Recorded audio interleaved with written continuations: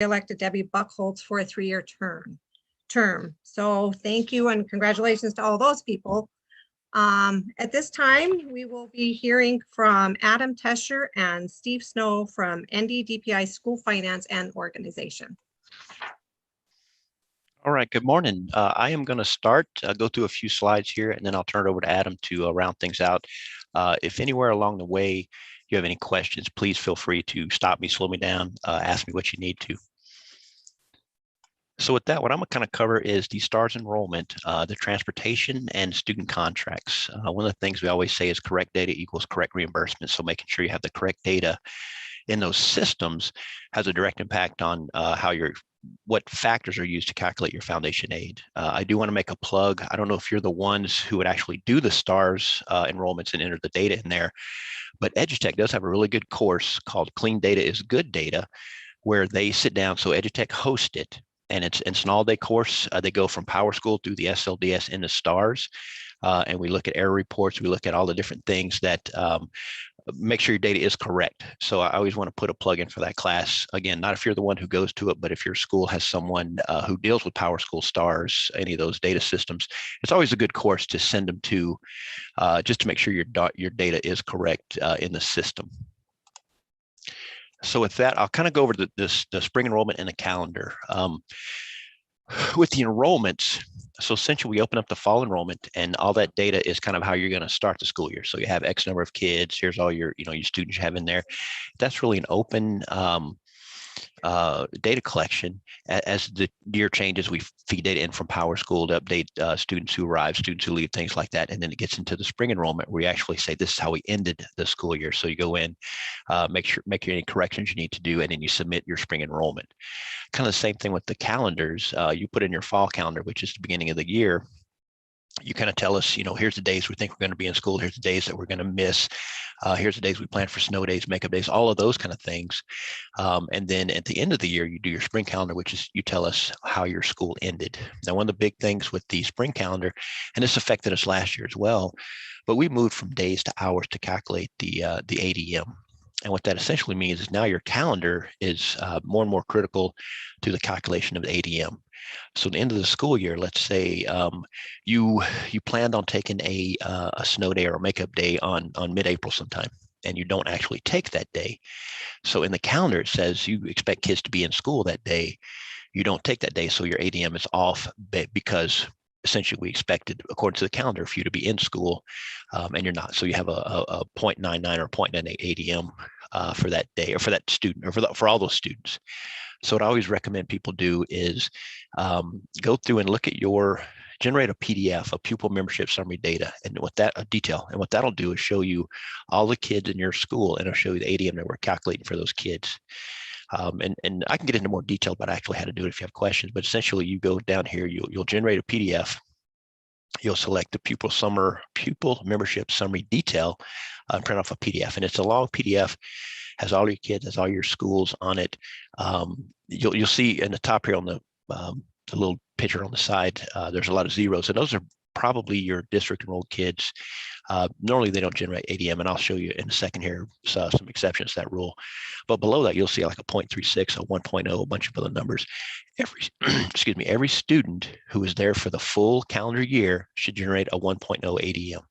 So if that student was there for half a year, part of the year, you should see a less than a 0.1 or 1.0 ADM. But it's really important that you know that's where your numbers are going to come from, that Adam uses to calculate your foundation aid payments. So just make sure that is accurate when you submit your spring enrollment. If it's not, more than likely something's wrong with the calendar, or you just have something wrong with some of the enrollment days, or something is just not flowing correctly. And you should also see all of your kids on there. We've run into issues where some of the students don't show up because of either they were enrolled early, they left early, the different reasons why a student might not show up on your roster, but making sure that you have all of your students in there. At the bottom of that summary report, there's also a summation. So it shows for kindergarten, you should have X number of ADM, for first, second, third. It'll show you your total ADM. So it's really important to run that report to know kind of how to where that ADM number comes from and how other things are affecting it. But looking at that report tells you what your ADM is going to be used and what Adam's going to use to calculate your foundation aid payments for. Some of the exceptions, these are what I want to kind of point out. Generally, like your homeschooling non-public, you're going to enroll those kids. Every student who does homeschool, every parent who does homeschool is required to submit paperwork that says their intent to homeschool. So you'll load those kids into your homeschool at your district level. And normally they, their homeschool, they don't really interface with you guys a lot. Same thing with non-public enrollees. They generally are just enrolled at the district, if at all, and they go to a non-public.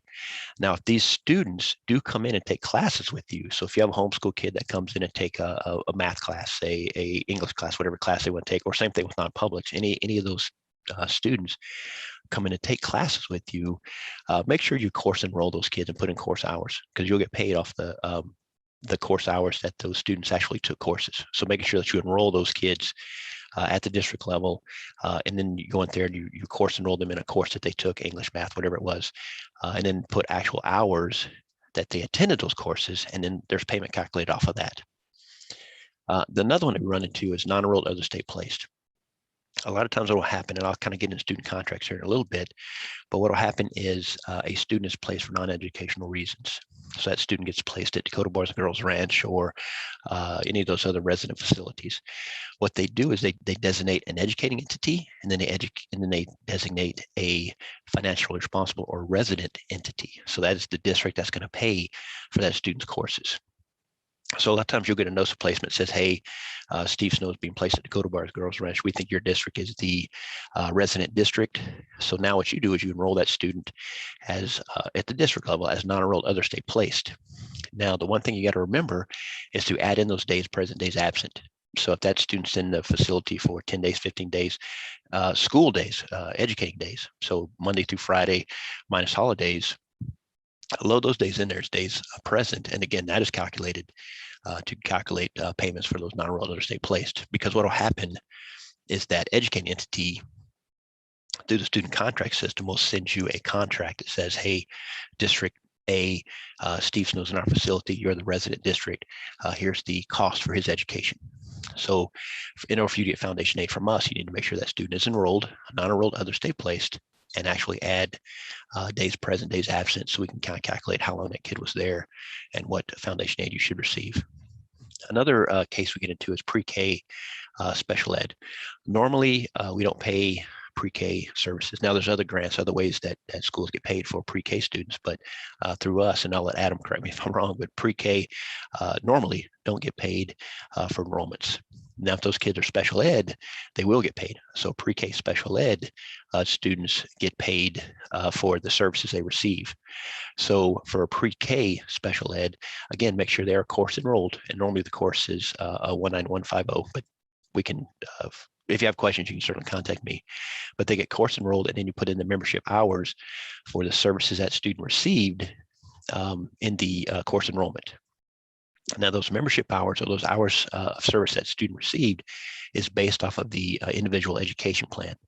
So special ed should calculate hours of service. If the kid had, an hour of speech 1 day a week for, 10 weeks or whatever it is, those hours come off of the IEP. So your special ed unit should provide you with the hours of service that student received. Now, just to point out, that's hours the student receives services. So if you schedule that student for, speech 1 hour a week for 10 weeks, and he missed the second week for whatever reason, you would just put in the 9, count up the 9 weeks. So you wouldn't count that week that student missed. So it's hours that the student receives services. So those are some kind of odd cases where it doesn't just automatically roll into STAR. So your normal kids, enrolled, resident, those kids are going to roll in from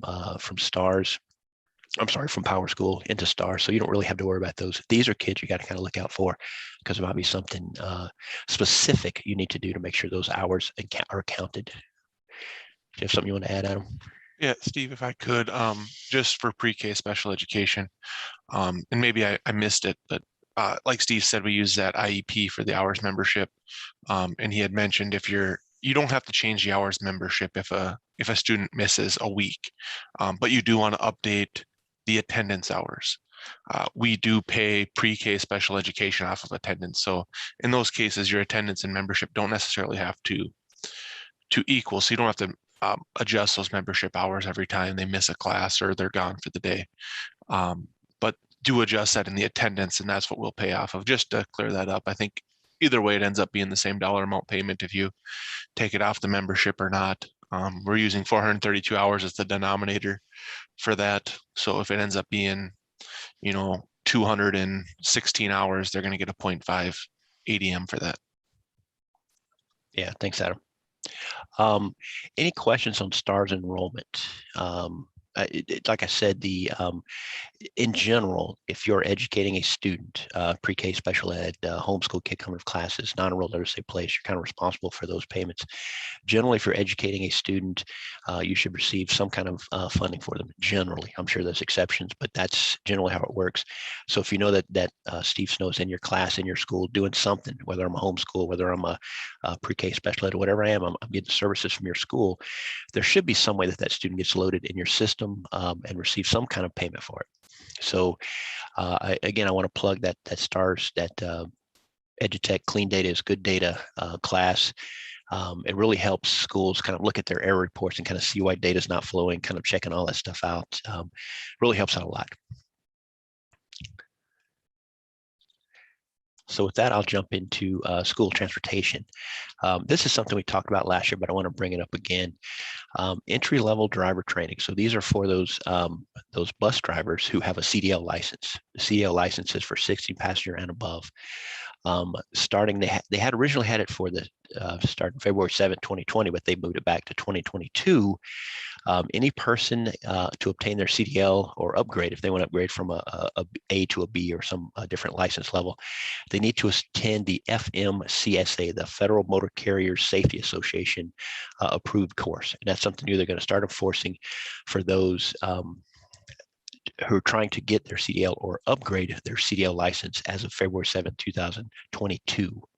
Now, if you've already kind of started your CDL learner's permit before February 7th, 2022, you have 1 year to obtain that CDL and you fall under the previous prior to February 7th rules. So whatever the rules are, you kind of go through that. So any new CDL license or upgrade, they're going to need a FMCSA approved course for entry-level driver training.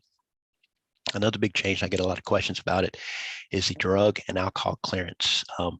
For anyone who has a CDL license, A, B, C, or D, so those are your bus drivers, for 16 passenger above, what they need to do is register at the clearinghouse. So there's the address for the clearinghouse is clearinghouse.fmcsa.gov.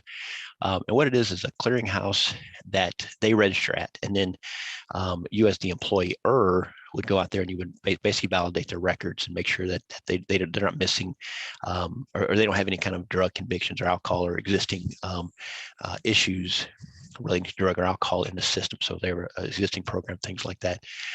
I can give you as much information as I have on it, but honestly, I can't get in there because I'm neither a driver nor employer. So those are the two big changes. So just making sure you put your, make sure those drivers are in the clearinghouse, CDL licensed drivers are in the clearinghouse, and that you log in and verify their records when you submit the PER02.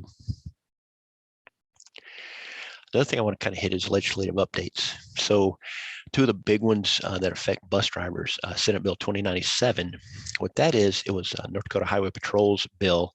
What they want to do is update their Century Code, that Century Code 3911, paragraph 78, which is the definition of a school bus. Now, the original definition listed a school bus as a commercial vehicle, and then it kind of goes into the structure of the bus.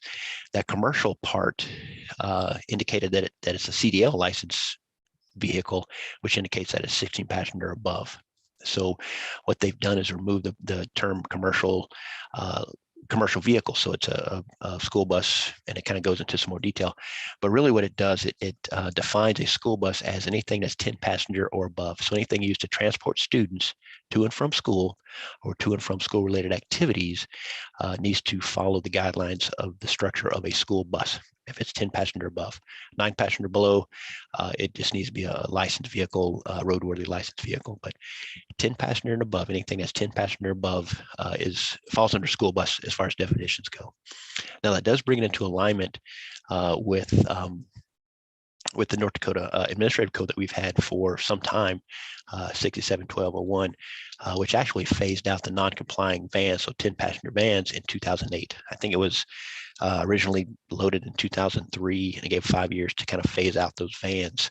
So even North Dakota administrative code kind of phased out those 10-passenger vans in 2008. Another thing I want to point out is Century Code, another Highway Patrol Century Code 392118 signifies that 16-passenger and above school buses need those stop arms, safety lights, and those kind of things. So if you're a I think they call them 10-passenger multifunction activity bus, those 10-passenger buses don't necessarily need the stop arms or the safety lights. So any questions on that? Adam, do you have something? I just wanted to, we did get a question typed in. I wanted to ask you, this came from Darren Scher in Bismarck. Would you need a CDL for anything over 10 passenger? No, a CDL is for 16 passenger and above. So that's your CDL license. Anything else, you need just a regular license, but regular driver's license for a 10 to 15 passenger, 16 passenger above a CDL. I see something else, how are contracted bus drivers put into the clearinghouse?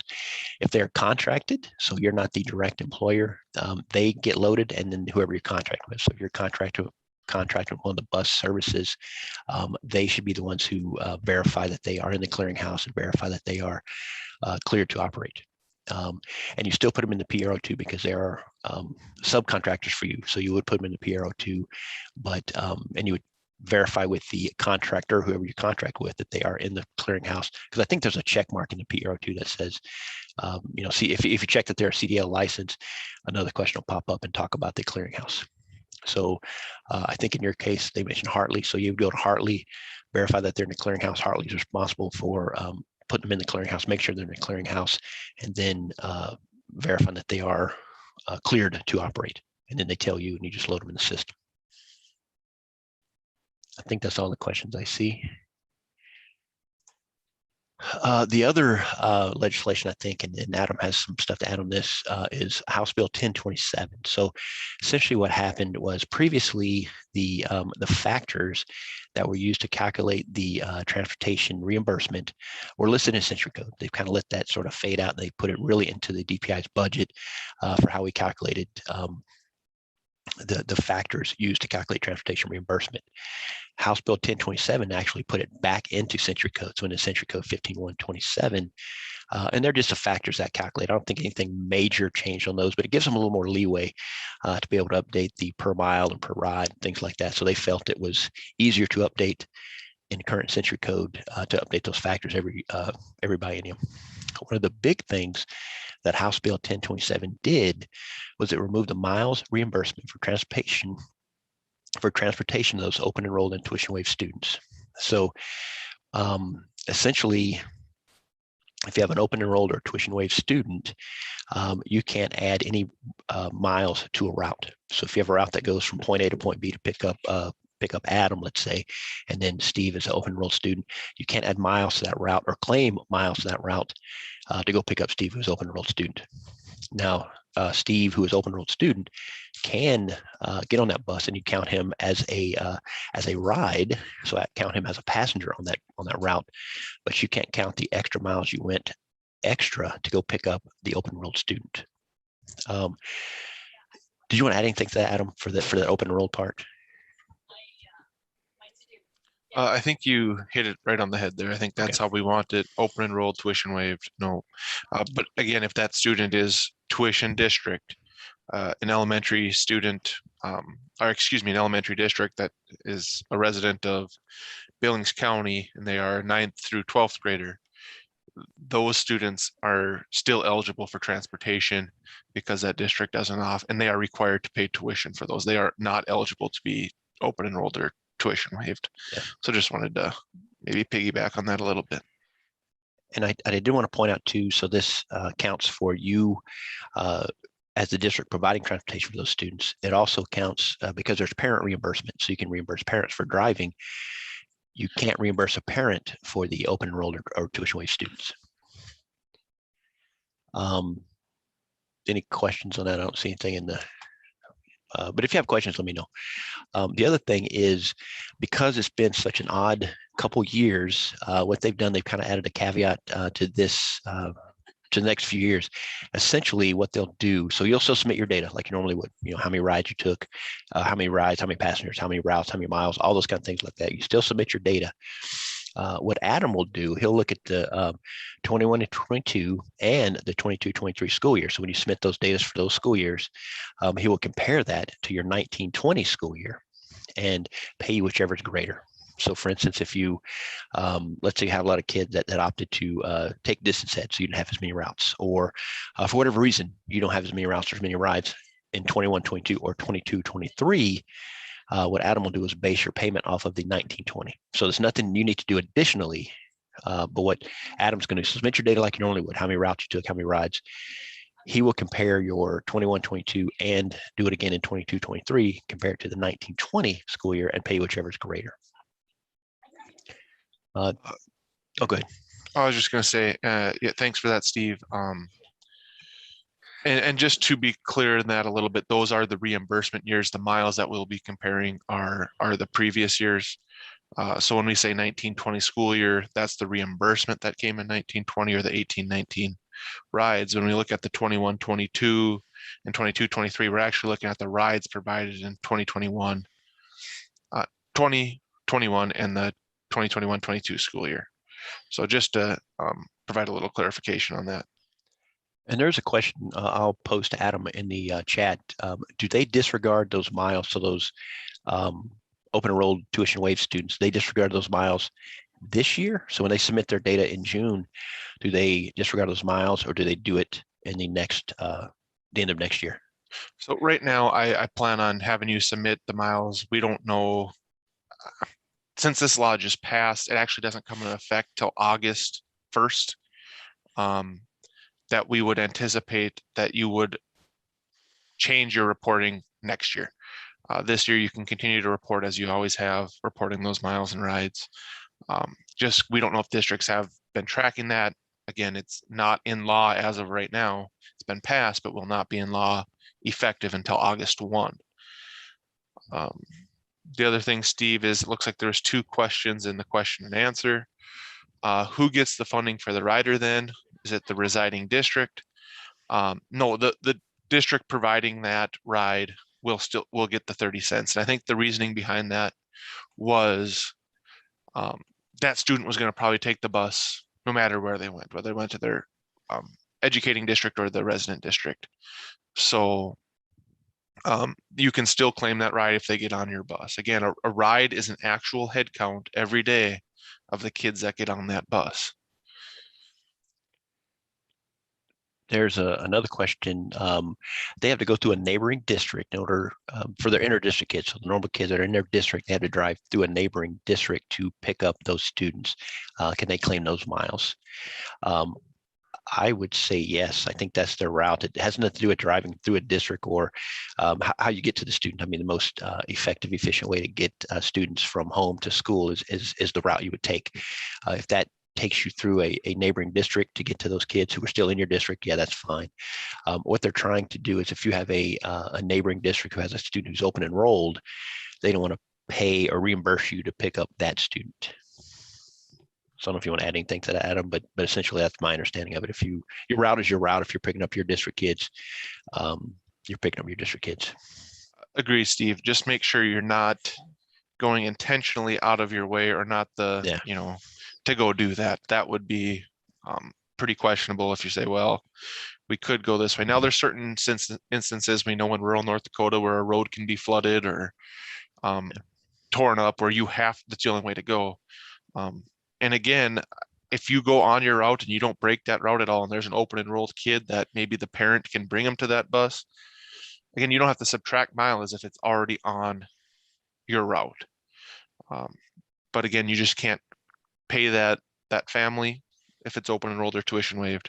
So yes, I agree. You can go through a neighboring district, again, as it's the most, I would say, logical route to take. Yeah. And someone's asking for the 21-22 year reimbursement. We are paid for the 20.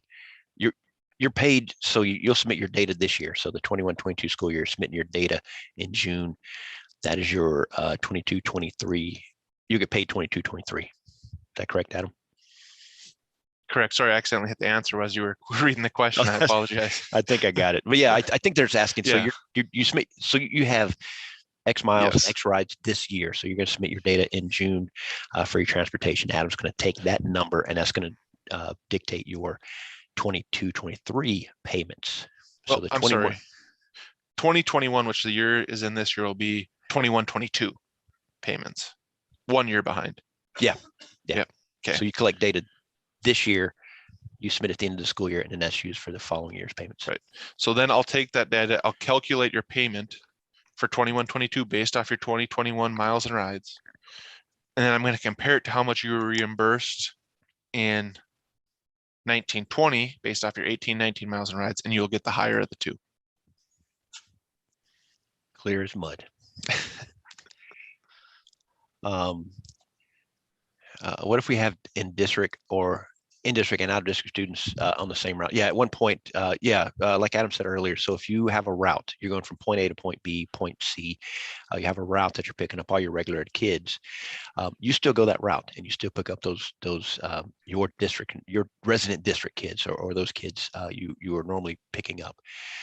What it is you don't add any extra miles to that route just to pick up a open enrolled or a tuition waived student. So no extra miles.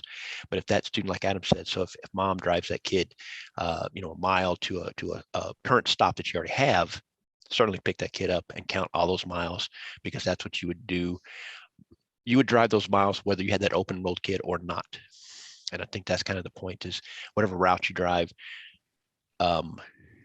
if you drive a normal resident route to pick up kids, don't change that route just to pick up open enrolled or tuition waived students. But if you're taking that route normally and you happen to pick up an open enrolled kid, certainly do that.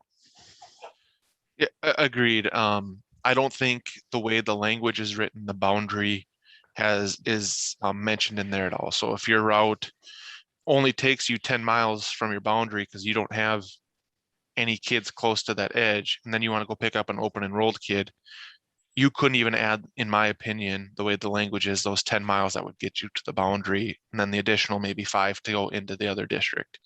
So again, anything off what would be a regular route if that student wasn't on your bus. Yeah, and certainly if you have questions along the way, if you're starting to do your data submissions, give me a call, and we can certainly work through it, and I can help you figure out what to count, what not to count. The last thing, I don't see any more questions. The last thing is one of the things they weren't sure about, and this kind of took them some time to debate, was they're not really sure what the appropriation should be for this biennium, for this school year for the next school year and the school year following. So what they did, they added kind of a caveat in there that they will pay, so DPI will pay no more than 50% of the appropriated allocation for the first year of the biennium. So if Adam's kind of watching the, so we get paid X dollars, half of that we should pay first year of the biennium, half of that paid second year of the biennium, if everything is correct. Now what will happen is Adam will start to kind of watch those payments tick away, and if he's starting to notice that we're getting close to that 50% allocation the first year of the biennium, what he'll start doing is a prorated amount to kind of bring your overall payment down, so we don't spend more than 50% in that first year of the biennium. So one of the things they kind of brought up was some of the ESSER dollars and ways to claim some of your transportation. And I'm not an ESSER expert by any means, and I think it's a little touchy to essentially claim all the extra. So if you're expected to get, $10,000 for transportation and we only pay you $8,000, I don't think you can just claim $2,000 with ESSER money. You have to kind of claim sort of a complete program. But I think their thinking is that there's ESSER dollars that could pad some of those payments, so you can still operate. But our charge is to only allocate or only appropriate 50% of that allocation first year biennium. Agreed, Steve. The ESSER dollars really, as far as I'm aware, aren't for lost revenue. They're for expenses. So you would have to claim some sort of expenses for that. Now, I do believe if you said, our transportation expenses were $1 million for the year and we got 500,000 from DPI, I think there is some leeway where you can get some of that money, additional money through ESSER, but you need to show the documentation of your fuel expenses, bus driver expenses, any other expenses that would be directly attributed to transportation, and then ensure that you're not double dipping and taking over what is being reimbursed by DPI for that transportation mileage. Yeah, I do think DPI is going to have different, as we get more guidance on ESSER money and how to spend it. I think DPI is hosting different webinars or putting out information as we get information on how to, what you can and can't do with some of the ESSER dollars. So. And just one more clarification on the 50% of the appropriation. So I was asked to come up with the amount that it would cost to do this. Whenever I come up with my appropriations or estimates, I always want to have fact-based data of why I came up with it. So I took what the 18-19 miles and rides are, what that would be. I looked at last year's, change that to an equivalent of a full year, and then adjusted it based off of that. So essentially, I believe we have an extra $900,000 available above the 18-19 miles and rides. If it's not enough, which it might not be, you may have that money, or you would have that money prorated down if it's not enough. So just to be aware of that, I don't know if it'll be enough. It's going to be very, very close. But I don't like to just add $1 million or $2 just because I think it's going to be higher. Because then if it's not, and you were wrong, it doesn't look good. So I always want to have information and data of why I come up with my appropriation, just to add some clarity to that. And then a question is, can you claim the miles to pick up tuition paid by district student miles? And the answer to that is yes, you can. All right.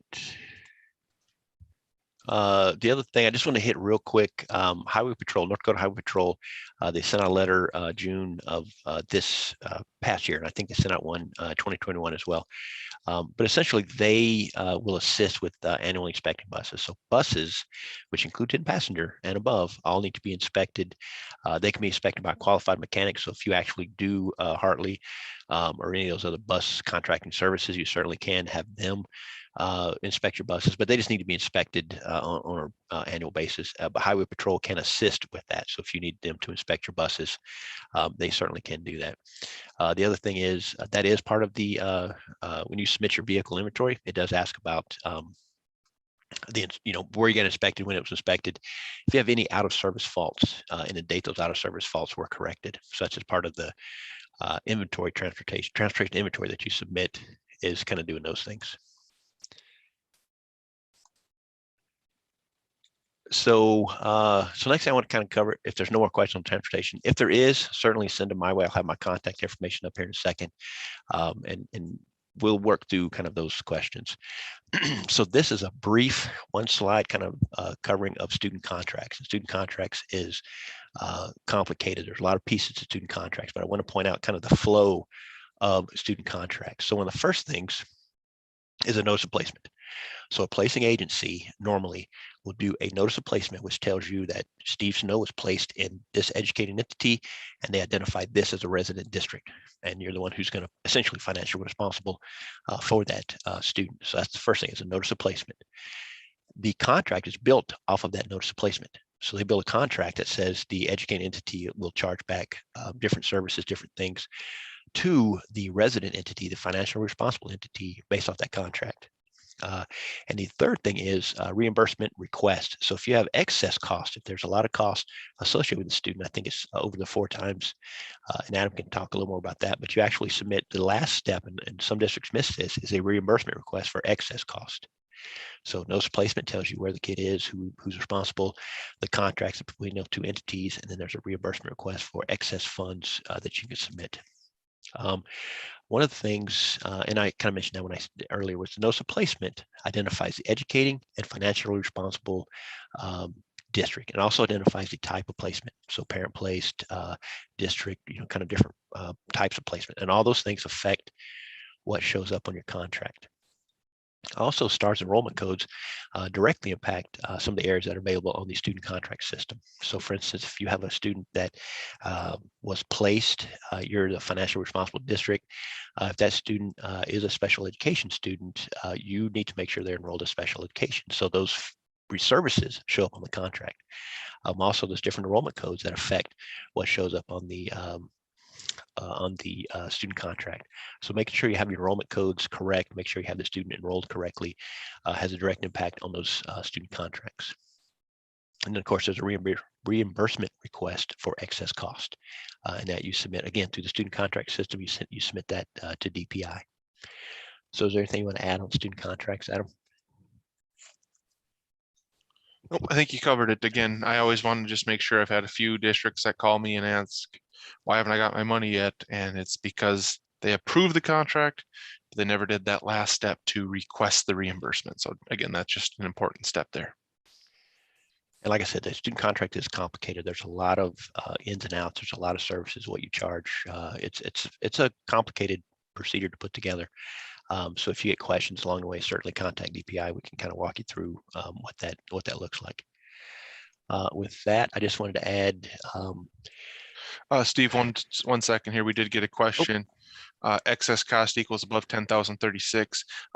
It's actually going to be depending on the placement. If it's an agency placement, the excess cost is above the state average, which I think is around $12,000 or $13,000 now. We do have that out on our website under finance, under tuition and excess cost.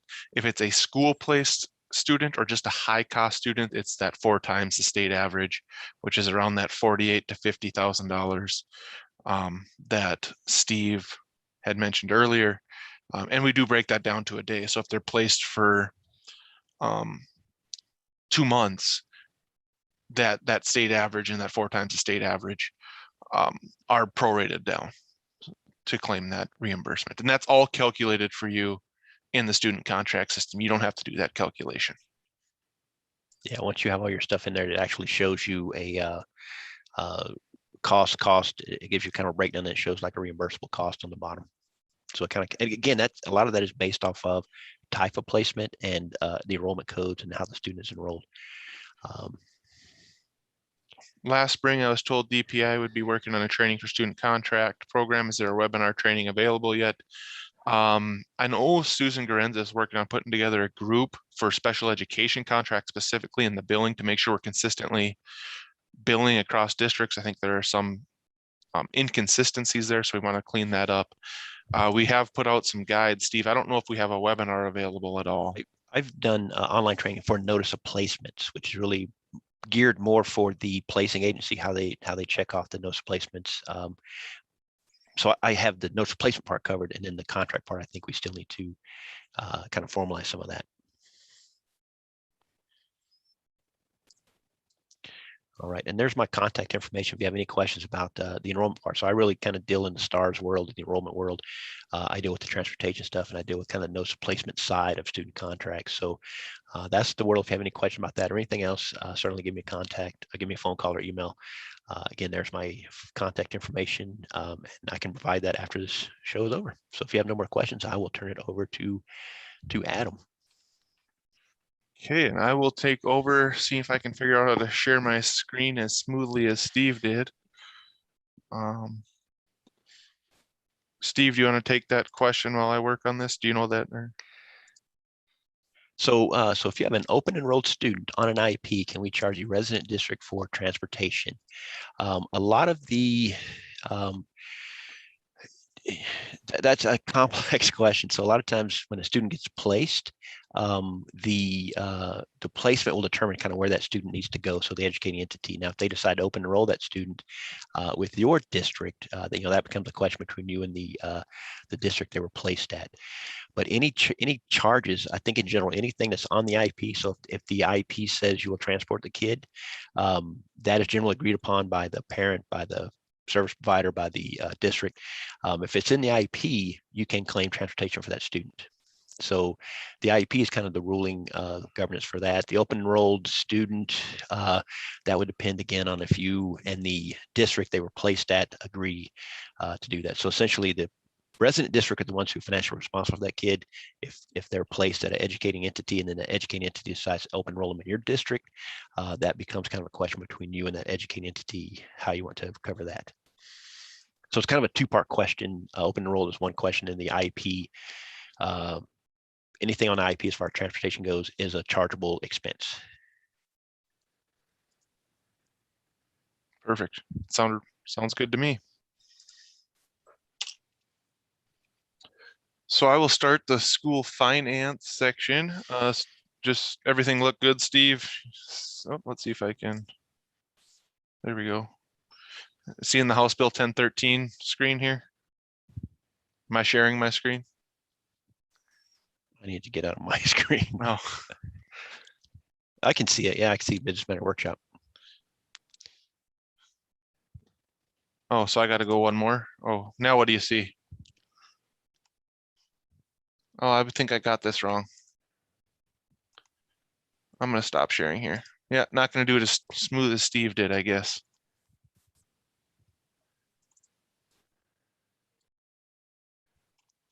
Okay, share screen.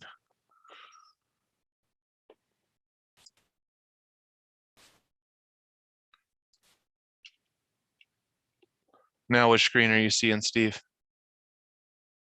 You're muted.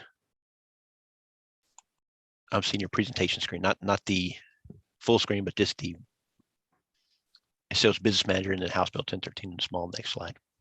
All right, I'm going to get this here, I promise.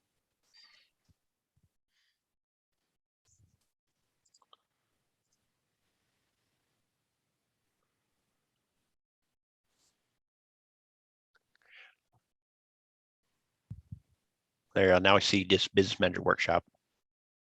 Now I see House Bill 1013. All right, perfect. I knew I'd figured out. Okay, so yeah, school finance here. We'll start kind of with the legislative update. House Bill 1013 was passed on the, was agreed to on the second to last day of session. It did pass the floor on the last day of session in that afternoon, I believe, when it got through both the House and the Senate. They did finish up Thursday night, or I guess Friday morning, to save a few days for redistricting in the fall. I think there'll be some more discussion potentially on ESSER dollars and all CARES dollars, actually, not specifically ESSER, but any potential capital projects funds that are coming out. I know they got some language already in there for some of the new capital project expenditures that have zero guidance that have come out by the federal government yet. So there's some questions still to come through there. Yes, we can share these copies of the PowerPoint. So House Bill 1013, again, this is the appropriation bill for the K-12 funding and actually all of DPI. And I just wanted to kind of show you a history of what it's looked like of the state school aid program since the 13 through 15 biennium, which is the first year of the funding formula that we have now. You can see the increase from in 13 through 15 in the funding formula itself from 1.7 million to 1.7 billion to 2.131 billion in the 21 through 23 year, which you can see the increase that has come. Transportation has been relatively flat with some minor increases. Again, there was a decrease back in the 17 through 19 biennium. Rapid enrollment has phased out. There is no more rapid enrollment grants. That is now into on-time funding, which is also part of the reason you're seeing some of that increase in the integrated formula payments. Special education grants, those are contracts. We cannot increase this appropriation fast enough. The cost of these students are getting higher and higher. We're seeing more and more contracts come through. I think this is really the reason why we want to get, Susan's planning on leading this working group to make sure we're consistently charging. We have defined rules. There is an admin rule out on how special ed should be charged to kind of guide it, but we know everything's kind of operated a little different. But that 27 million is just, we can't grow it fast enough, it doesn't seem. One thing to keep in mind here is how this has been funded by its source of funds. If you want to look at the general fund appropriation, started at about 1.695 billion, got up to as high as 1.7 billion in the 15 through 17. 17 through 19 is when we saw the 0 and 0 increases for the funding formula, plus the Constitution was amended to allow the Foundation Aid Stabilization Fund to be used to make that whole. And you can see the increases in the state tuition fund from 140 million to 433 million. The main source of that state tuition fund, not the only source, the main source though, is the Common Schools Trust Fund. So you can see how much that Common Schools Trust Fund and the allowable use of the Foundation Aid Stabilization Fund has been used to provide increases to school districts. So it's just one thing to keep in mind. I know a lot of school districts are looking at that Common Schools Trust Fund to see if there's a way to get facilities built out of there. If we start tapping into that money, and the constitutionality of it's still a little questionable, but if we would get into that money,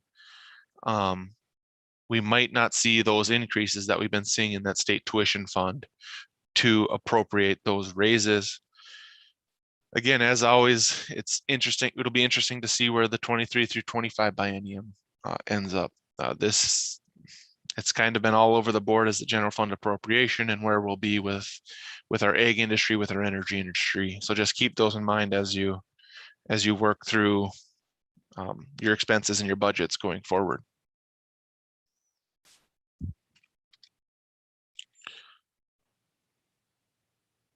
Also in House Bill 13, there's another 800,000 for gifted and talented programs.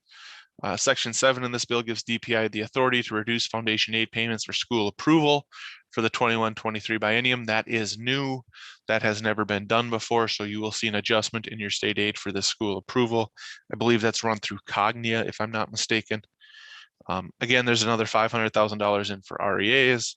And they did put a study in that legislative management shall consider studying the construction funding from that Common Schools Trust Fund. So just to keep that in mind, they do plan on studying it. Well, consider studying it, but that's where I wanted to really see those increases in that state tuition fund and really how the increases have been funded. Here is just a screenshot of that section 7. Subsection 2 down here was added. That state school aid payments for integrated formula payments must be reduced by the amount of funds required to be paid for school districts by school districts for school approval for the biennium beginning July 1, 2021 and ending June 30th, 2023. So again, just be aware of that. That is a new law.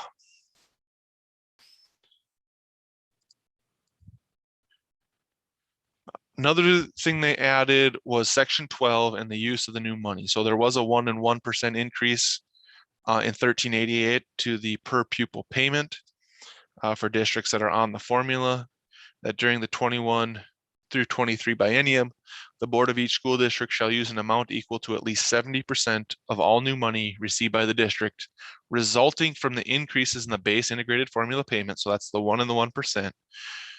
To increase the compensation paid to non-administrative personnel.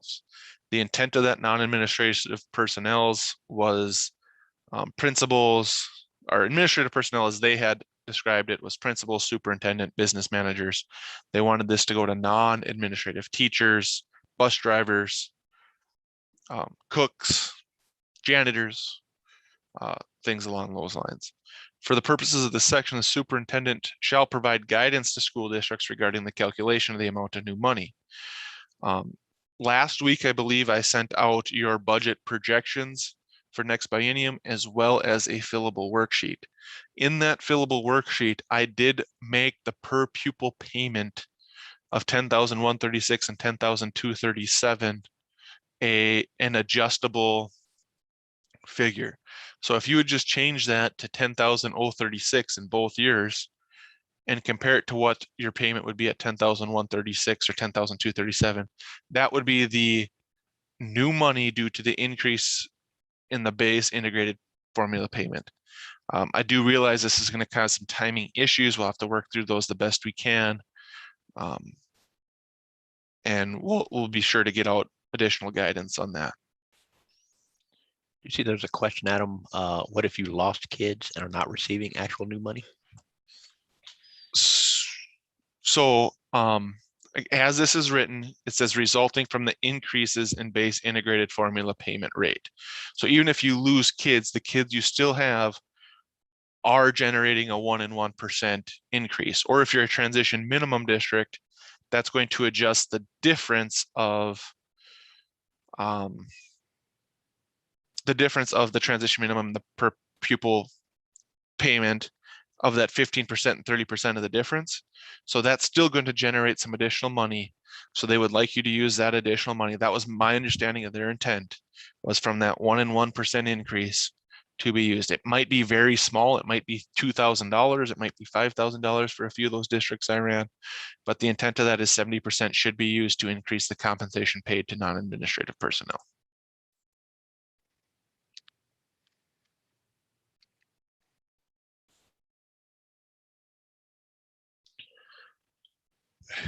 Also in House Bill 1013 was administrative cost sharing. So any new cooperating districts after June 30th, 2022, or any special education units are eligible. They must demonstrate savings by sharing superintendent or special education administrator and a business manager. So you must share both the superintendent and a business manager in this cooperative agreement. It expires June 30th, 2024. You can get a partial salary reimbursement of both combined salaries of the administrator and of the business manager up to $300,000. So if you get two districts that cooperate, you can get a 10% reimbursement, 15% for 3 districts, 20% if 4 districts cooperate, and 25% if 5 or more districts cooperate. Again, this has to be an approved cooperative agreement. DPI will review our administrative rule regarding these cooperative agreements. Currently in there, it says you have to have at least 4 unduplicated grade levels.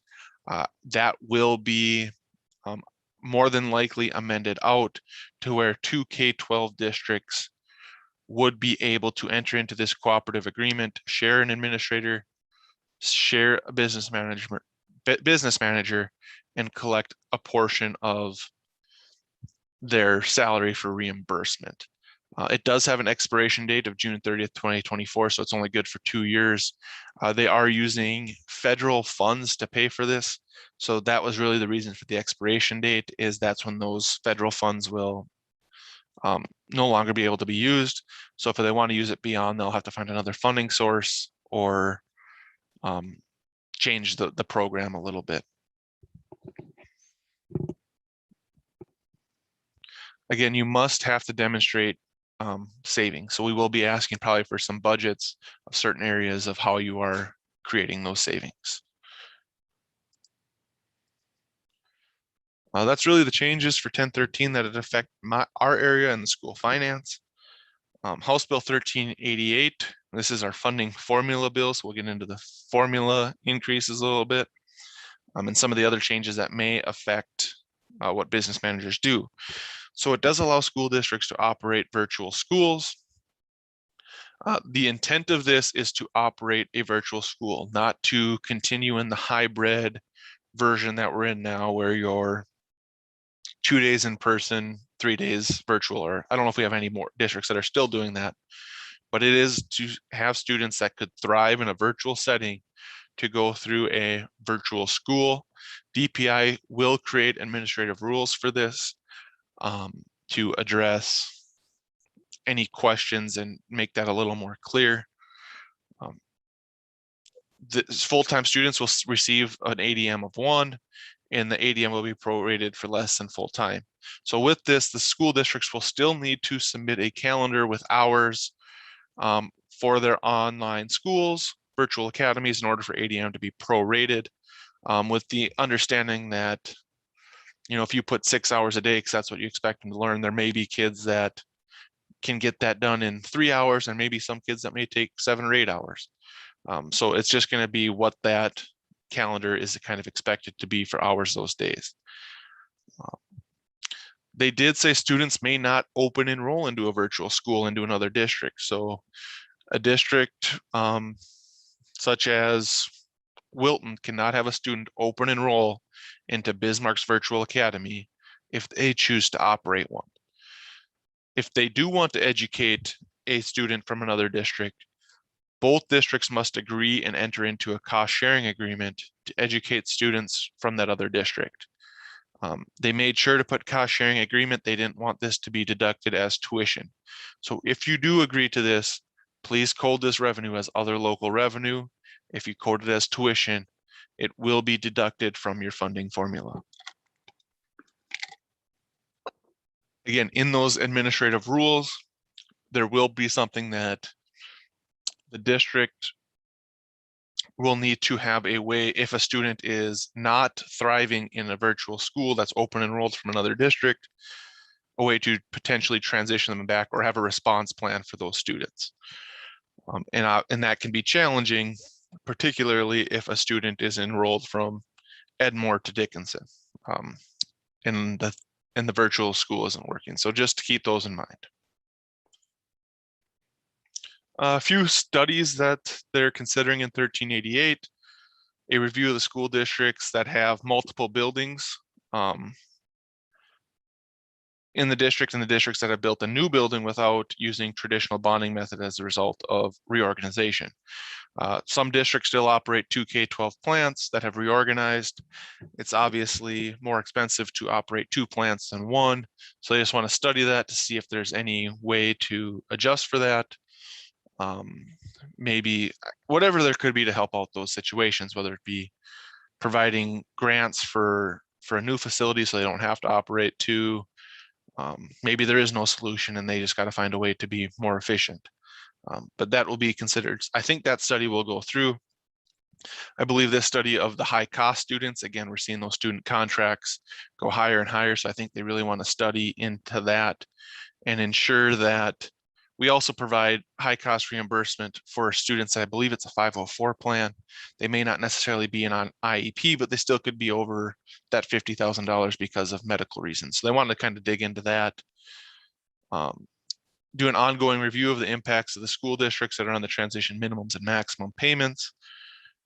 They want to do an analysis of human resource allocation and the duties and needs in elementary and secondary school buildings with a targeted focus on student academic health, behavioral health, and social and emotional health. And a review of student performance data relevant to students participating in virtual learning. So if you do have a virtual school, they are going to want to review how they are doing in that school compared to probably other students in your district that are in face-to-face. With the transition minimum going away, and that is actually saving the state money in the integrated formula payment because those districts are above the per pupil payment, they did put some additional money into the weighting factors. So the current factor is on this left-hand column in the ADM range that they're in. And you can see in year 7 where that will eventually get to and the phase in over 7 years. So they are doing this at a very similar percentage as they are for phasing out that transition minimum. If you are a district that has over 245 students and have a transition minimum, you will lose that transition minimum payment over those 7 years. You will not be generating additional ADM. This is only for districts that are less than 245 students. Again, and if you want to know how that's going to phase in where you're at, you can see when those will be implemented at, and at what rate. Also in 1388, the per pupil payment increased to 10,136 and 10,237. The transition maximum districts got no increases, whether that be on the per pupil side or that difference between the formula and the transition maximum. There is still the goal to be on the formula by 27-28, which is the same as the minimum, but that won't start until the 23 through 25 biennium. New weighting factors for the reorganized they did put in new weighting factors for reorganized districts that operate plants that are over 19 miles apart. And that new weighting factor will be in effect for the second year of the biennium while they study if that should continue or a different way to do that. So they're getting that new weighting factor for the second year only. Elementary districts. So we used to have 2 school size weighting factors, one for high school districts, one for elementary districts. That no longer will be the case. Elementary districts will get an imputed ADM to put them on the same scale as the high school. And how we're going to do that is we're going to take their ADM and we're going to divide that by 0.6. And that will get an equivalent to a high school weighting factor and where they land on this scale. Again, there is more set in century code if they end up higher than the 245, but those aren't changing at all.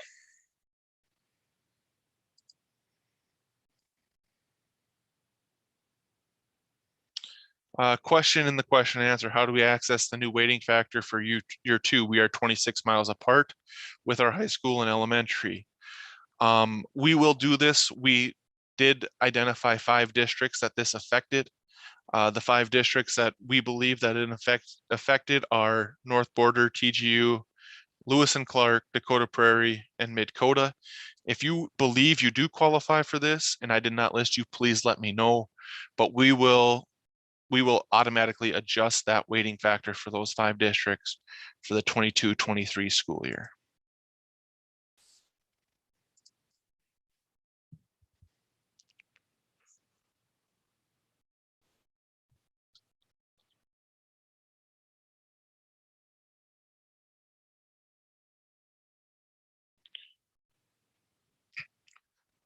The other update, and we'll go into the funding formula a little bit. I have a bunch of screenshots coming up towards the end of the funding formula just to kind of walk through each portion of that worksheet. But there was an update.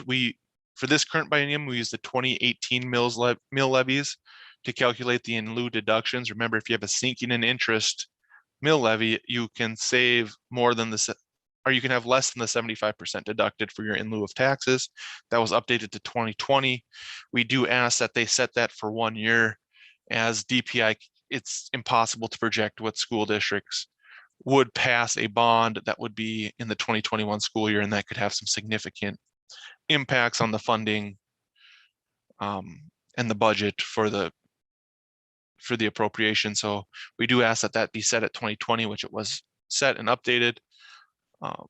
Again, still the transition minimum districts will still receive that 15% of the reduction of it, the difference between the formula and the transition minimum. And that was passed in 2019.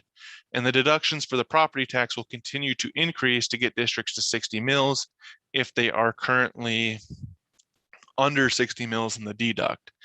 The percentages of the difference will be 20 and 40% for 2022 and 22-23. Again, I'll have an example of that coming up just so districts can understand.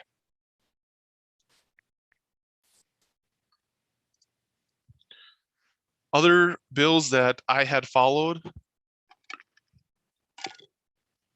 and House Bill 1004 is the state auditor's budget. This was added late in the session. In lieu of conducting an audit every 2 years, the state auditor may require annual reports.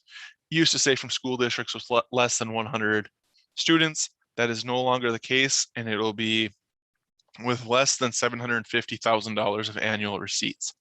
So just to be aware that if you were a district that had less than 100 students and didn't need to do the audit every 2 years and could just file the financial statements, you may be required to have an audit if your receipts are great every 2 years, if your receipts are greater than $750,000. So that is a change. House Bill 1028. School districts that transferred money from their general fund to their building fund after March 13th, 2020 can transfer that amount of money back into their general fund in this school year. They did add an emergency clause to this, so it took effect as soon as the governor signed it, which is done. But they did add an expiration date of June 30th, 2021. So if you plan on moving money back from your building fund to your general fund, it is a one-time transfer, and you can only transfer the amount up to what you transferred after March 13th last year, not more than what was transferred last year. So if you had other money in your building fund that didn't get transferred in last year after March 13th, you would not be eligible for this section or for House Bill 1028. House Bill 1179 eliminated some financial reporting requirements for districts that receive oil gross production tax. That was just a report apparently the legislator asked for and then never actually looked at. So they said, let's do away with that. House Bill 1232. If a school district must cancel class, virtual instruction may be used to account for those hours. Again, there will be admin rules to address this. But I believe the intent of it is if it's a storm day, if you have your hot water goes out or your heat furnace goes out in the middle of winter or your air conditioner goes out when it's 100 degrees outside, where you cannot physically have class in your plant, that you would be able to make up those hours with virtual instruction for that day. I don't believe the intent of this bill, and again, the administrative rules would address it, is for like a PD day that they can do online work to make that up. It's kind of, they didn't want to use the term emergency, but something where the class must be canceled. House Bill 1246, this will affect any districts that receive tuition from Minot and the Grand Forks Air Force bases. Right now, that's treated as in lieu of property taxes. That will be phased out over the next 7 years. Senate Bill 2165 eliminates the ending fund balance offset until July 1, 2023. So school districts, you don't have to worry about the 35% plus $50,000 for your ending fund balance offset. That will not be in place for this upcoming biennium. After this 21-23 biennium, impact aid will no longer be included in the ending fund balance offset calculation. So we are going to work on that and develop a process for that. But because of the other amendments, 2165, we do have a few years to get those adopted and how we'll track those. Senate Bill 2269 provides foundation aid payments to post-secondary transitional programs for students that have graduated and that were on a documented IEP and that have graduated from a North Dakota public school. This is a program that Minot State currently runs. Those students would be eligible for foundation aid payments if they were still in the high school. So they still have to be before they turn the age of 22. And then DPI will make that direct payment to those programs. Senate Concurrent Resolution 4014, it's that legislative management shall consider studying if voting rights are equitable and appropriate. The question for this is, the family that rents an apartment that has 6 or 7 voters in it versus the farmer who has 1 voter that owns a whole bunch of land. They're going to get the most taxes, but they only get 1 vote. So that was kind of the debate behind that.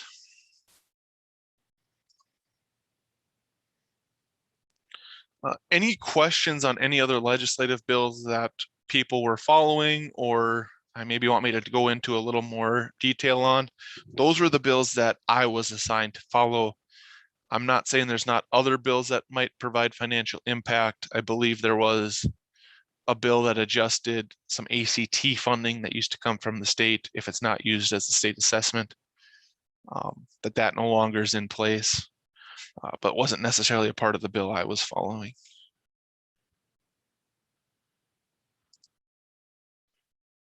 If not, we'll do a little deeper dive into the funding formula.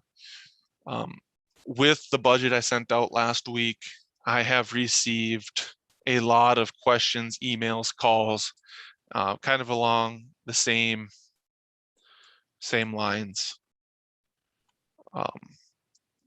So I just want to kind of see if I can address some of those rather than having to call every one of them back. And I apologize, I'm going to jump around here. I did get an email. So the ending fund balance for 2021 will still need to be 35% plus $50,000. I apologize. No, it does not to be. How it is worded is said, it says the 35% plus $50,000 will begin after July 1, 2023. So anything up before July 1, 2023 will not need to have that.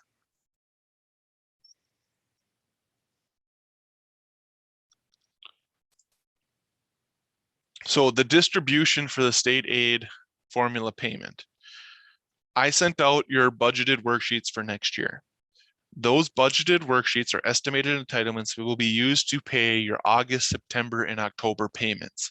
August and September, you'll get 10% of that estimate. October, you will get 20% of that estimate. Again, those are the sheets that I just sent out. I have had some conversations with a few districts with things that have changed, and we might make some small adjustments for some particular districts, but for the most part, those will be the payments that are derived for your August, September, and October payments.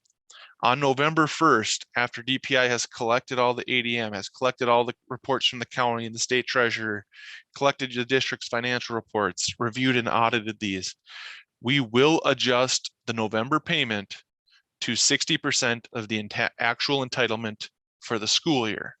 So if our budget is off,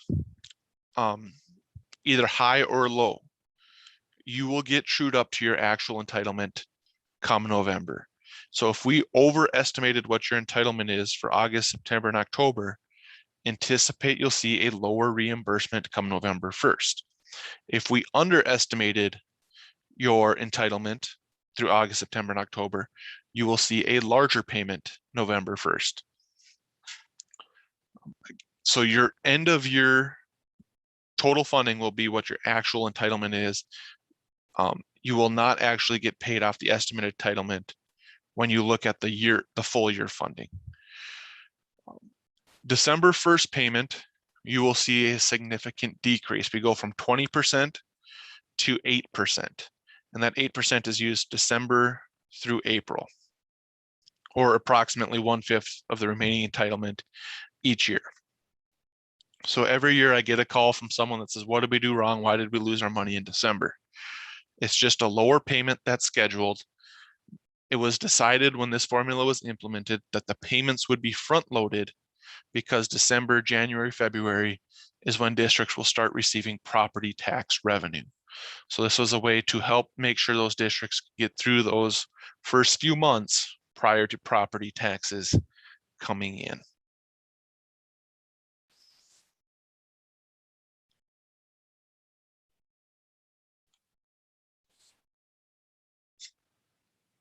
I'm going to stay on the funding formula here for a little bit. I know I had a question. I'll probably go back and answer that. I don't want to really be jumping around a whole lot. So if Steve, if you could remind me at some point to make sure I follow up on that question.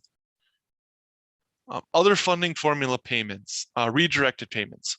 The funding generated from the REA factor in your funding formula is deducted from the district, and we pay that directly to the REA. It's on the same schedule that I just went through for the state aid formula and transportation payments. It's where it's front loaded. So it's that same percentage that's going to the REA. The amount is shown on your payment voucher as an adjustment to state aid. Upon request, the special education funding generated in the funding formula is paid directly to the special education unit on behalf of the member school districts. Again, this is also shown as an adjustment to state aid on that payment voucher. This is an all or nothing thing. So it's for a full year, and it's every district in that special education unit must agree to it. We will not just forward a few of the districts or to change it mid-year. The program's not set up to do that.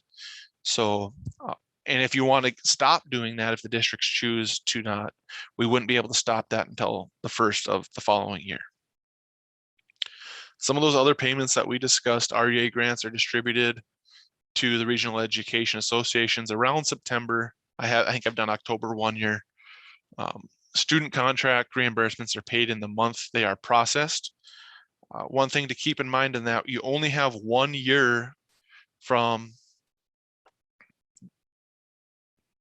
the time the contract ended to claim that reimbursement. So as of June 30th, 2021, you will know, after June 30th, 2021, you will no longer be able to claim 1920 reimbursements. So make sure you get those 1920 reimbursements in as soon as possible if they are not in yet. The contracts from 2021 will no longer be able to be reimbursed after June 30th, 2022. So again, get those in as soon as you can. Really helps with our budgeting purposes. We realize a majority of our contracts will come in June. So that's why we're still kind of really questioning if we're going to have enough in that appropriation. We did spend about exactly 50% of that appropriation the first year of the biennium. And the gifted and talented funding is distributed usually around that February timeframe.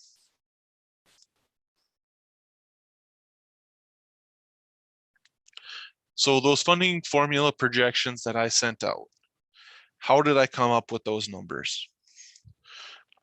K-12 ADM is projecting using the previous year's fall enrollment. So I looked at your fall enrollment for September 10th, 2020, and I used that number to project that your ADM will be for 2020, 2021, and is on your 21-22 payment worksheet. It'll be up to the districts to estimate if their ADM maybe went higher or lower due to districts coming or students coming into your district, students dropping out or moving out of your district. There will be an adjustment again on that November payment to update that. Taxable valuation for 21-22 is updated to the 2020 actual. This will not change. Your 2020 actual valuation is in that worksheet, and it will not change unless you guys report an error that the county reported an incorrect taxable valuation for 2020. And then we would contact the county to ensure that there was potentially an error there. The taxable valuation for 22-23 is DPI's projected 2021 taxable valuation. We use trend data to project this. This may be something that a district has more knowledge than we do at DPI. If something significant is changing, that would break away from a trend. So we do have that field editable in the fillable worksheet for the 22-23 school year. On-time funding is projected using the projected fall enrollment going forward. Currently, we don't project anything for the on-time adjustment. However, there will be an adjustment if you received an on-time funding the previous year. I have a few examples we're going to go through in my next slide to address this. The on-time funding can be very confusing. So I've got 2 or 3 examples in there to really dive into that a little bit, so districts who get it can begin to anticipate what their funding might be. All the other variables are determined using the 2021 payment worksheet as of December 2020, right before session started. So that's why you may see if something changed with DPI after December 2020, we probably don't update our worksheet. The legislature does not really enjoy changes in budgets that late in the session. So we try and do our best to keep that as constant as possible. Now, if there was something that was very material out of a $2.1 billion of appropriation, we would potentially make those adjustments.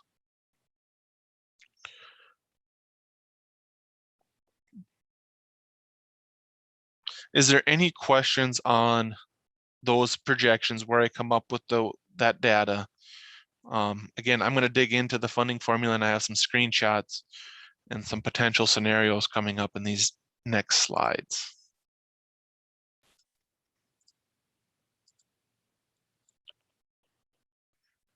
All right, I'll jump ahead then. So here is an on-time funding calculation example.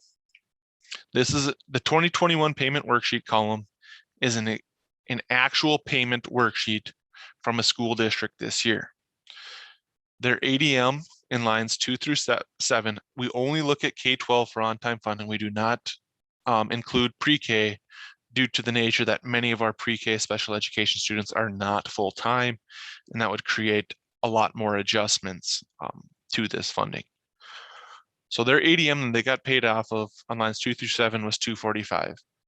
Their fall enrollment for this year, and so September of 2020 was 273. On line 12, they got paid for 27.5 students.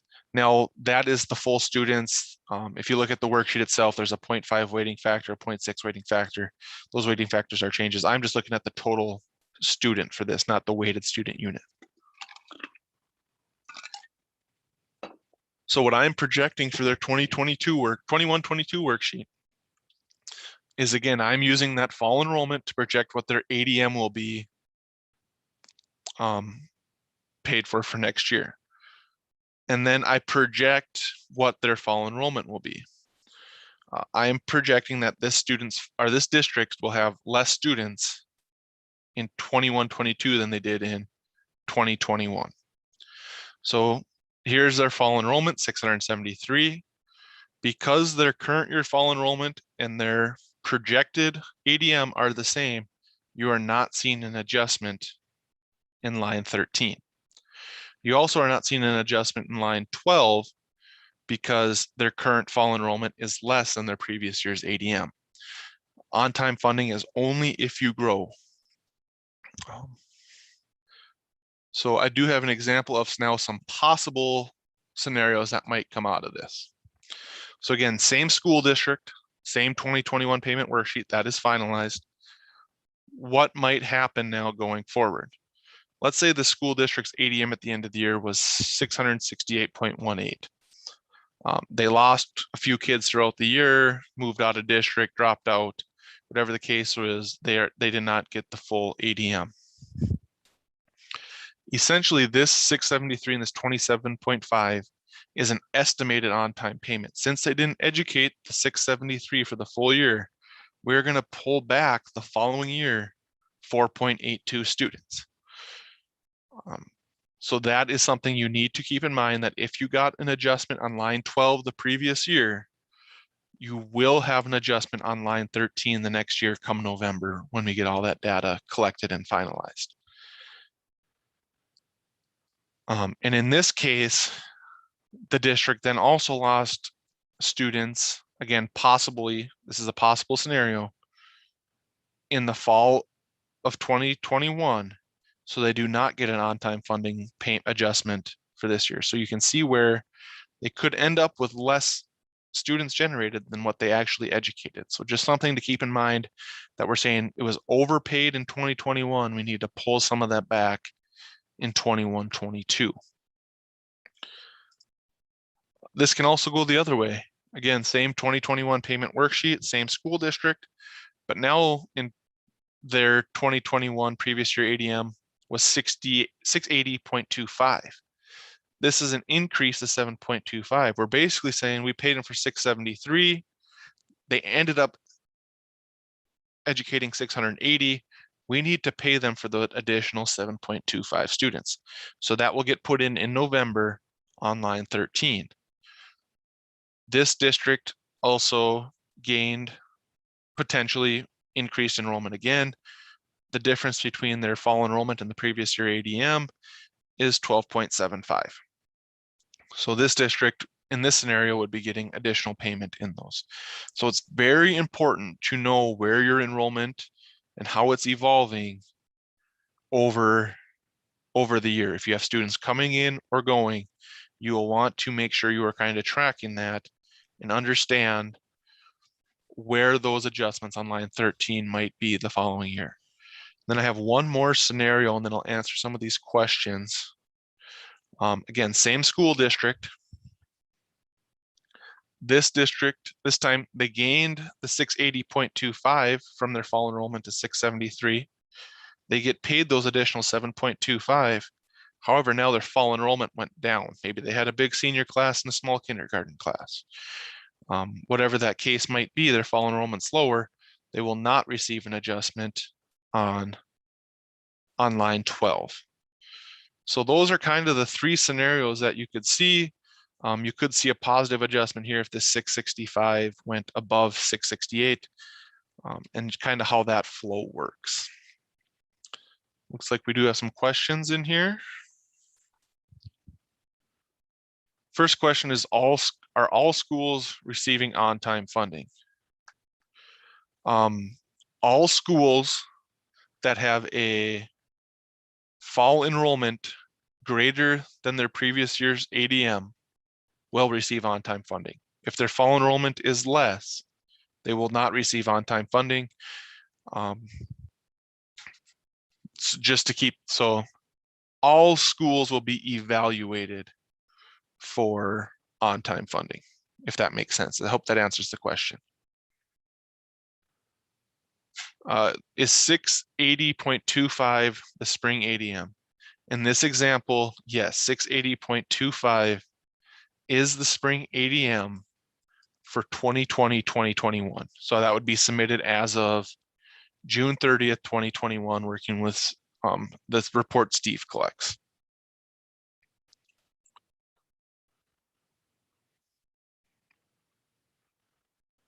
On page 1 of the state aid worksheet, does the amount the entitlement listed include the REA assessment, or has that already been deducted from the amount listed on the worksheet? That money on the worksheet for the REA assessment is included in there. The deduction is on the payment voucher. So if you belong to an REA, there will be money deducted from what your state aid says on the payment worksheet. And to calculate that money, essentially you just look at the weighted student unit columns and multiply that by 10,136 for 21-22 and 10,237 for 22-23. So that far right column on page 1 of your worksheet, that does not include the adjustment for the REA. If you belong to a special education unit and you have your money redirected, it does not include that either. That is adjusted again on the payment voucher on the back end off your total state funding. I hope that answered the question. Let's see how we're doing on time. Doing pretty good. Okay, so now I just have this one I'm not going to spend as much time on, but here's another school district and what I had projected. But I really just want to show this same calculation that I went through will continue going forward. So again, we're going to compare the current year fall enrollment, understanding that this is a projection still. A fall enrollment will never be a 0.74. It will always be a full number. But as I do projections, it's based off percentages and historical trends. And that there will always be that adjustment. As I project it though, we will never see that change in line 13 because I'm using the fall enrollment to project what the 2023 worksheet will be. And then I just do a potential 2023 change. I left the projected for 21-22. I didn't want to get too confusing. But in this case, they lost between their fall enrollment and what they educated for the year. They had a decrease of 7.51, so we're going to pull that back. And in this case, their 2022, September 2022 fall enrollment was less than the 21-22 ADM, and so they don't get the adjustment anymore for 12. Again, if line 12 is a 0, you will not ever see an adjustment in line 13. You don't get adjusted if you didn't get the on-time funding payment because you decreased in students. So I just want to make that clear. If you look at your 2021 payment worksheet and you have a 0 in line 12, you will see a 0 in line 13 the following year. If you have a value in line 12, you will see an adjustment in line 13 the following year. Almost certainly. I don't know if I've ever seen a district that has ended their year with the exact same ADM as their fall enrollment. They could have a kid that's course enrolled. They could have a student that leaves for a little bit or moves in, moves out, drops out. So very rarely have we've seen it both plus and minus, but we've never seen it the exact same. So that's my presentation on-time funding. I know that can get pretty confusing, but I really want districts really need to understand it, particularly if they're getting the on-time funding for this scenario right here, where you educate 939 students, but you're going to get a decrease of potentially 7.5, which 7.5 kids, depending on the size of your school, is going to be $75,000. If you're a small school, it could be higher than that because if you're a small school weighting factor. So just keep that in mind as you work on those projections. and see if you think you need to make an adjustment to line 13 when preparing your budgets for next year. Going to dig into the transition payments if there's no questions on-time funding. And I'm going to spend most of the time on the transition minimum districts, as we have about 90 transition minimum districts in the state. So if we look at page 2 of your funding formula, section F, this is where we calculate the transition payment. This particular school district, this is a real scenario, had their baseline established from their 18-19 foundation aid payment, and it's all the money that's in the foundation aid payment. So that would include the state's share, the general fund 60 mils, and the 75% to 100% in lieu. So this district's total funding in 18-19 was 4.5 million. They had 328 students, which generates a per student baseline payment of $13,783.11. In this current 19 through 21 biennium, the legislature passed a 1% increase each year for this minimum percent. So their baseline rate times 1.02, it was 1.01 last year, times their baseline students, 328.19, will get to their per pupil pay, or transition payment of 4.6. Any students that have increased above their baseline will only get 10,136 for the per pupil payment. So this district has grown approximately 1 student since 18-19 when their formula was set, and they will get the 9,426 for that kid, or the little less than 10,136. The sum of these two numbers totals 4.623 million. We also compare this 4.623 million to the 4.523 million. The transition payment can never fall below this number up here on line 65. So now we're going to take this 4.6 million and we're going to move that to the bottom of page 1.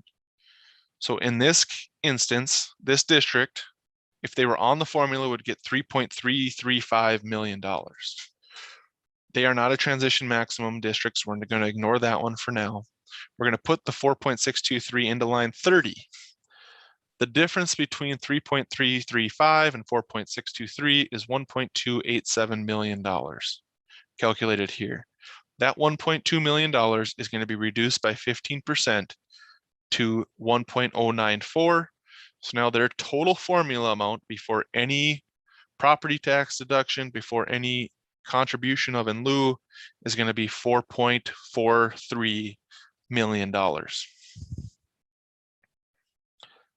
If we were going to look at this exact same scenario in 22-23, we would have a 0.70% here, and this number would be 70% of the $1.28 million. And so how that would go forward, and that will eventually go down to 0, where there will be no more transition minimum. Did see a question pop up here. Is there a list of transition minimum districts online? Yes, and I can, if I have some time, I'll try and get out to our website. I apologize, I am clicking everything right now. Drop my mouse. Yes, and if we get out to the, I'll try and get out to the website and show you where that is. The other transition payment, so this is a case where, so this is the 22-23 example now. However, this is a new district, and they are actually going to get paid on the 3.182 because they have declined students. Their baseline students were 329 students. They're down to 305. So they've lost 24 kids since 18-19. If I multiply this out, the 3 million is less than the 3.1. So the 3.1 is going to move down to line 73 rather than the 3.0. The 3.1 then moves to line 30, and we compare line 28 to line 30, which is a difference of about $60,000. Again, we're looking at year 2, so we're at the 70%, which would make a transition payment of $41,000. So if you have any that is how the transition payments work in the worksheet. If you are a transition maximum district, it is the same scenario, except for there's a few lines I have hidden here that have the transition maximum.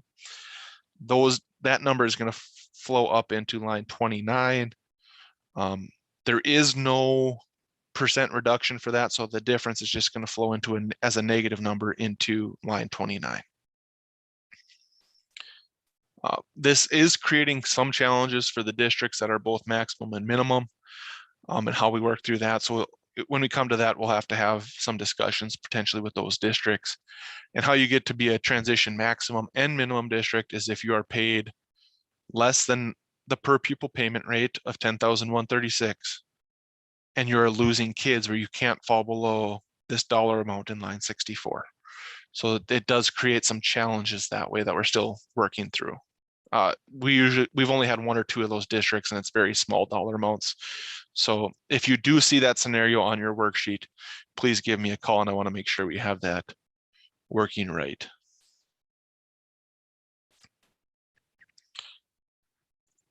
The mill levy for the in lieu of property tax, or in lieu of property tax deductions. So here's a real example, and I think the bottom one's the actual example of a school district that has in lieu of property tax revenue, and they levy a sinking in interest levy because they got voter approval to pass a bond. So in this district, you can tell the total revenue in these two scenarios don't change.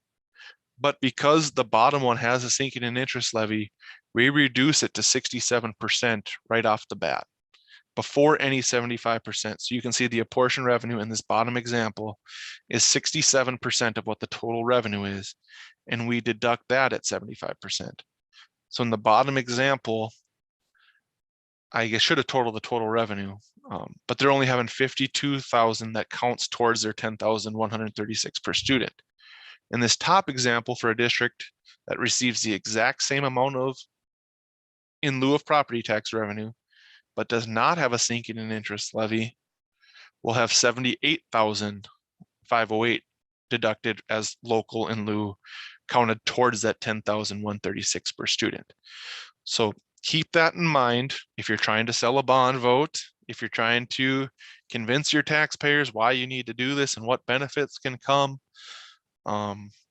You can really get this percentage to change, and you can save more of the deduct in the funding formula, which in essence, or it does create additional state funding for your district. Also, you can create some additional funding if you are able to lower your total levy, whether it be through your miscellaneous mills, your tuition mills, if you're able to lower your general fund mills, but keep that sinking in interest at that same level, you could potentially even generate additional funding here. The intent when the legislature passed this in 2019 was this money saved from your total revenue to apportioned revenue, or that 67%, or I guess it'd be 33%. That intent was to help, by several legislators, it was never passed by the full body, was to help reduce some of that sinking in interest debt on the district. So just to keep that in mind of why that is there, if you're getting oil and gas money, wind generation, mobile homes, that money is additional money is for sinking in interest, or that was the original intent of several of the legislators.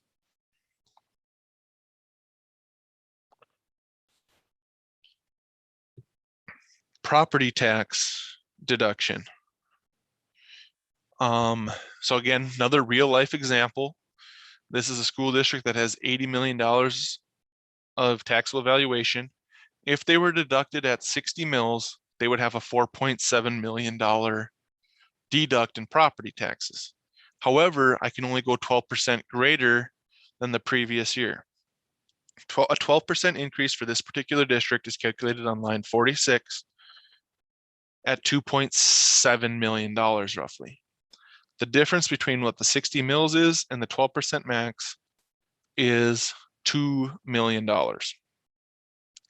Now, with the local effort adjustment that was passed in the last session, 20% of that difference will be increase. So now instead of being at 2.6, they'll be able to get to 3.1 million for their deduct in property taxes. How that flows to the 22-23 school year is we're going to take this line 48. We're going to times it by 1.12, or an increase of 12%, which equals $3.4 million. The difference between my projected taxable valuation and 60 mils of 5 million and 3.4 is 1.5 million. And then we'll do 40% of that difference to get up to 4.94 million. Again, if you want to keep going forward, 23-24, we would take 4.09 times by 1.12, put it here, estimate their taxable valuation and figure out that difference. And this will go to 60%, 80%, and then to 100% when everyone will be deducted at 60 mils. So that is really the detail I wanted to get to on the funding formula. I have one other change, one more slide that we'll talk to a little bit on the chart of accounts. Is there any questions on the funding formula? And I'll go back at this point and, or if there's no questions on this, answer the Senate Bill 2165 question.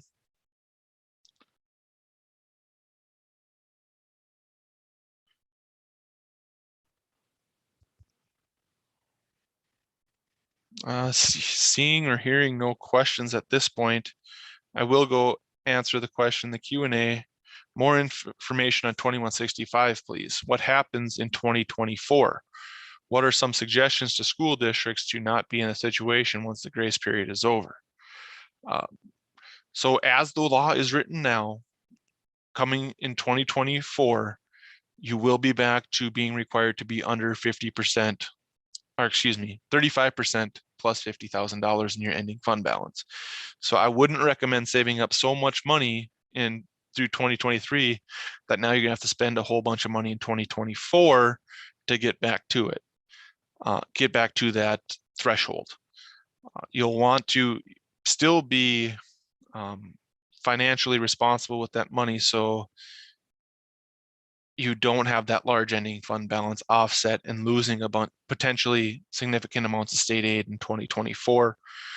Obviously, there will be another legislative session prior to that, where if they choose, they could amend that one more time. But as of right now, you'll have to be back down to 35% plus $50,000 for 2024.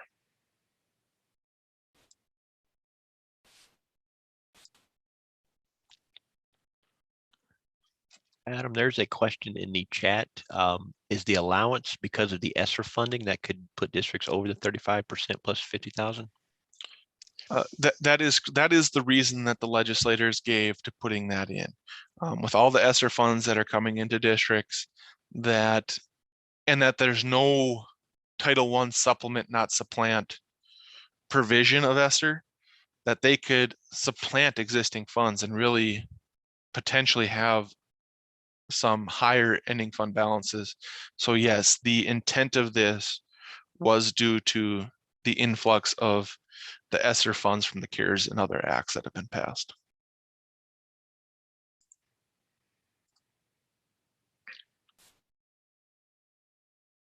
All right, and then one more.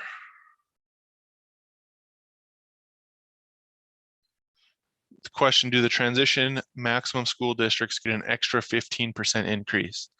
No, that was taken out on the last day of session. So they do no longer get the extra 15% increase. Beginning in the 23 through 25 biennium, that will go up to 20% though. So it still is 5 years instead of 7, it's just delaying it 2 years. So no, that is no longer in code.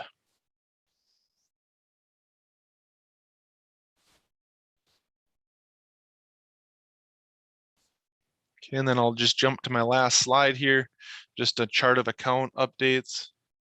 If you have been in the web grants management system, I believe Jamie Mertz and Rebecca Pollard, they have asked me to make this change in our chart of accounts, that we need to start tracking federal funds by the source year for their revenue and expenditures. So we are going to put a source year into the chart of accounts. It'll be a 4-digit source year. And you must use it to track the source year of your federal programs. So your carryover funding, if you're going to spend, IDEA funds that you received in 21-22, and you don't spend those till 22-23, you need to track that as 2022 source year funds. If you have questions on this, I mean, as far as the tracking, I can definitely help you. If you ask for the reasons why, we'll work with Jamie and Rebecca on that. But we're not going to retroactively do this. We know districts haven't been doing it for the 2021 collection.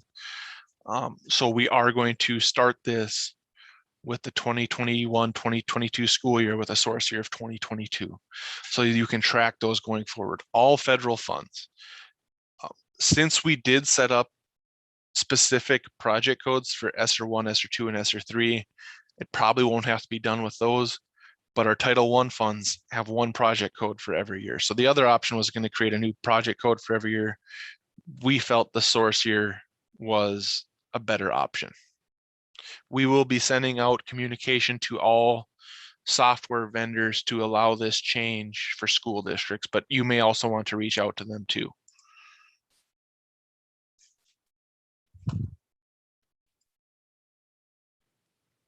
Okay, so that does conclude everything I have. I'll take a few minutes. I can't remember how long we were scheduled for, if it was till 10:50 or 10:55 maybe. With the expenditures from ESSER dollars potentially be calculated in figuring ending fund balance for 24-25, the ending fund balance allowance isn't continued into next legislative session. Yes, so the ESSER funds would be counted if there's no changes in the next legislative session. We're going to look at your general fund dollars, regardless of the source of fund, excluding that is the only change after the 2023 school year. So ESSER funds will be included in that ending fund balance calculation. So you'll have to make sure you are below the 35% plus $50,000 pending any legislative changes. Can we just use 2-digit and leave off the 20? If you guys want 2 digits, I don't see an issue with that. I'll bounce it off Rebecca and Jamie to make sure that they see any issues with that. If that's something that most people would rather see, I suppose we could do that. I don't see there being any confusion between 2020 and 3020 when doing this, or 2120. So I believe that is something we could do. Last question is, did you say this does not apply to ESSER 2 and ESSER 3? Correct. You can supplant funds with ESSER 2 and ESSER 3 dollars. The thing we just want to try and to avoid is double dipping. We don't want you claiming both state reimbursement and federal reimbursement for the same expense. I'm hoping everyone can still hear me. My thing's spinning here and I'm not able to do anything with these question and answers. So it looks like I got a fourth one coming up, but I don't see anything. The question, it shows here, do we need to report the total allocation of ESSER 2 and ESSER 3 in 2020, 2021? I do not believe we need to report the total allocation, and I probably should take that back. It's probably going to depend on your accounting method, if you're a cash basis versus accrual basis of when. But I still think even if you're accrual, you don't actually earn that money until you spend it. So you'd probably want to do it in the year you spend it. So there could be some challenges if you spent it last year and you don't request that money until the following year. We'll have to work on some of those guidelines and how that should work. But I believe you should record it mostly in the year that you receive the funds from the state. And there's one more question in the Q&A. What information do we have to provide to show we spent 70% for salaries of teachers of the new money, 1% increase? Currently we don't have any way to track that. So it might just be you need to be able to identify that you showed salary increases or wage increases for non-administrative personnel. I'll work with Superintendent Baszler and see if there's anything specific she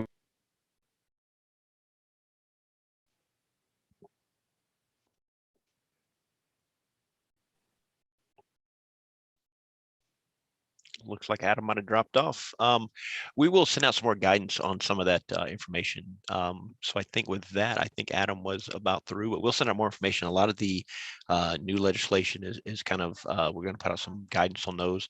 A lot of the ESSER, ESSER2, ESSER3 dollars, we're going to put out guidance on that just to kind of figure out where that spending goes. But if you do have serious questions or more specific questions that we don't answer, please feel free to contact myself or Adam or someone here in the department, and we will certainly get those out to you as soon as possible. With that, I will turn it back over to our host here, School Board Association, and let them take it from here, unless there's any questions for us.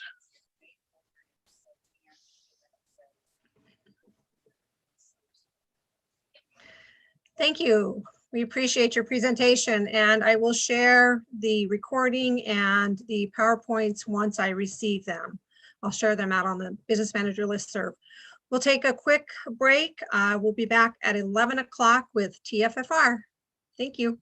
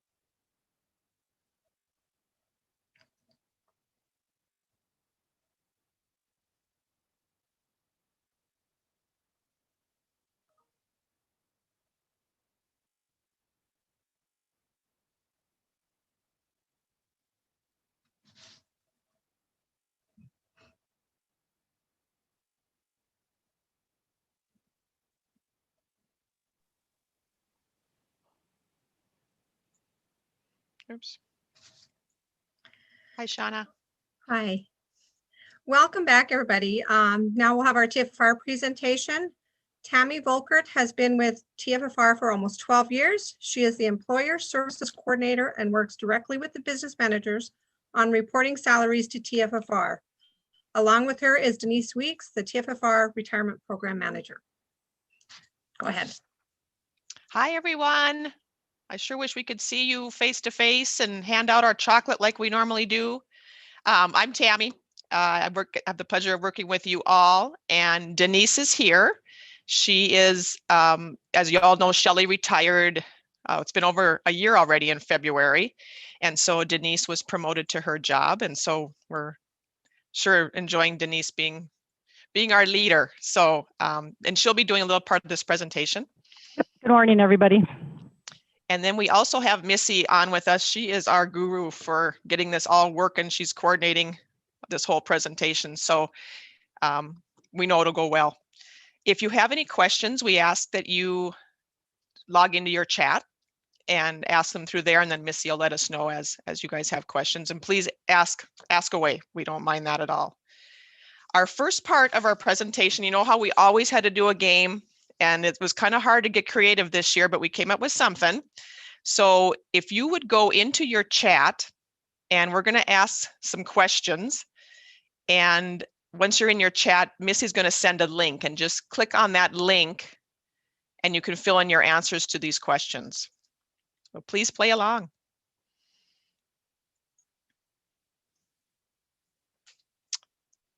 So there's the first link, and it should be asking you to put in your name and the number of years that you've been in your position. So if you could please fill that out. And then she'll bring up what's called the cloud, I guess, and it'll show us who we all have here.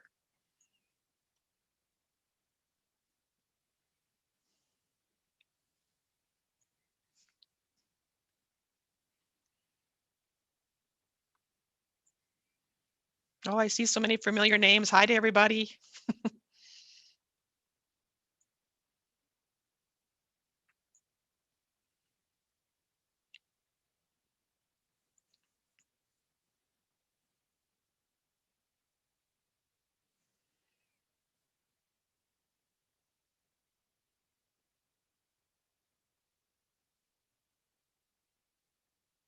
We have a wide variety of, I see 30 years and I see 2 years, and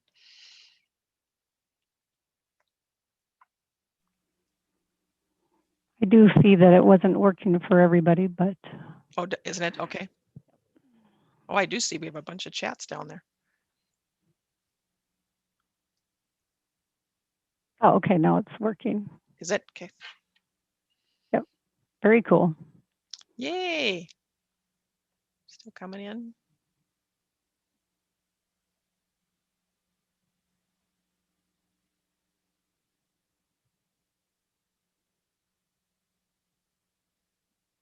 Okay, is that it? Yeah, so lots of experience and some newbies. So that's very great. very cool. Yep. And we're going to do kind of an overview today. It's going to be kind of a quick presentation, but so for you, those of you that know this by heart, bear with us, and we're going to try to pick up some new information for some of the newbies. Okay, Missy said she just shared our next link, which is kind of a fun one.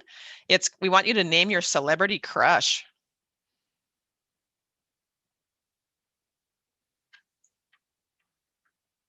Don't be shy.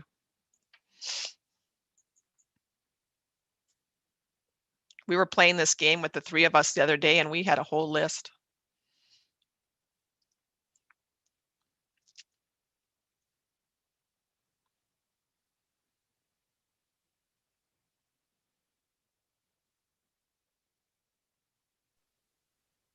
Yep, I agree with a lot of them. Where's our guys, though? We need some gals in here.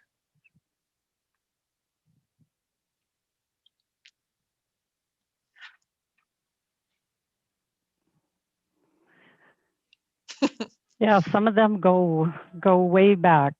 Yep. blast from the past. Oh, there's a Farrah Fawcett. Ooh, we got a gal in there. Must be about my age too, so.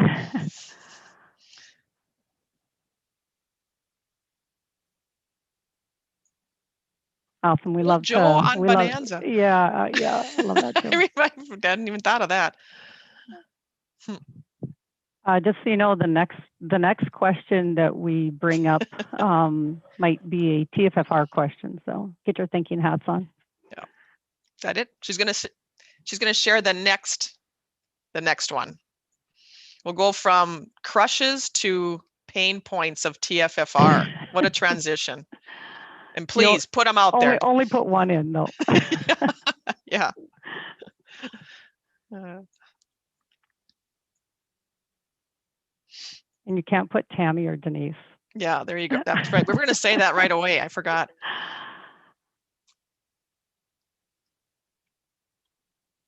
We know that TFFR does have a lot of pain points. Reporting TFFR salary is, by no means easy.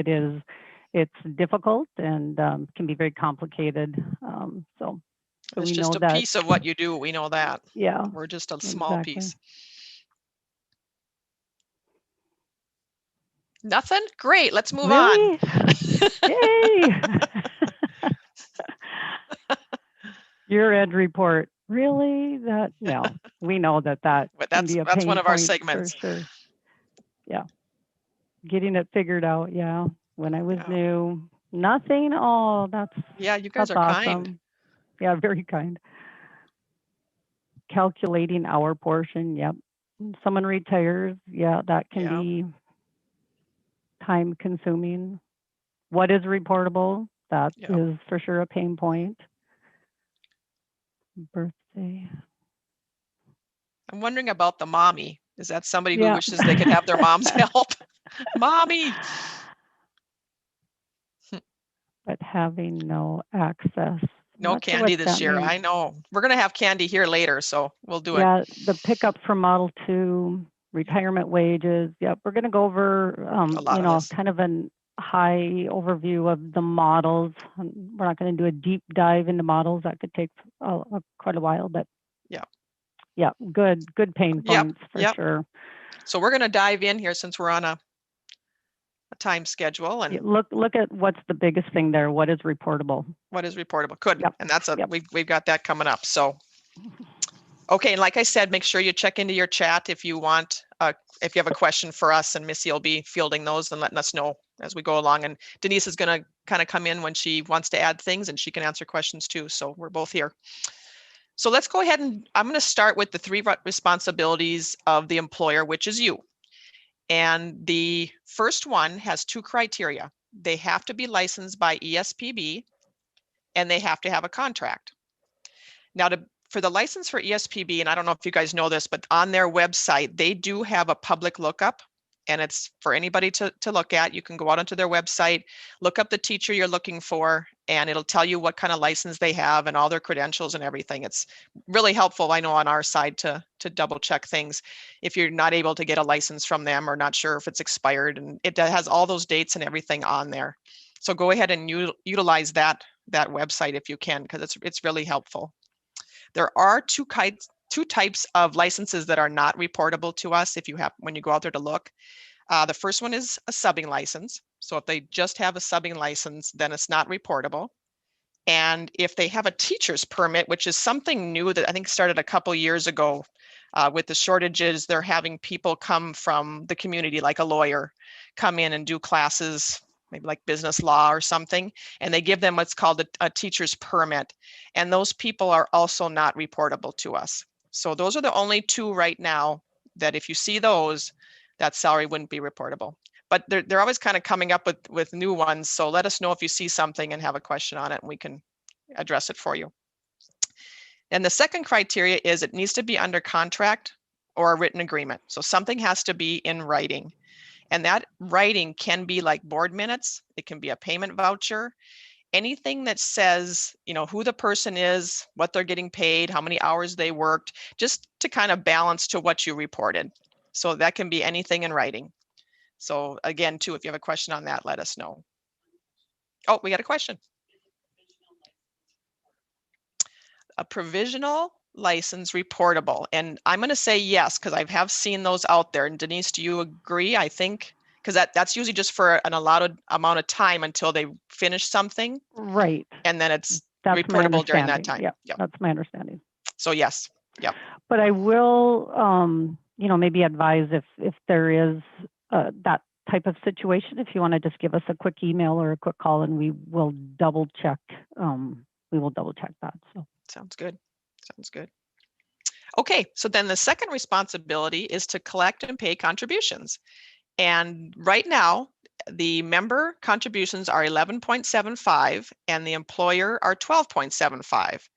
And we just finished up with the legislative session and there were no changes. So going into 21, 22, this will be the rates. So nothing changes there. They have been these rates since July of 2014. So there hasn't been a change for a while. And it would take a legislative action if they would want to change this. So for right now, we're staying at the same rates and that makes it easier. And then the third responsibility is to report eligible salary. So you want to report earnings for the performance of duties, and those duties fall under 4 categories. If it's teaching, supervisory, extracurricular, or administrative, then you would want to report it to TFFR. And we know this is kind of a really gray area, so call us if you have any questions on what they're actually doing for duties or what their title is. It seems to be that they get a little bit more creative lately. And so we want to make sure that you should be reporting it or shouldn't be reporting it. And then of course, don't report any ineligible salary. And we're going to go into this a little bit further on in the presentation, but it deals with unused sick leave, annual leave, your bonuses. All of those things are not reportable salary to us. So that's the 3 responsibilities. Any questions on any of that? Okay.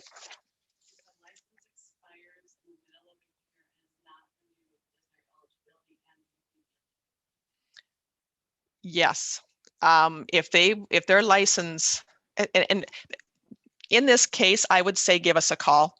If it's something where there's a class or something they're finishing up and they're going to get their, their license expires and within a month or so they're going to get the license back. It doesn't really pay to stop reporting and then start reporting again. So we would say just keep reporting. But if it's something where they're telling you, you know what, I'm not going to renew my license, I'm done, then we would say don't report any more salary. Do you agree with that, Denise? sorry, I was on mute there. Yes, I would agree with that. Yeah. Okay. Okay. Anything else before we move on? And we'll go through just a few of these reportable salaries. The first one there is advisor, director, monitor, and supervisor. So if they do any of those duties, it would be reportable. Looking at like yearbook advisors, athletic director is reportable. One question we get asked a lot is, how about the tournament managers? And they are not. They're not reportable. Just the athletic director is. Your monitors, like your study hall monitors, your hall monitors, would be reportable. And supervisors. So any of your lunchroom supervisors and that kind of thing, those are reportable to us. We Then did have a question, Oh, sure. Tammy. Who keeps TFFR informed on expired status? Is that up to us or to TFFR on a license of a teacher? So yeah, we do not track that. I mean, we do on a yearly basis, but we don't look at that every month. But every year we do run a kind of a cross check with ESPB. Does that, hopefully that answers your question. And then Tammy, do you have anything to add on that? Nope, I would agree with that. I knew you guys got a report. I just wasn't sure how often you get it. Yep, just once a year. Okay, another reportable salary is coaching and assistant coaching. Oh, attendees cannot see the questions. Please read the question prior to answering. I will do that, Shauna. Thank you. So coaching and assistant coaching. this you want to make sure they have a license. A lot of times people can get, kids from college or whatever, and they don't have a teaching license and they're coaching. You don't have to worry about reporting those. This would only be for your licensed teachers that happen to be coaching. Your driver's education, and this one we ask that you report the driver's ed in the month that it's earned and not when it's paid. So a lot of times driver's ed, they'll do like the classroom in June, and then they'll do the behind the wheel in July. You'll want to split those salaries. You want to keep track of that so that in the classrooms in June and the behind the wheels in July, because that's during the year, it's not as critical that you're reporting it in the correct month, but the June and July are really critical because it has to be in the right fiscal year that it's being reported.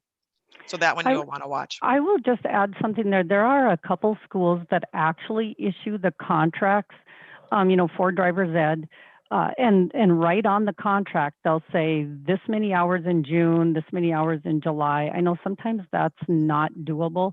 If you can do that, that would be great. But I know that's not doable for all schools just because I don't know how many hours they're actually going to be working until it's all done. So if you can, that would be great. But realize we know that you guys always can't do that. So. And it's nice too if you go through an audit, they like to have those contracts. It just makes their job easier too. Dual credit classes, if they're teaching any kind of college credit classes, those are reportable to us. Any of your in-service, your workshops, your professional development, that's all reportable. If you do reimburse them for travel or food or something like that, that's not reportable. Just the actual time that they're spending in the workshop or doing professional development. The in-staff subbing is reportable to us. And this one's a little bit different than others because they have to hold the contract for the school that they're subbing for, they have to hold the contract with that reporting school. And I like to give the example of like in the special ed units, if they hold the contract with the special ed unit, and let's say they go and they're actually working in the classroom in Hazen. If they would sub in Hazen, it wouldn't be reportable because they don't have a contract with Hazen.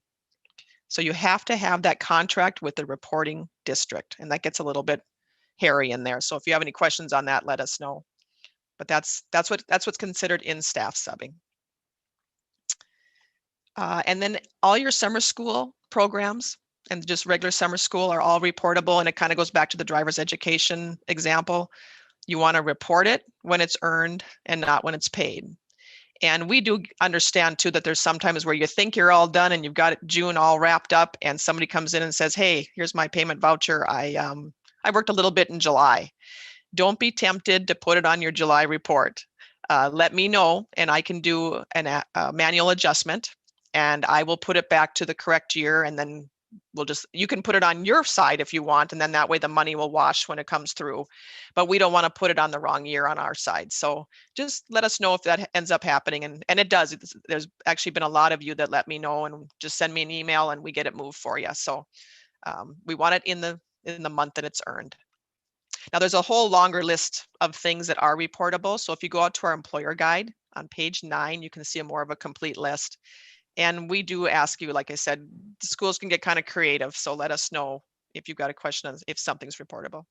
Tammy, Yep. we do have a question. Can we Okay. get a copy of this presentation, please? Yep, we can push out the Definitely. presentation, or maybe we should post it on our website, Tammy. We typically would do that. I'm looking at Sometimes if Missy it's- and I think we're okay. She could Okay. post that on our, yep. She's saying on our website would work. Okay, and give us a day or you. two to get it out there, but yeah, Yep. we'll get it on there. Okay, so let's go to the next screen, which is the non-reportable salary. And so these are the things that get reported a lot, and then we end up having to correct them. So we want to try to catch it before it gets reported. Make sure in your software it's not. Oh, I see Shauna saying she can just share it with her, and then she can pass it on. Thank you, Shauna. So anyway, these are the salaries that are not reportable to us.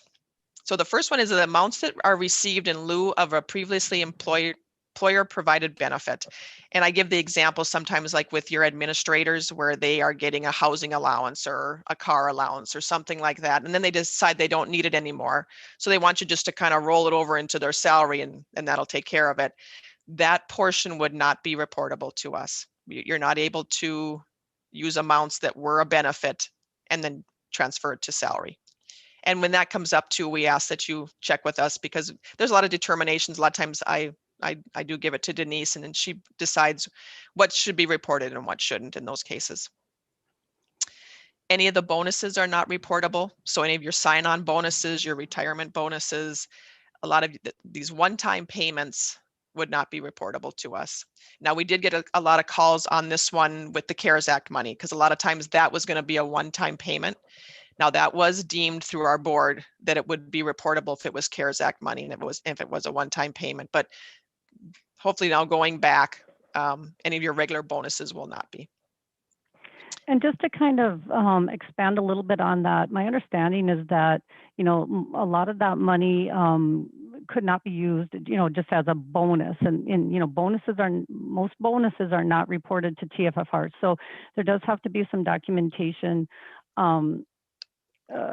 You know, just make sure that you have documentation, not that you have to provide it with us unless a teacher is retiring, but you know, that money typically I don't believe was used for bonuses. And again, bonuses are not reportable to us. So just make sure that the proper documentation is there for, you know, the extra time that they've put in and how many hours they worked and, you know, what was the pay per hour and what were the duties that the teacher performed. And then it would be reportable salary as long as it wasn't like, you know, helping the janitor clean the gym or something. But if it was to, you know, do extra work cleaning their own classroom and that sort of thing, of course, that's reportable. But many of you have done a really good job of calling our office or emailing us. So we do thank you for that. So we appreciate that.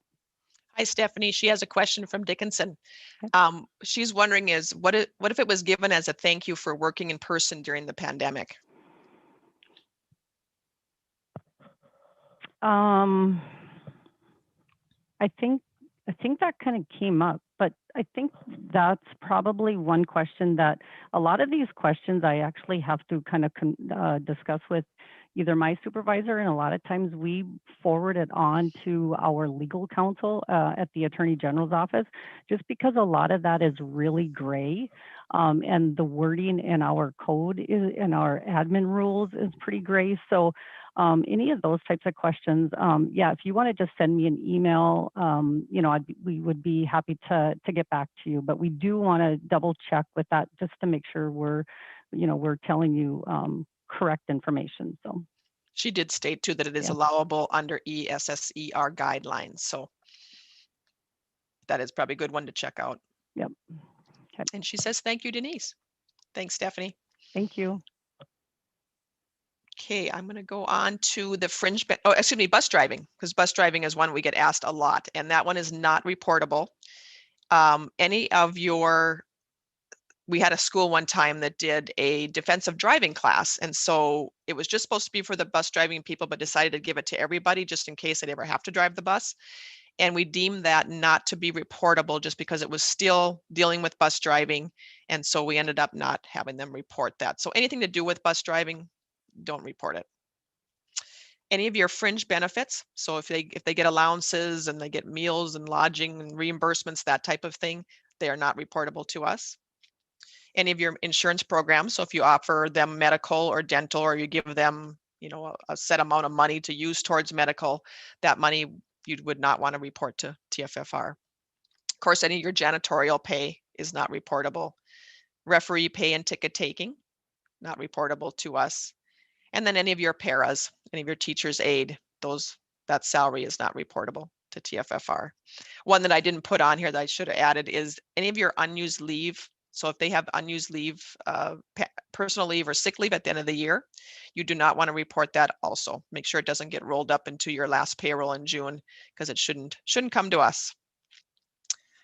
So any more questions on salary or anything else? Oh. see, one from Scott. We are planning to provide a retention pay to staff who teach for us next year funded by ESSER funds as an allowable expense. It is my assumption because it is one time and more bonus like it would not be reportable to TFFR. Not reportable, correct? And that may fall under the same one as the last question, I think, correct, Denise? I think we should probably double check those because the ESSER funds, that is the CARES Act money is what I'm assuming. And I'm going to say because it's a retention pay, it would not be reportable. So, but we'll be able to see these chats, won't we, Missy, going forward? Or maybe not. I'm going to write that down. Yeah, my understanding is that retention bonuses is not reportable. Even if it's funded with the CARES Act money, correct? Correct. Because that would be okay. Correct. Okay. Yeah, that I believe is right in our code. Okay. So, but send us an email and we'll, just confirm that. But yeah, thank you, Scott. If you want to we'll be addressing both of those. Okay, we're going to do a quick question again. So if you want to go into your chat, and Missy's going to send us a link, and we want to just know what model you are. We kind of Denise is going to go into some model explanation, and we kind of want to see where everybody's sitting at, who's attending today, of which models. And there's been a lot of talk about models just because of negotiations. And so if you want to go into there and click on your link and send us your answers.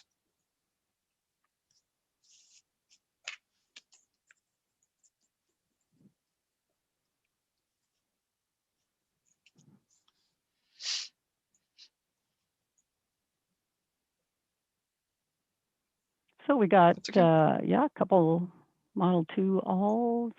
And list if you're a Model 2 partial or a Model 2 full or a Model 2 all. Full and all kind of mean the same thing. Or a Model 2 partial.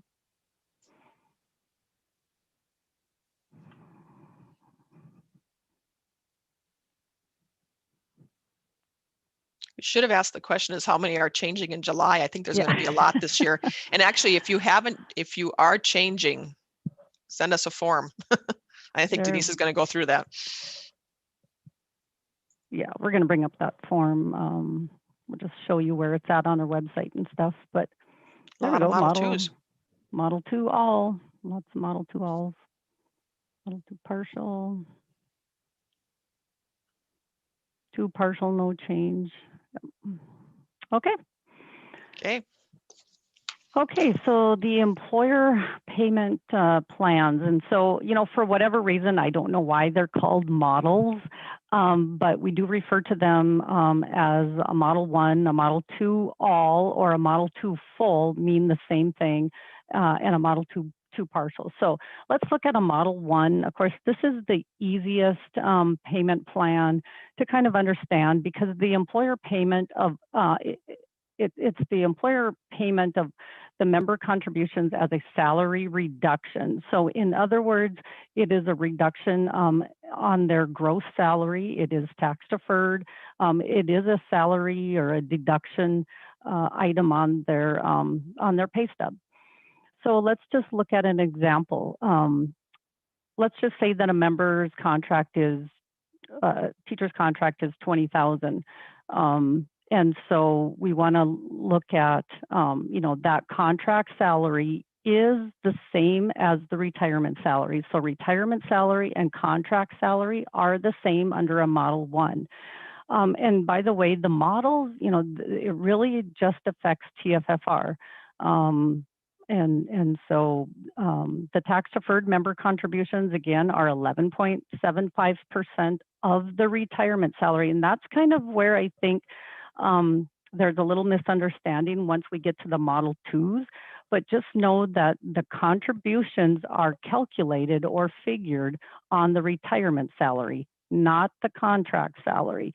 So in the case of Model 1, they're the same thing, but always remember that you calculate contributions on the retirement salary. So the tax deferred member contributions in this case, which would be withheld from the member's pay, and remitted by the employer as a salary reduction.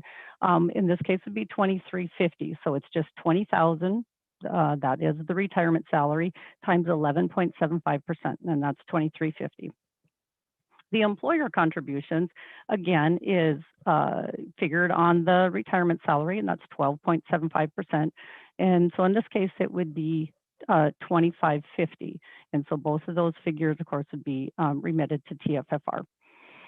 And so, you know, pretty easy to understand. The teachers understand this because their retirement salary is their contract salary. And of course, any other additional salary that would be earned, you know, such as any extracurricular coaching, athletic director, any music programs, things like that. So all of that would be part of that contract salary, which again would total this be the same as the retirement salary. So let's look at Model 2. So remember, Model 1 is a deduction on the pay stub. So under a Model 2, and again, this is very high overview, we could do a deep dive into this, but just think of it this way.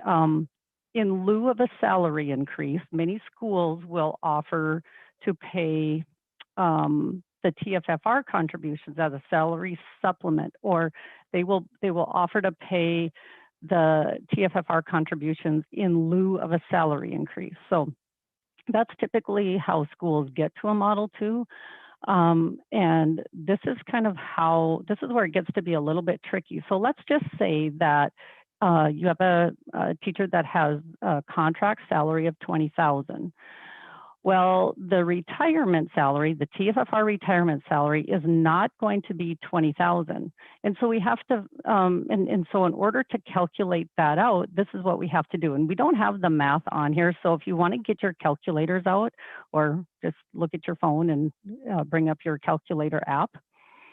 And now the employee or the member contribution is 11.75%. So if you want to figure out what the retirement salary is, you take 1, so just 1.0 minus the percentage, which is 11.75%. So if you change that to a number, it's 1 minus 0.88 or 0.1175, and that would equal that 0.8825. So let me say that again. You take 1.0 minus 0.1175, and this is in a Model 2 all. So this is where, in a situation where a school is going to pay all of the contributions. So you get the figure of 0.8825.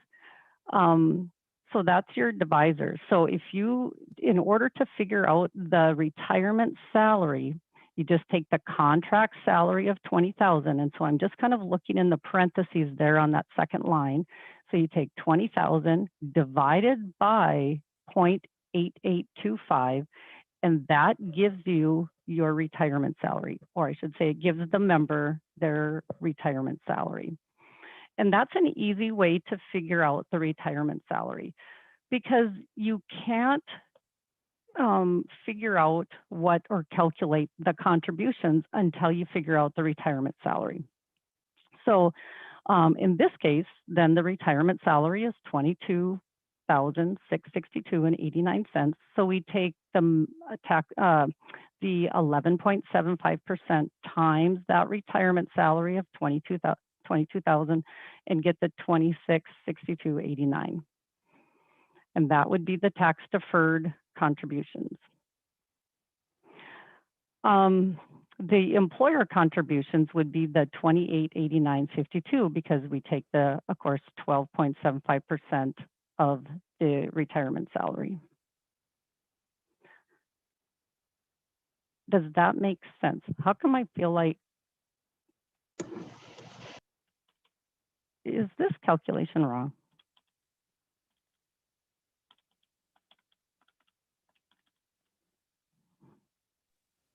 I don't have my phone with me for one time, Yep. so I can't even check it.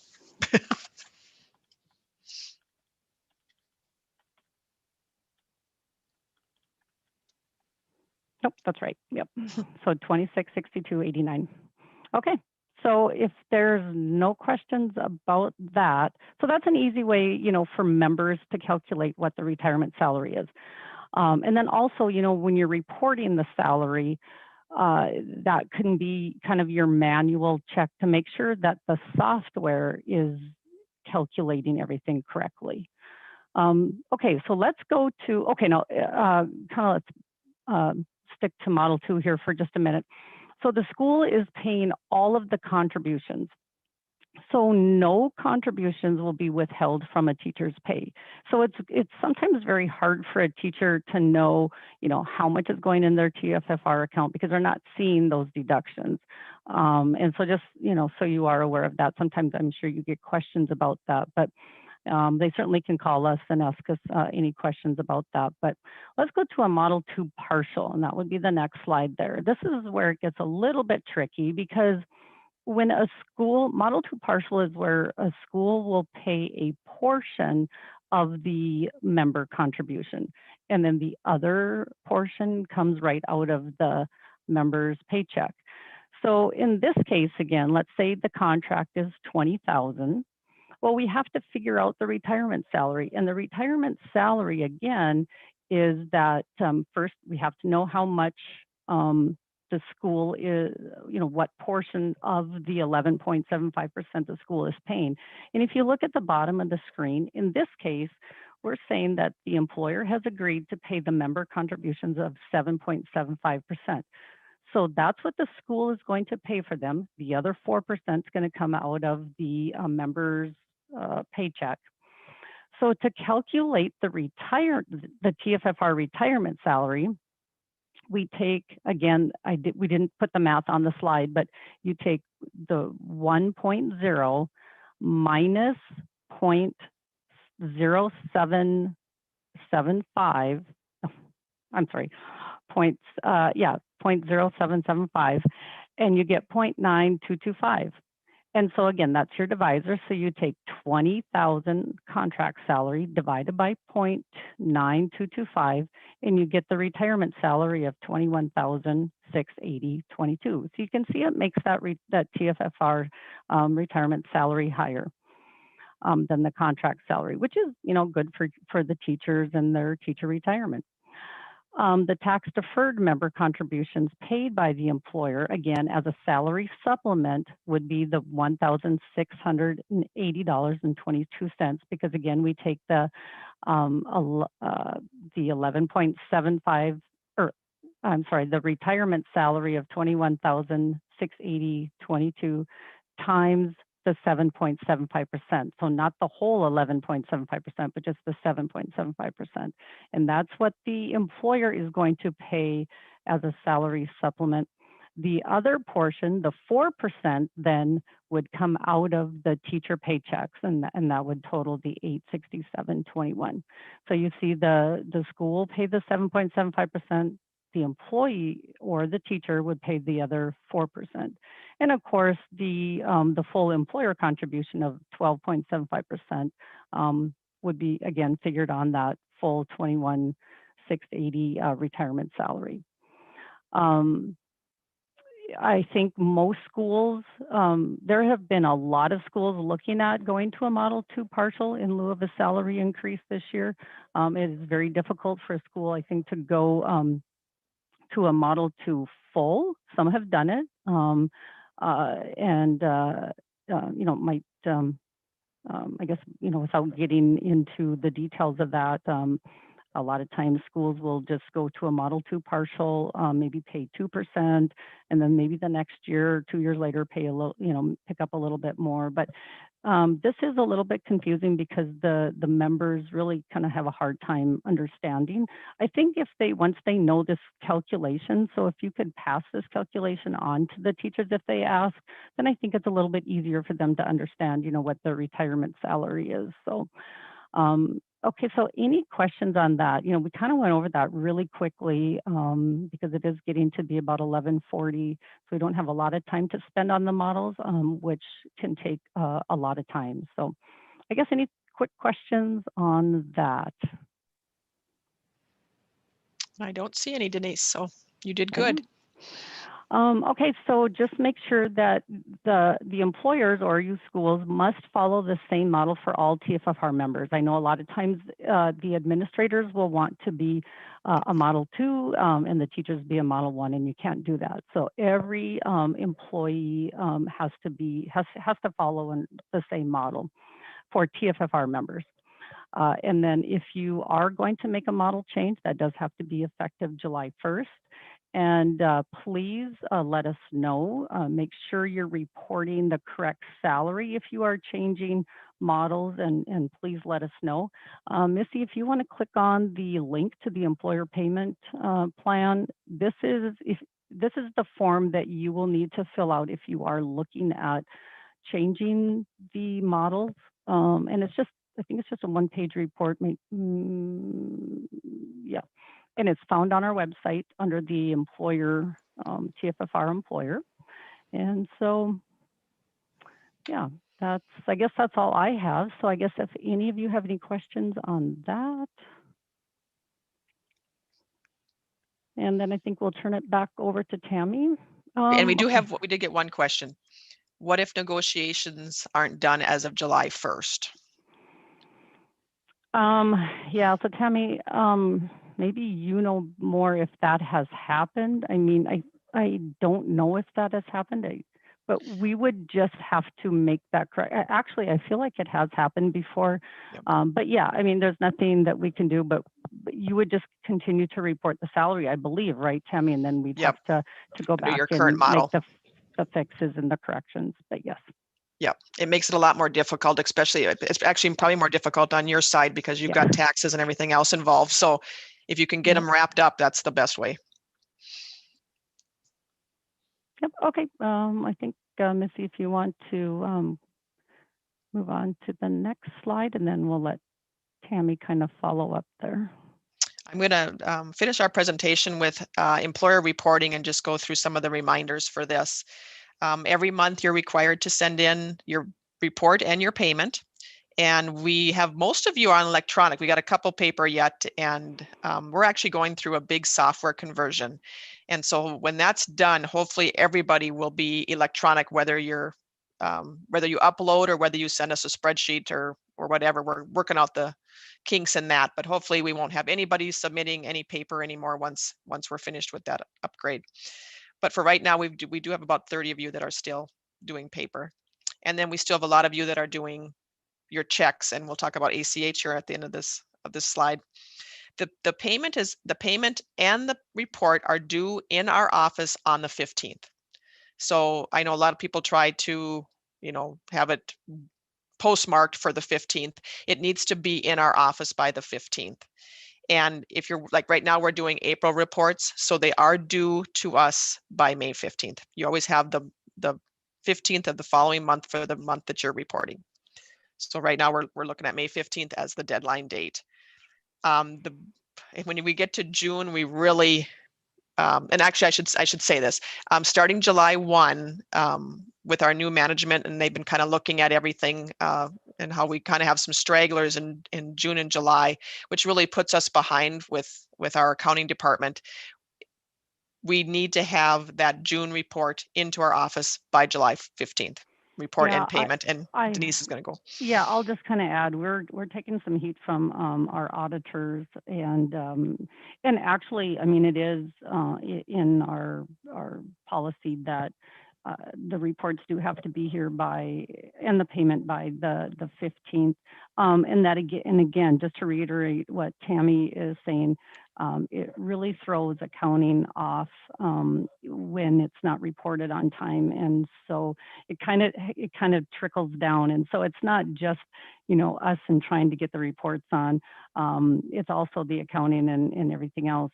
But I will say though that it's more like on our end. It's it's more important, I guess, when members call our office and the reports aren't finished, and we're always way behind, and it gets frustrating for the teacher as well when they don't have the updated information in their accounts. So yeah, if you do your best, if you could get all of that done and reported to us by the 15th, we are going to, and actually in our code, it is code that we have to assess the $250 penalty. And so unfortunately, we are probably going to be assessing that, you know, if we don't get those reports on time effective July 1st. So just let us know though if you are having troubles with that. I mean, just communicate with us.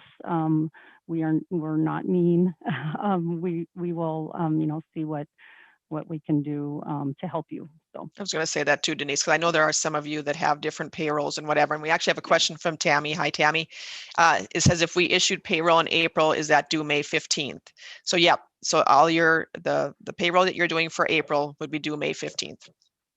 Or, you know, and if you're sending in your reports, just know that the report that you're sending needs to be in by the following month on the 15th. But like Denise said, you know, we know that there's some of you that have different payrolls and whatever, and we want to work with you on this. So please let us know if it's, you know, I can see where we get reports, you know, on the 20th or whatever. And I guess we want to know why. Is there a reason that we can help you with that to help you get it here by the 15th? We don't want to send late fees to you. So we can work together with it. And that brings me to ACH payments, which if you're still sending checks, and I've worked with so many in the last couple of months, that the post office has been just awful. The checks go on trips. We don't know where they go for 2 to 3 weeks sometimes, and then they show up here and wow, wonder where that was at. So ACH is just so easy. You just let me know. We send you a form that's signed by our business department, and you take it to the bank and they send it right to us. You just tell them each month what amount to send, and they'll get it to us each month. So ACH is just the way to go. There shouldn't be a charge. I know some schools have said that their banks charge, and I know they charge for wires, but they shouldn't for ACH. So if that's an issue, let me know. But this is really a great way to do it. And again, looking at our future software that we're looking at, we're hoping to kind of be like PERS, where you can upload your report and upload your payment at the same time, and it's a done deal. So that's in our future, but this is a great fix for right now with the way the Postal Service has been running. So let me know if you need an ACH form. Any questions on that? Did we answer that one? Yeah. Okay. So then we'll talk a little bit about the penalties. If you're not able to get it here by the 15th, there is a $250 penalty, and then interest of 1% per month of the amount due. And a lot of times, if that's the June report, that can be a big chunk. So, and that interest is never waived. So once the interest has been assessed in our system, we cannot waive that. We can waive the $250, but we do need to get a letter from your administrator explaining why the report was late. And I think that's in our code. If I remember right, it has to be an act of God. So, you know, if there's a death at the school, or I've always used the example of when Northwood had their tornado come through. Yes, that was definitely waived, but it needs to be a viable excuse as to what happened. And again, that interest cannot be waived. So like I said, we really want to work with you on this. So let us know if it's going to be an issue going forward. And we know last spring we did waive quite a few, yeah, you know, last spring just because of the pandemic. But yeah, and this is also for member action forms too. You do have 30 days from the time that your teacher is reported to get that member action form in. And if it's not here, that can also be assessed a $250 penalty too. So let us know on those if you're having difficulty getting it. And then we'll go to year-end reporting, and this is coming up. And of course, this is the best time of the year. Not. Some are supposed to be fun, and I know you guys all deal with this and we deal with this, but this is the year end. So this is your June report. Again, we want it here by July 15th, report and payment. So we'll shoot for that this year. Make sure your salary is reported when it's earned and not paid. So anything that's earned in this year should be reported on your June report. So driver's ed, summer school, all of that should be on that June report. If for some reason it doesn't get on there, then let me know and I can do it as a manual adjustment. Don't report your unused vacation or sick leave. A lot of times, you know, you're paying that out in June and then it gets rolled up into their payroll and it gets sent to us by mistake. So, and a lot of times we'll catch it because we'll see a big jump in salary, but make sure you catch that so it doesn't get submitted to us. And also make sure too that you are getting your contract payouts on that June report. We had a lot of issue with that last year for some reason.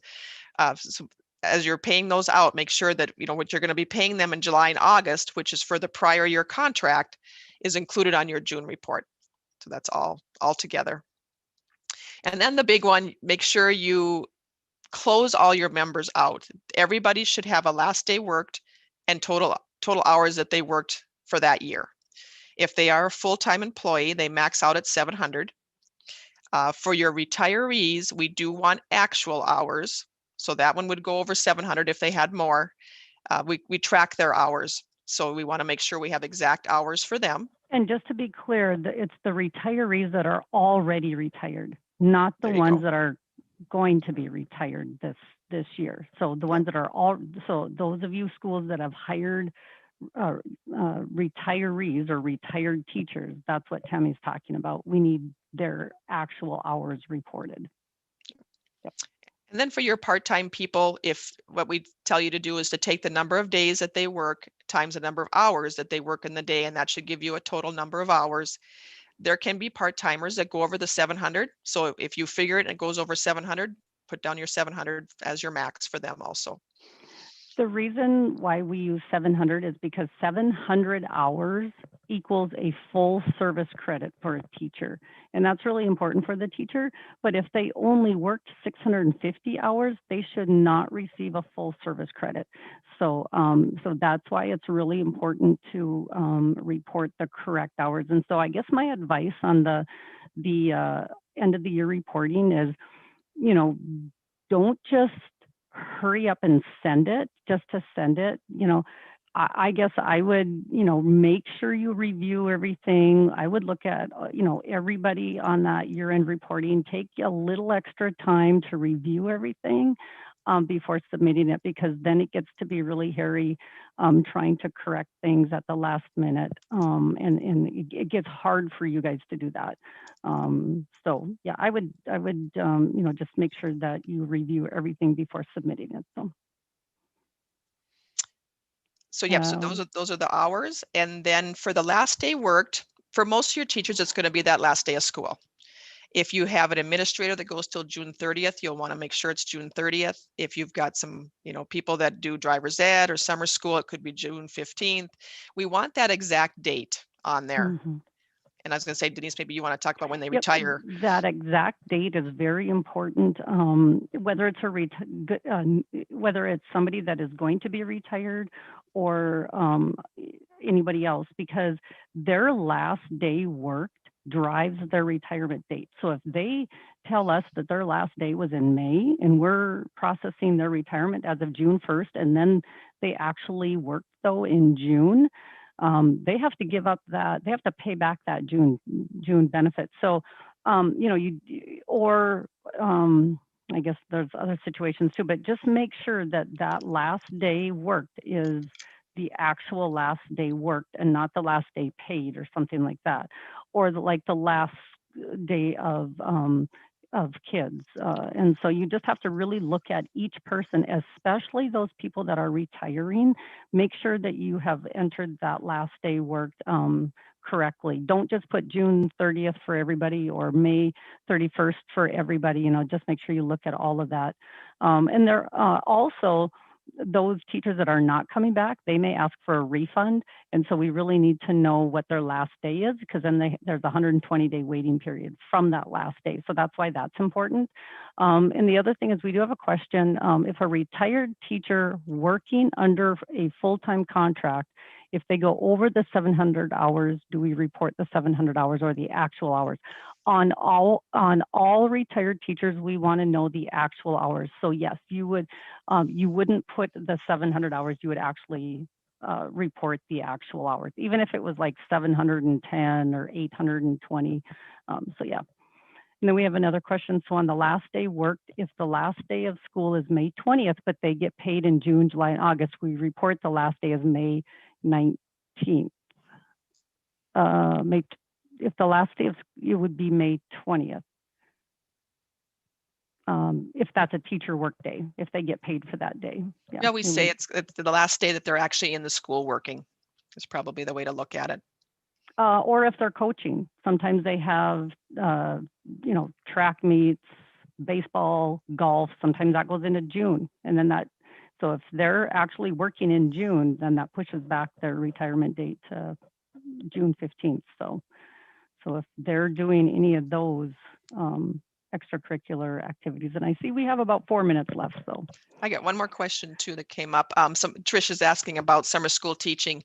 If they teach summer school, then that would be your last day work. So let's say summer school goes until June 20th. Their last day worked would be June 20th. So it would be different. So when you send in your report, just kind of do a quick check of what you've got for everybody. A lot of times I'll get reports that have like July dates on it. And because it's outside of the fiscal year, I can't post a July date. I need to have a date that's within year 2021. So just kind of do a quick check before you hit the submit button and make sure that those dates look good. In that case, there are retired teachers that do summer school and they work into July. And so their last day of work would be June 30th for that prior, for the prior year. But then you would have to submit another report for the July work, and then you would enter their last day of work. So let's say they did summer school until July 20th. Well, then by August 15th, you will have submitted that July report, and you could close them out by entering a last day taught as July 20th, for example. And that's important because, just because of the way, and we need to know hours, because then they get service credit, which would make their retirement benefit a little bit higher. So we have to know total hours worked and salary in that month of July if they do summer school and they're retiring. So, but I just have call one us quick, and let us know. yeah. So just one more quick thing on this too, is if you do have somebody that quits during the year and you want to include their last day taught in hours on one of your regular reports, in March or April, you can go ahead and do that. Then you don't have to worry about it in June, and it'll be closed. So just want to add that real quick. Okay. Doesn't seem like we have any more questions. So we just got to have a page here for our information, please. We're always available for phone calls, for emails. If you don't know, give us a call and we will definitely address it. We're going to squeeze in one more fun question. I know we're right up to the mark here, but Missy will send you one last link. We're just thinking about summer and what fun things there are coming up once the weather gets nice. And when this question pops up about it's going to be on a summer activity, we don't want you to put complete TFFR final reports as an activity that you're looking forward to. Yeah.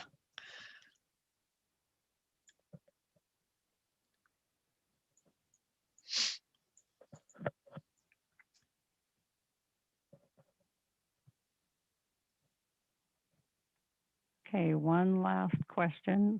Oh.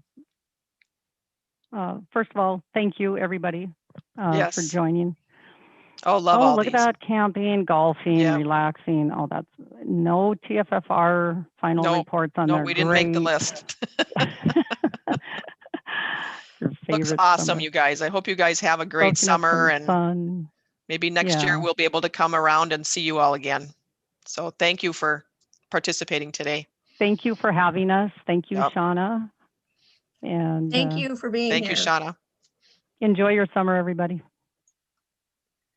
And we'll have an hour for lunch. We'll be back at 1 o'clock with Dr. Jonas. Thank you.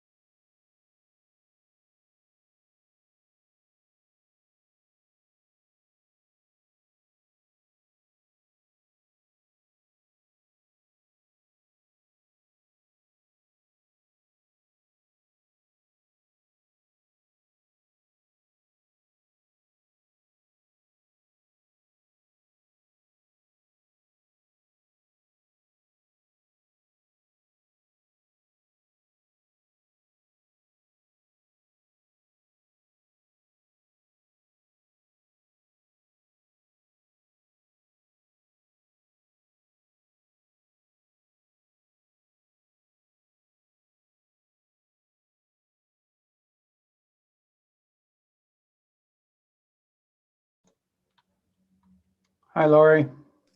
Hi, Dr. Jonas. How are you today? I'm doing well. How's it Good. going for you? Pretty good. The morning's been packed full of good information. I peeked in a few times, if you noticed. Yes, I did. I saw your photo. You people deal with a lot of numbers. And we must love it, right? Where are you at? In a cabin? You know, I am at home, so I share an office, and it just sometimes works better if I do these conferences from home. Well, it looks nice. Oh, thanks. My husband is quite the outdoorsman, so. It says I can't start my video yet. Is that right? Probably not. We have to wait probably till 1. Okay, sounds I good. get to introduce you, so I have a little information on you, and then we'll just turn it right over to you. And I have the 50 minutes, correct? Yes, that's correct. Yeah, last week I did a presentation for the Respiratory Care Association in the state, who we have faculty in that, not in our school, but I was with a group of students to Yellowstone Park. And I just anticipated that, boy, what happens if the Wi-Fi doesn't work there? So I made a recording, and sure enough, I entered the meeting and I got dropped. I entered the meeting, got dropped. So they took over my, just used my recording. So I'm glad I don't have to do that today. Yes, but it was a good thing you were prepared. I thought about it. I knew that might be a problem. So we had a beautiful trip with some students. It was fun. That does sound like fun. We went to Yellowstone a year ago. No, it'd be over a year, 2 years ago, over Labor Day. It's just such a beautiful place. Yeah, I was thinking of, after I did that, I said, I should take my grandkids there. We rented a cabin for these students and it was just fun. But after I thought about it, I don't know, a second grader and a kindergarten would really appreciate it. I don't know. It's hard to say. My teenage daughter did. She loved it. She did, yes. Her and her dad did some photography, and it really was a bucket list trip for both of them. Okay, when I come on, I just want to make sure that everything's working right. So my video, I just went to a webcam I have, and I wanted to make sure that was on. So if that comes on, I think I'll be good. Okay. The North Dakota School Board Association is hosting this for us, and they know what they're doing. I would not. Lori Well, and that's how Dr. you Jonas, roll, this you is know? Rebecca Dubin from the School Boards Association. Dr. Jonas, you should have sharing capabilities. There you are. I see your video or yourself. So whenever you're ready or whenever you want to share, you should have that ability. Okay, well, thank you. Let me just, I'm going to set some settings on here to make sure. I'm going to show some videos, and I just want to make sure that that works. Okay, so just give me a second. I'll be right back. Okay. Rebecca, thanks for hosting. We really appreciate it. No problem. I'm happy that everything's going well so far.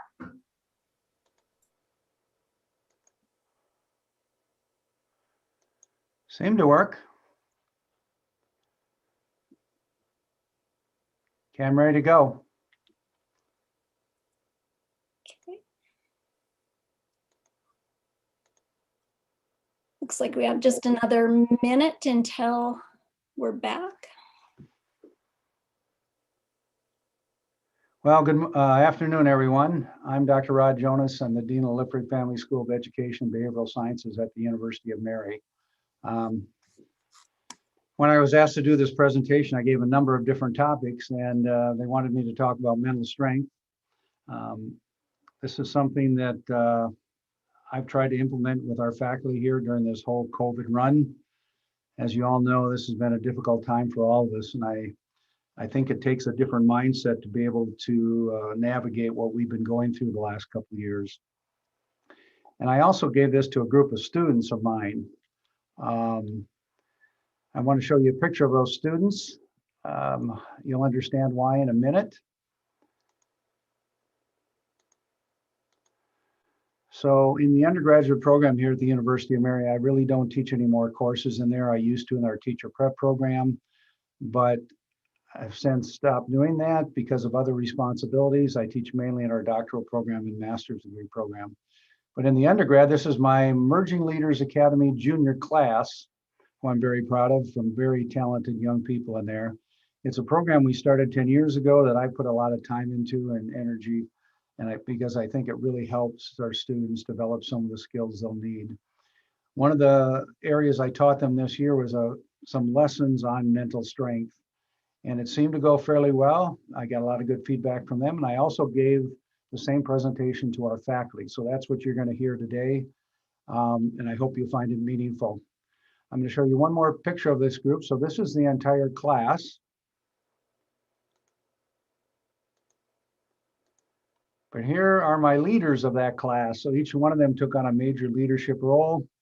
Zach in front there is about 6'7", so he decided to lay down because it took up the whole screen. So, but that's my crew, I call them, and they're the ones that I share this with along with our faculty. So on this topic, as I said, I've been sharing it with, excuse me for a minute. I've been sharing this with our own faculty here and this class. So when I shared it with our faculty, they felt that what they learned was very important, and it helped, I think, help us develop a stronger culture and understanding of what we're all going through and what we probably, the mindset we need to navigate all this. So let's go on to my PowerPoint here. You should have received some handouts that were emailed to you, PDF format. One was going to be some of the major themes we're going to be talking about. Another one is actually the lyrics of a song that I'm going to play at the end of this, so that I think you'll understand as we get to that point. But most of the information I'm going to be sharing with you today comes from Amy Morin. Amy has written a book, excuse me here, 13 Things Mentally Strong People Don't Do. She's actually a social worker, and as she worked with her clients, she found out why some people succeed during tough times when others do not. So what she did was, when writing this book, which kind of her own ideas on what she's learned in her practice. If you read up on Amy Morin, one of the things you'll find after she wrote the book, the very next 2 years, she lost her mother and her husband due to all medical issues. And she talks about how she had to actually live the things that she was presenting in this book. So that's where most of the content is coming from. And the last slide will be things I've found in my own life and in my practice here. By practice, I mean what I'm teaching in my graduate courses, along with those students that I just showed you right there. Amy Morin, her definition of mental strength is about knowing how to regulate your thoughts, manage your emotions, and take productive action. Ultimately, she means mental strength can help you in a positive way. It'll help you overcome challenges, fears you might have. That's what she means by mental strength. And I think there's ways we can develop this in our own lives that will help us navigate some of the things we deal with in our lives, particularly in this last 2 years when we've had to deal with a lot of different things that we could not control. If you were like me, there wasn't really time to process a lot of information. You just had to roll with it, and you had to trust the people around you to help make it happen. And sometimes you made mistakes, sometimes you did not, but you had to keep moving on because there wasn't a lot of time just to sit and think about things. So there were a lot of challenges that we dealt with. So what I'm going to share with you first is, as you noticed on her book, she said 13 things strong-minded people don't do. I'm going to list what I think are the top 6.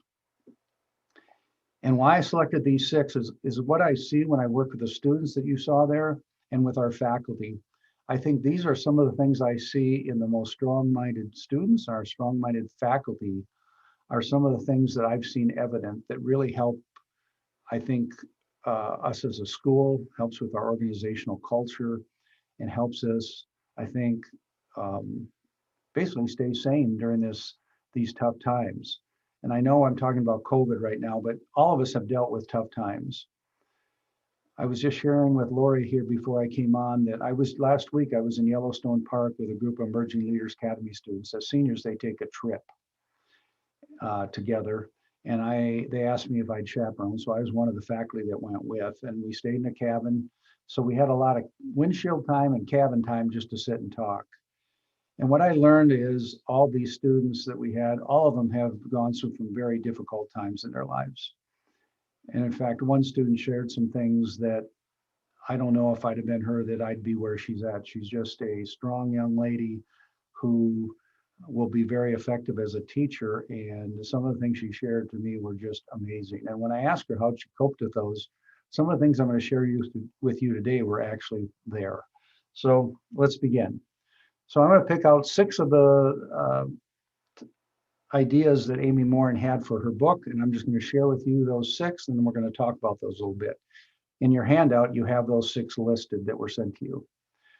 First, strong-minded people or people with mental strength don't shy away from change.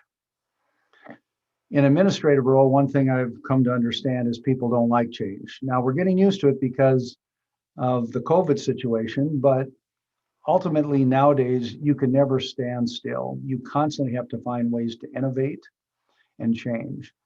In fact, I often talk in our school with our faculty, we have to have a dynamic organizational culture.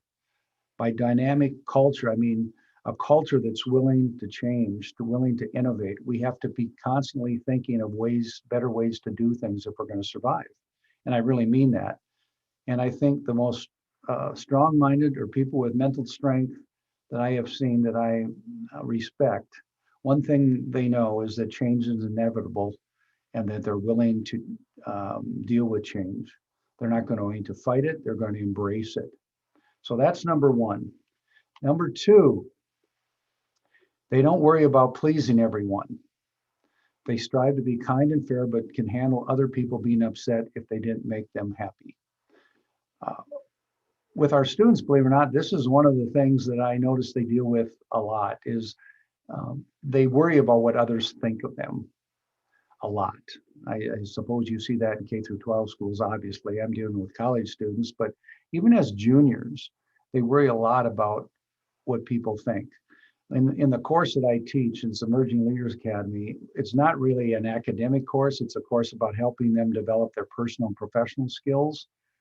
And it takes for us about 2 months really of class before we have students that are willing to say what they think, because they're worried about what others might think of them. If they say something that's stupid or they say something that they think might offend somebody, they worry about it often. But we know that people who are strong-minded, who have a high level of mental strength, they're kind, they're fair, but their job, they don't see it, is to please everybody. One of the things I've learned is it's not your job to make other people happy. People have to find their own happiness and what makes them happy. You can't do it for them. I know yesterday we had our last school meeting of the year. We've already graduated, and yesterday was the last day of the year for faculty who are on 9-month contracts. And so we had a school meeting, and I made a slight error at the beginning. I had forgotten, and I told a faculty member to bring some, or she volunteered to bring some treats, basically cupcakes and so on, because we were going to celebrate the faculty that had birthdays over the summer. I had forgotten I told her that. At the same time, I talked to another colleague and I said, geez, we're not going to have treats today because I forgot to ask somebody. So that person bought those as well. Well, then I ended up, we start the meeting and we have one brought in the treats that she said she was going to do. The other one brought them in because she thought nobody was going to bring them. It was a little awkward. And I could see the first faculty member that had volunteered to do this looked at me. I could see she wasn't real happy with me that I didn't remember that she was going to do this. So I did apologize, but ultimately I'm not going to worry about that. Why? Man, this last end of the school year, graduation, I was just gone to Yellowstone for a week. I'm going to give myself a break. I'm not going to worry about how she feels, even though I know I made a mistake. I was kind, it was fair, but I'm not going to carry that through the rest of the week because one of the things we shouldn't worry about is who brings treats to meetings. So that's just a small example of something I just dealt with in the last day. Last, strong-minded people with mental strength don't dwell on the past. I think this is hard for all of us, but if you read that sentence, they don't waste time dwelling on the past and wishing things could be different. Instead, they live for the present, plan for the future. I heard a saying once that if you keep looking in the past, you're going to trip over your future. And I think that's really true. One of the things, for some of you may know or may not know, I was a college basketball coach until about 1995, at which time I got a doctorate, moving to higher ed, and that's why I'm in the position I am now. But in coaching, it's so easy to get stuck on that last game that you lost, or the last quarter during that time that we didn't play well. You can get so stuck on the past that you forget about the future. And once the past is done, as we all know, I mean, we all rationally understand that when the past is gone, there's nothing we can do about it. All we can dwell is on the future. But it actually takes a strong mindset, someone who's mentally strong, to get past that. To really understand that I can't keep looking backwards. I just get looking forward. In fact, when I shared with you one of the students that was on my trip, the trip with me this last week, she talked about some of the things she'd been dealing with. And it's one of the things I asked her. I said, well, how did you get by what happened to you in middle school to now be the person you are? And she said to me, she said, well, I had to realize that all I can do is control what's happening today. Now think about that. I only control what's happening today. So she learned on her own to give up the past and keep looking towards the future, and to live for the present and then plan for the future. And she's a very smart young lady. In fact, on the trip, she told me, she said, if you're around, I'm going to be working for you someday. And I don't doubt it. She said she's going to go get a PhD and so on. Had a very difficult upbringing, but now she's moving on, and she's a bright example of what it means to not dwell on the past. The last three. People are strong-minded or have mental strength don't waste energy on things they cannot control. I don't know about you, but this is something I've really had to work with or work on. So many times there's so many problems you deal with in a day, so many issues you deal with in a day, that it's very difficult to not put energy into everything. But your energy has to go on those things where you can really make a difference. Those things that you can actually control. Now, I know it's hard to decipher sometimes the things you can control, but if decisions are made above your head and there's nothing you can do, you just got to go with it. You got to kind of roll with the punches. In my role, there's several things that come down from above, from the vice president's office, academic affairs of the president, of something they want done or need done. And it may be that I even agree with them, but then I have to work with our faculty and sell it to them about why we need to do this. So what I've tried to do is, when things that really aren't our decision, the things that we just have to do, I actually try to get faculty to find purpose in why we're going to do it. I try to give them the why. Here's why we need to do it. It might be, this is what's best for our students. This is best for the university, and so on. Even though we can't control, we are required to do it because we are just asked to do it. I want them to understand that we still have control. We still have the ability to do it our way. We still have the ability to implement whatever it is. But I think in all of our lives, even in your personal life, I think we waste time on things and worried about things that we can't control. I love my wife to death, but that's one of the things she always focuses on things. And I often say, why are you thinking about that? There's nothing we can do to fix that. And usually she accepts that, but once in a while she gets upset.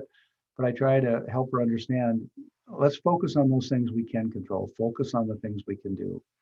Let's not worry about the other things. I know that's easier said than done, but I think it's wise advice. Next, something, when I read her book and this chapter on this, I really found it quite interesting. Strong-minded people, people with mental strength, don't give away their power. They don't allow others to control them, and they don't give someone else power over them. No matter who's supervising you, no matter who's your boss, unless you are the boss, there's always somebody above the school board, whatever it might be. You don't give away your power.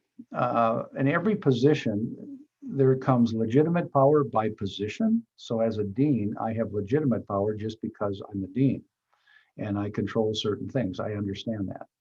But reverent power is something that I have to earn. It's power I've earned with people because of their respect for me or their trust in me, whatever it might be. But strong-minded people don't allow their boss or anyone else to control them. They stand up for themselves when they need to. They don't give away their power. Now that may seem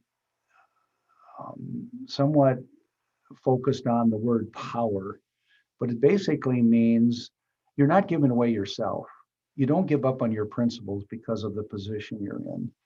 You stay and so you're controlling your destiny, not someone else. I know when I coached, one of the things that was hardest is the obvious is you're evaluated after every game. There's a scoreboard. It basically says you're a winner, you're a loser. And that can get in your head if you let it. But you can't give away who you are just based on a score. And that is basically giving away the power. So when you look at that, think of it more deeply than just the word power. It's basically control over you. Who controls your thoughts, your emotions? Is it others or is it you? I know when I was a basketball coach, I had a player who was very focused and in every game could care less if we won or lost. So I asked him about it. He says, well, I never worried about if we were going to lose. I always focused on if we were going to win, what it was going to be like. So he chose to be control over his own emotions about winning or losing a game. So that's just one example. Last, strong-minded people don't waste time feeling sorry for themselves.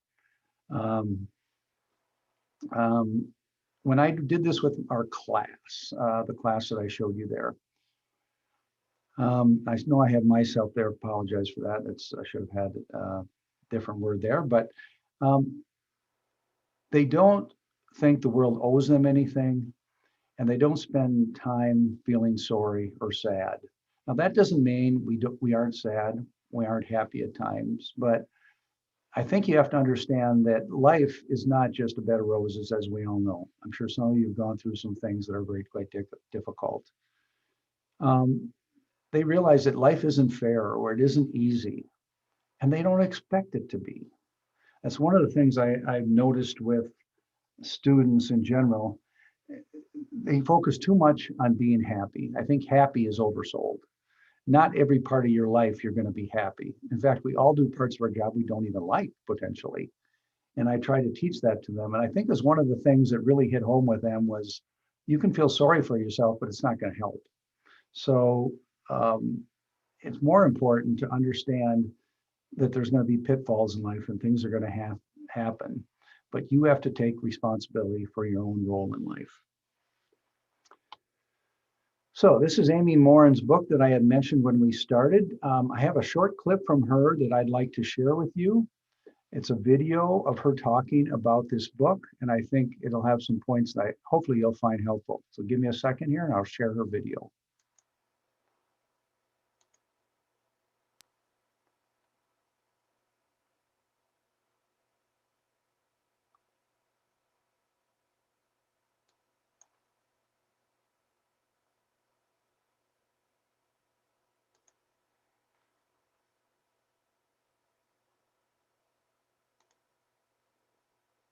Give me a second here. For some reason, I can't bring that video up. I don't know why it's not there.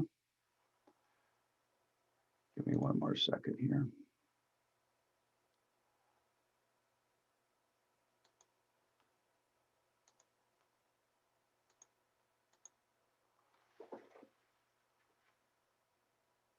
Mental strength is really a continuum. Everybody possesses it to some degree, just like physical strength. But people aren't either mentally strong or mentally weak. It's that we have a certain amount of mental strength. And then we can always choose to become stronger. There's always room for improvement. It's all about the choices you make, the exercises you do, and the way that you choose to live your life. You know it's a problem when you feel like you're not reaching your greatest potential. When you know that there are things you could be doing, but you don't do them because something's holding you back, it's usually our mindset. There's something going on that's causing us to not take those steps that we want to take. So there's a big difference between being mentally strong and acting tough, and a lot of people get that mixed up. So people who are acting tough will say things like, failure isn't an option. Well, if you want to be mentally strong, it's more about recognizing failure might actually happen, but I'm strong enough to deal with it if it does. So whether you're going to ask for a promotion or you're going to apply for a new job, it's not about positive thinking and thinking this is definitely going to turn out right. Maybe it's about realistic thinking and recognizing this may not work, but to also remind yourself you're strong enough to handle it. So anxiety is meant to keep us safe. If you didn't have any anxiety, you wouldn't look both ways before you crossed the road. If there's a hungry lion chasing you, you knew to run. And somewhere along the lines, we started confusing, say, social rejection and small failures in the office with thinking that somehow that's dangerous. In today's world, we don't face nearly as many of those same physical kinds of dangers. Maybe it is a social risk. Maybe it's a financial risk. Our brains often have false alarms. If you're in a situation where you're in physical danger, you want that alarm bell to go off, but you don't want it to go off when you're just, say, asking for a raise, because it makes it much more difficult to do. So just recognizing I'm not in danger, my body thinks I am, and that's why my heart is beating fast and my palms are sweaty. But that just because you feel that way doesn't mean that you shouldn't take the risk. An important part of building mental strength is about doing things that challenge you. Just like if you wanted to build physical strength, you need to lift weights. And when those weights aren't heavy anymore, you need to lift heavier weights. So it comes down to recognizing what's kind of uncomfortable for you and how do you take those steps. And it's different for all of us. For some people, speaking up in a meeting is terrifying. For other people, it's no big deal. They can't stop talking, in fact. So to just recognize what are some small things I could do that would challenge myself. And it might be striking up a conversation at a networking event. It might be saying I'm going to speak up 2 times in every meeting I go to. Or maybe it's about I'm going to respond to emails and say no because I'm a people pleaser. Just asking yourself, what are some small things that I could do that would be a little bit risky, that would challenge me to step outside my comfort zone, and then keep practicing it until it doesn't get scary anymore. The more that you keep challenging yourself at a moderate pace, the more that you realize you're stronger than you think. And you'll actually train your brain to see yourself as more capable and more competent than you think that you are. Because there's a good chance right now your brain will talk you out of doing anything that's uncomfortable. Your brain wants you to stay in your comfort zone. So it will tell you, don't apply for that new job. Don't speak up in that meeting. Nobody's going to listen to you. Don't volunteer to give a presentation.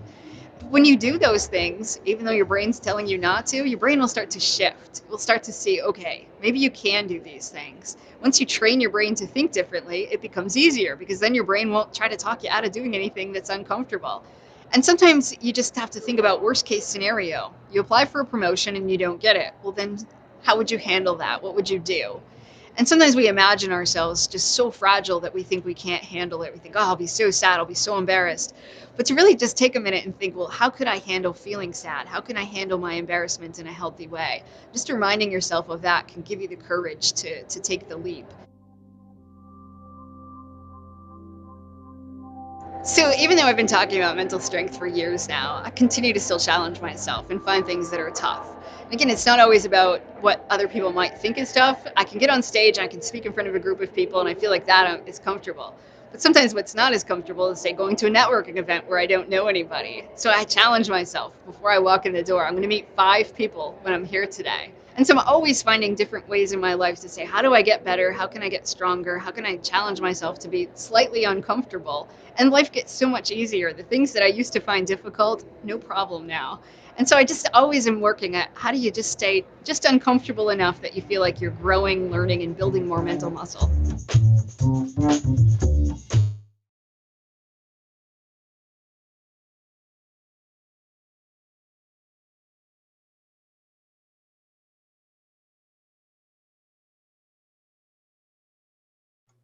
So I hope you found that helpful. That's Amy Morin herself speaking to us directly. if you listen to what she had to say, basically having mental strength is a mindset. It's you taking control of your own emotions, your own actions, and then taking the steps to stretch yourself so that you overcome some of the weaknesses you have as far as your mental strength. And I think that is so true. In anything in life, practice is what makes you do the skill or whatever it is better. But if you read her book and watch some of her videos, she's really talking about a mindset. And when I work with our students in this, that's what I'm trying to tell them is it's a mindset. It's you taking control of how you think and how you feel. And I think that's important. Instead of letting our environment control us, we can control some of the things that might be our fears. Next, let's go back to our PowerPoint for a moment. So that was Amy Morin. Now, I have some suggestions for helping you develop mental strength that come from other sources that I've read, some of the literature in the field. And to be honest, on my own personal things that I try to do and what I try to do in my role as dean and helping others, that means our faculty and our students be more effective. For our faculty, more effective as leaders, for our students, more effective as up-and-coming professionals, and help them in their own personal life. So I have a few thoughts, and then I'll have a video I want to show you, and then I want to open it up for discussion at the very end. One, learn to enjoy life's challenges. Everything that we do will come with challenges. There isn't a job that does not have challenges. In fact, do you really want a job that doesn't? Do you really want to do something that isn't challenging? That's one of the things why I've stayed in my own position is one, because I have a great team of people. I enjoy the world in which I work, but I enjoy the challenge. Are there certain responsibilities I have to do? Yes, there are. Are there certain expectations? Yes, there are. But I've learned to embrace those things. The challenges will always be there in life, and there might even be personal challenges. This morning when I got up, I got a text message. One of my good friends just found out he was having some chest pains, went in, they're going to do quadruple bypass today.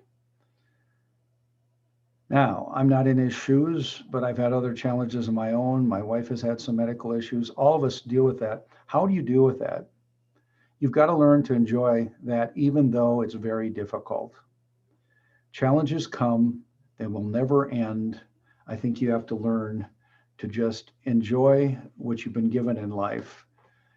And a video at the end, I think will help you understand this a little bit more. Second, learn to stay focused on what is important. One of the things I tell our faculty here, and I've tried to hire people that have this mindset, is stay focused on our students and our programs. Don't get caught up in everything else that's happening around us. Stay focused. Stay focused on making a difference in the lives of the students you teach. Stay focused on being a great teammate for all of our faculty here. Stay focused on living the mission of where we're at. Stay focused on believing in yourself and what you can do to help us improve and become even a stronger, better school. All of you have jobs, but what in those jobs is the most important thing? That's what you need to focus on. So if I was a faculty member here, what's important in their job is their teaching in the courses they teach. Do that well, and everything else will take care of itself. Stay focused on what your job is, what you've been hired to do. Next, which is a difficult one, learn to integrate your work with your life. We often hear this, we need a work-life balance. I've discovered there isn't such a thing. That means we put in this silo work, in this silo we put our life, and then we'll go from one silo to the next, and we're just going to stay in that work world. I have never been able to do that. I can't figure out how to do that because guess what? I may arrive at home, it's time for dinner, and I get a text message from a faculty member or something else that I have to deal with. Now, there have been times I've just turned off the phone, put it aside. Nothing can be that important, right? But I've learned to understand that my work and life have to be integrated. Why? Because I want to be happy in both. I don't want to just do one and say, okay, now I'm putting that off because you're not important. I'm going to go to my life. Now I'm going to put my life off and I'm going to put you over here and I'm going to go to work. I think the happiest people are where they can integrate their work with their life. I know one thing when I did when I was coach, to keep a family life going while I was coaching in bus rides, we brought our kids right along on the bus. Now that wasn't always handy, wasn't always easy. We couldn't do it all the time, but it's one way I could integrate my family life with my work. Now, I don't know how each one of you are going to do that. I have no idea, but I'm telling you, if we just continue this idea that we're just going to have this balance, we're going to keep work over here, life over here. I haven't found that works. And maybe some of you have, but I think you have to find a way to integrate both of those together so that you can live the life that you were meant to live. And I truly am passionate about that. I've been able to do that in my work world in my own job here as dean. And it's really made my life better. Now, are there conflicts at times? Yes, and I have to pick. Is it going to be, I'm focused on my life, my work. Like last week, I never checked our email once because I was going to jump into working with those students. So, but I knew at the same time there was work to do. So when I got, on Saturday came, I went through my emails, knew what I needed to do. And I'm glad I checked those because there are a number of things I had to get done. Okay, last is learn to live in the moment. And here's what I'm going to do. I hope this works for you. It sure worked in my class extremely well, and I did it with our faculty. So during this whole COVID thing, my wife and I watched a lot of Netflix. I bet you did too. Anyway, there was a movie out, Penguin Bloom. It's about this lady who was a surfer and also had another job, but she was really into surfing, and she became paralyzed. And so what I want you to do is show you that clip first, and then we'll talk about it before I show you the next thing. So give me a second here.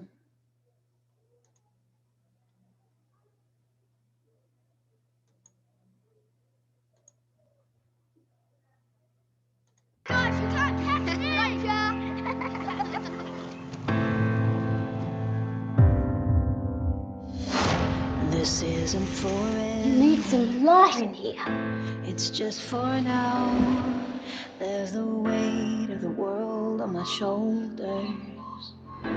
But I know somehow at the end of the day it'll ground me. Do you miss your mum? The earth's under my feet. Can you feel this? Can you feel this? No. Lift my eyes up where I'm going. Keep your fire. She needs a name. Penguin. Won't lose hope, 'cause I know. The boys and I were struggling. Oh, you're struggling. Yes, it's all of us.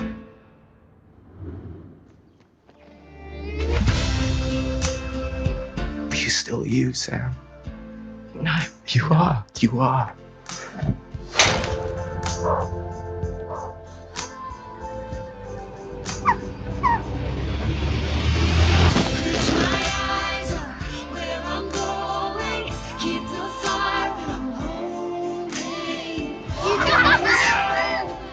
I'm here. I'm your mum. Say mum.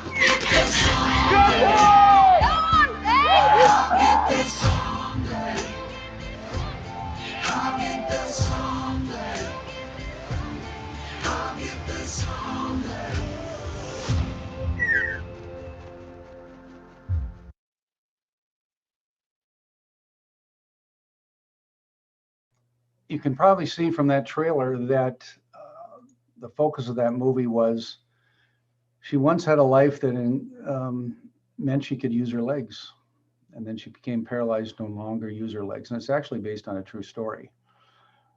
And what she had to do is learn to live in the moment, live with what she had instead of trying to get back her past life. She had to live in the moment. She had to realize that what her life was, and that by not focusing on living in the moment, that she was going to lose her family and everything she had in front of her. And she came out of it very well. Now, at the end of that movie, there was a song by Colin Hay. And I sent out an email, or I had sent to you the words of that, the lyrics of that song. I'm going to play that song, look at those lyrics, and then we'll come back the last 10 minutes and just share a little bit on what you think you learned from the presentations or any questions you might have. So next I'm going to go to that song, and you should have the lyrics in front of you.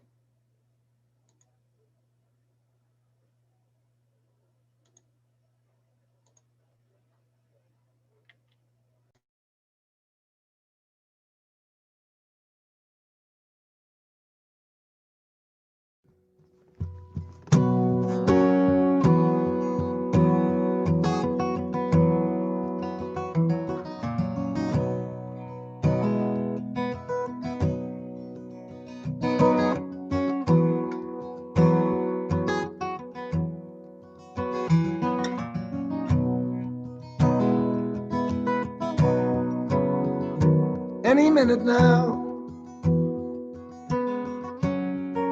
my ship is coming in.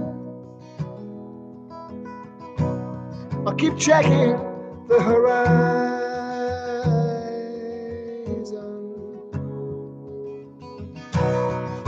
and I'll stand on the bow and feel the waves come crashing down, down, down on me. And you say, be still, my love.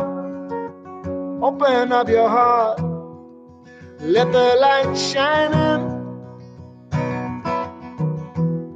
Don't you understand? I already have a plan. I'm waiting for my real life to begin.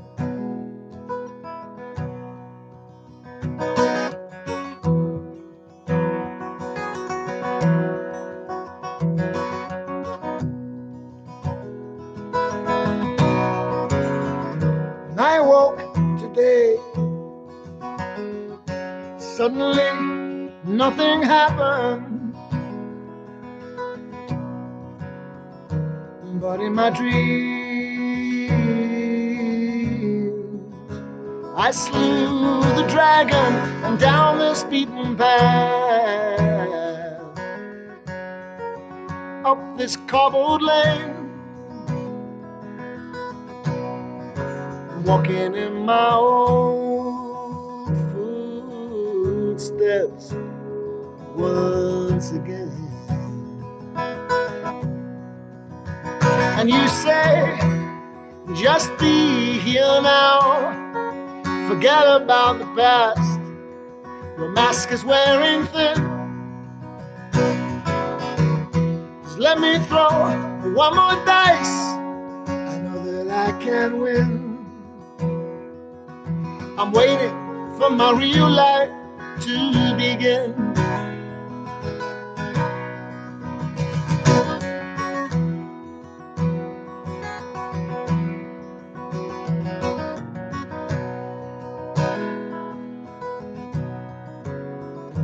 Any minute now, my ship is coming in. I'll keep checking the horizon,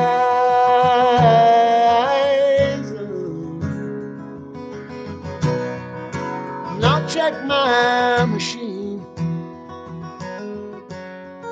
It's sure to be that call.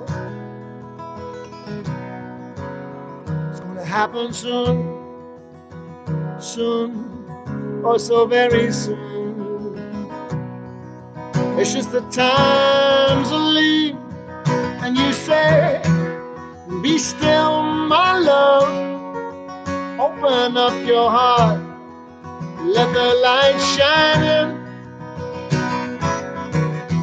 Don't you understand? Oh, I already have a plan. I'm waiting for my real life to begin. Hey,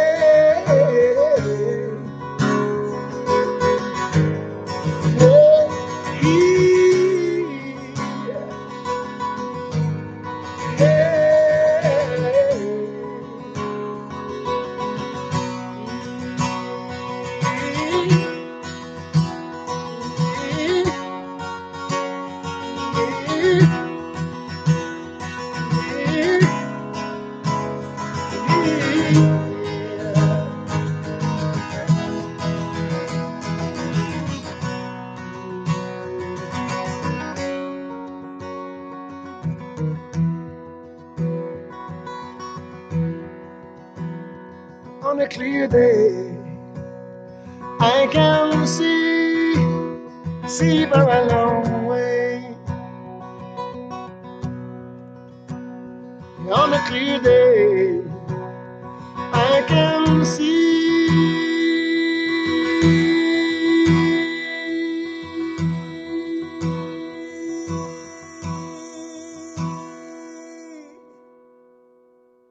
See for a long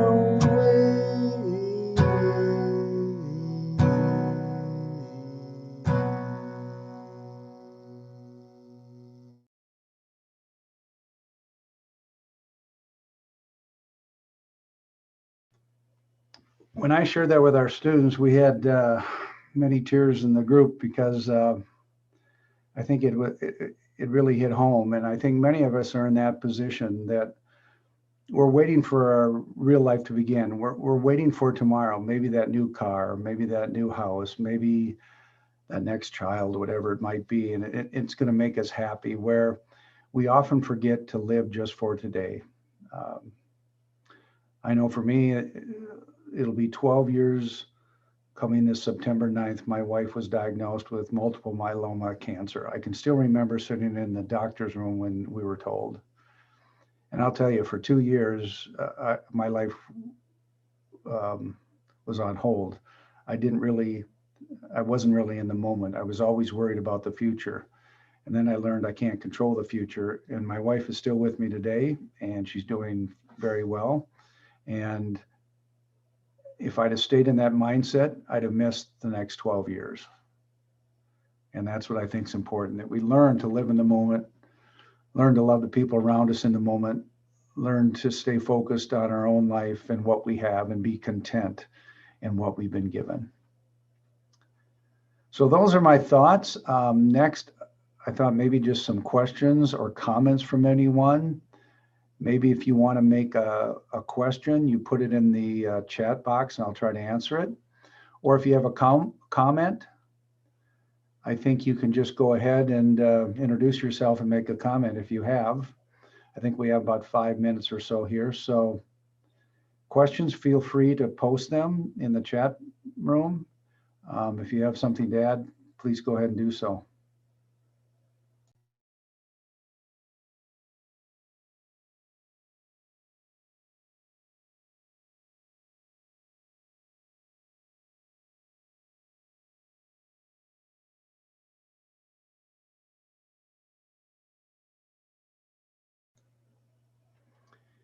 Any brave souls that want to say anything in there that struck home with you, or any different interpretation you have, or something you've learned in your own life? I think we all have things we can share.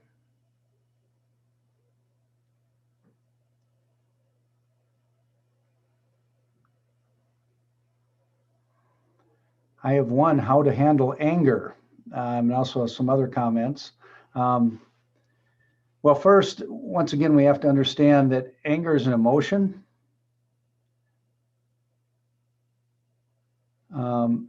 It's something we can control. As a dean and what I consider myself a leader,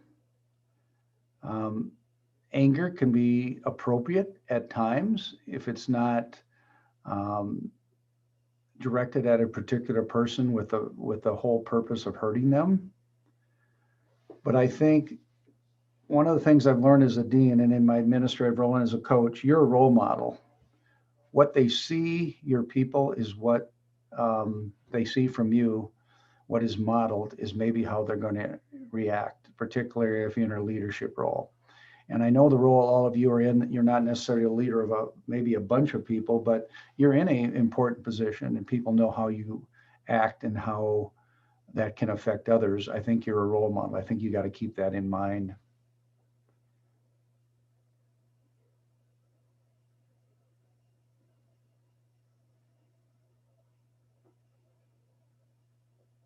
Here's a good comment. I know many of us need mental strength, but you also have to have it.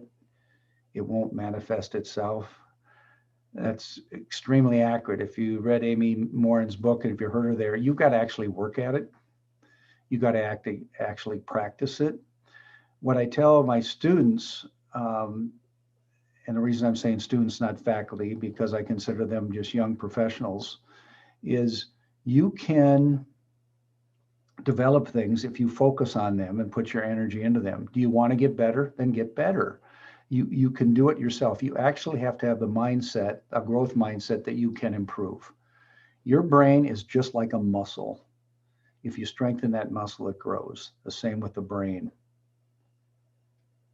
I read here from Tracy, my friend died of cancer at age 39. Ever since then, I feel I changed. I started living my life differently. I don't let things bother me so much and don't dwell on negative things. And that was 9 years ago. Thank you, Tracy. That's excellent. It's very, every moment in our lives, different things happen that are going to shape us. And they can shape us in a positive way or a negative. Many of the bad things that happen to us, if we handle it correctly, we can come out the other end a much better person. And I think we all know that. I assume all of you are getting up in age, or you probably would be in the role you are in. You know that different things in your life shape you. They either can make you better or they can make you worse. And I've always tried to choose to make it better.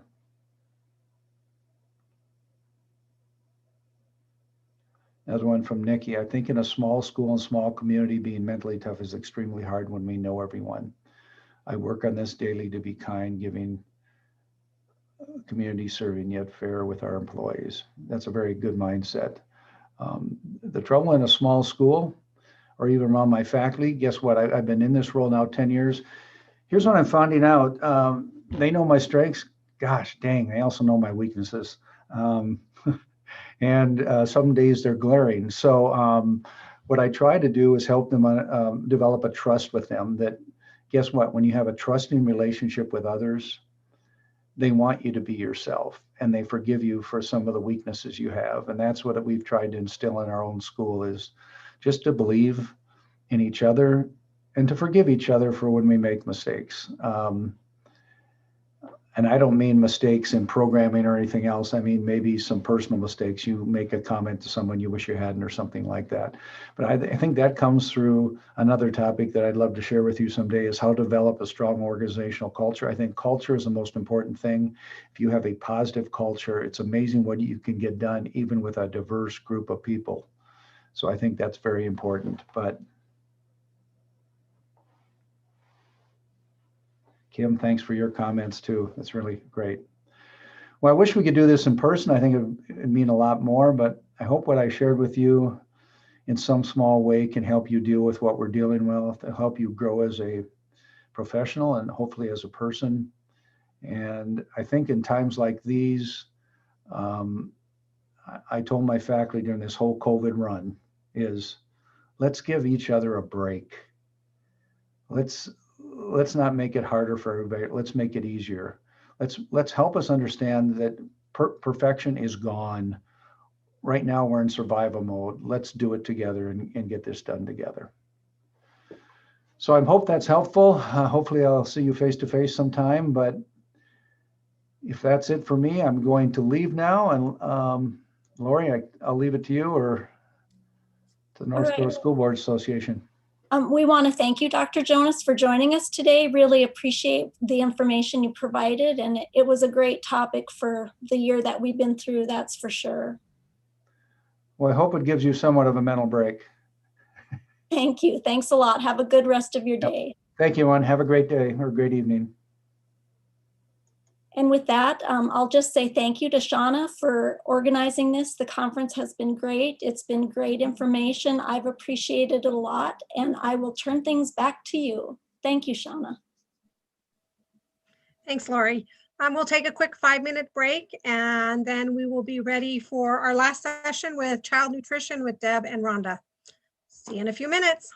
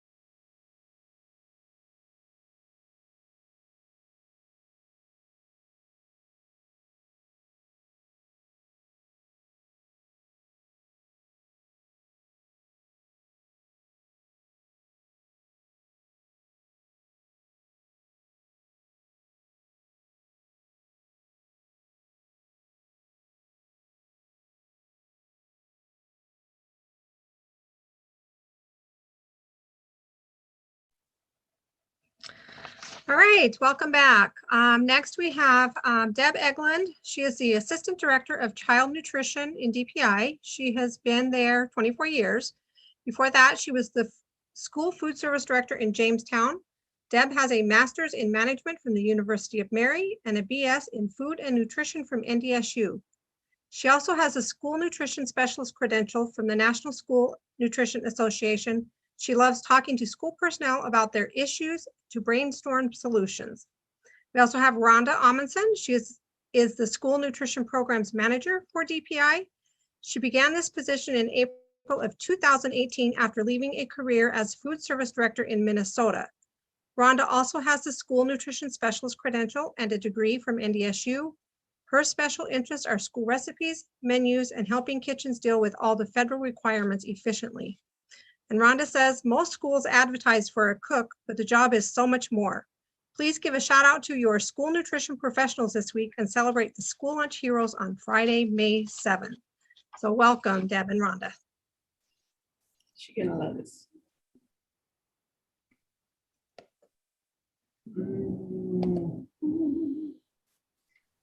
Okay, it says we can't start our video. Oh, there we are. Okay.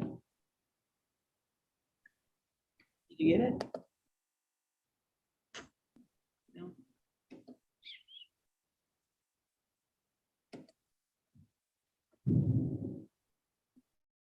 Yeah.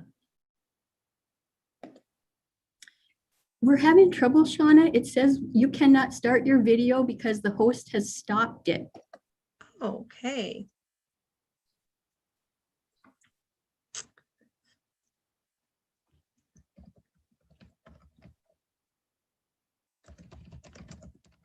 Let me check with Rebecca. We'll check if we did something wrong.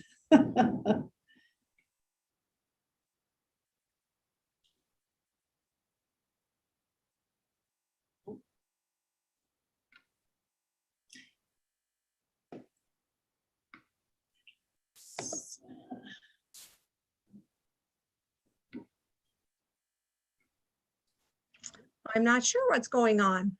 Well, it's so interesting because earlier I shared screen and we could see it. Well, maybe we could just do that.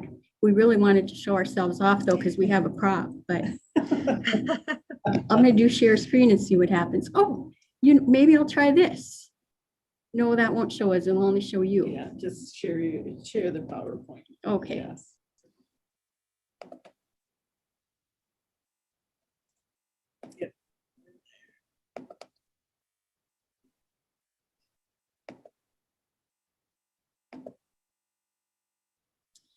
Okay. Very good. Yep. Well, anyway, this is Deb and Rhonda show, and we're going to talk about just the money in school lunch. Our prop is that we are wearing necklaces that are dollars with strings hanging off of them because we give you money, but it has strings attached. All right, one of the things that's coming up this year is Congress was real nice to us again, and we are able to offer the meals free of charge to kids all year. Only this time it won't be the summer food program that was easy peasy compared to our NSLP. It's something called SSO, Seamless Summer.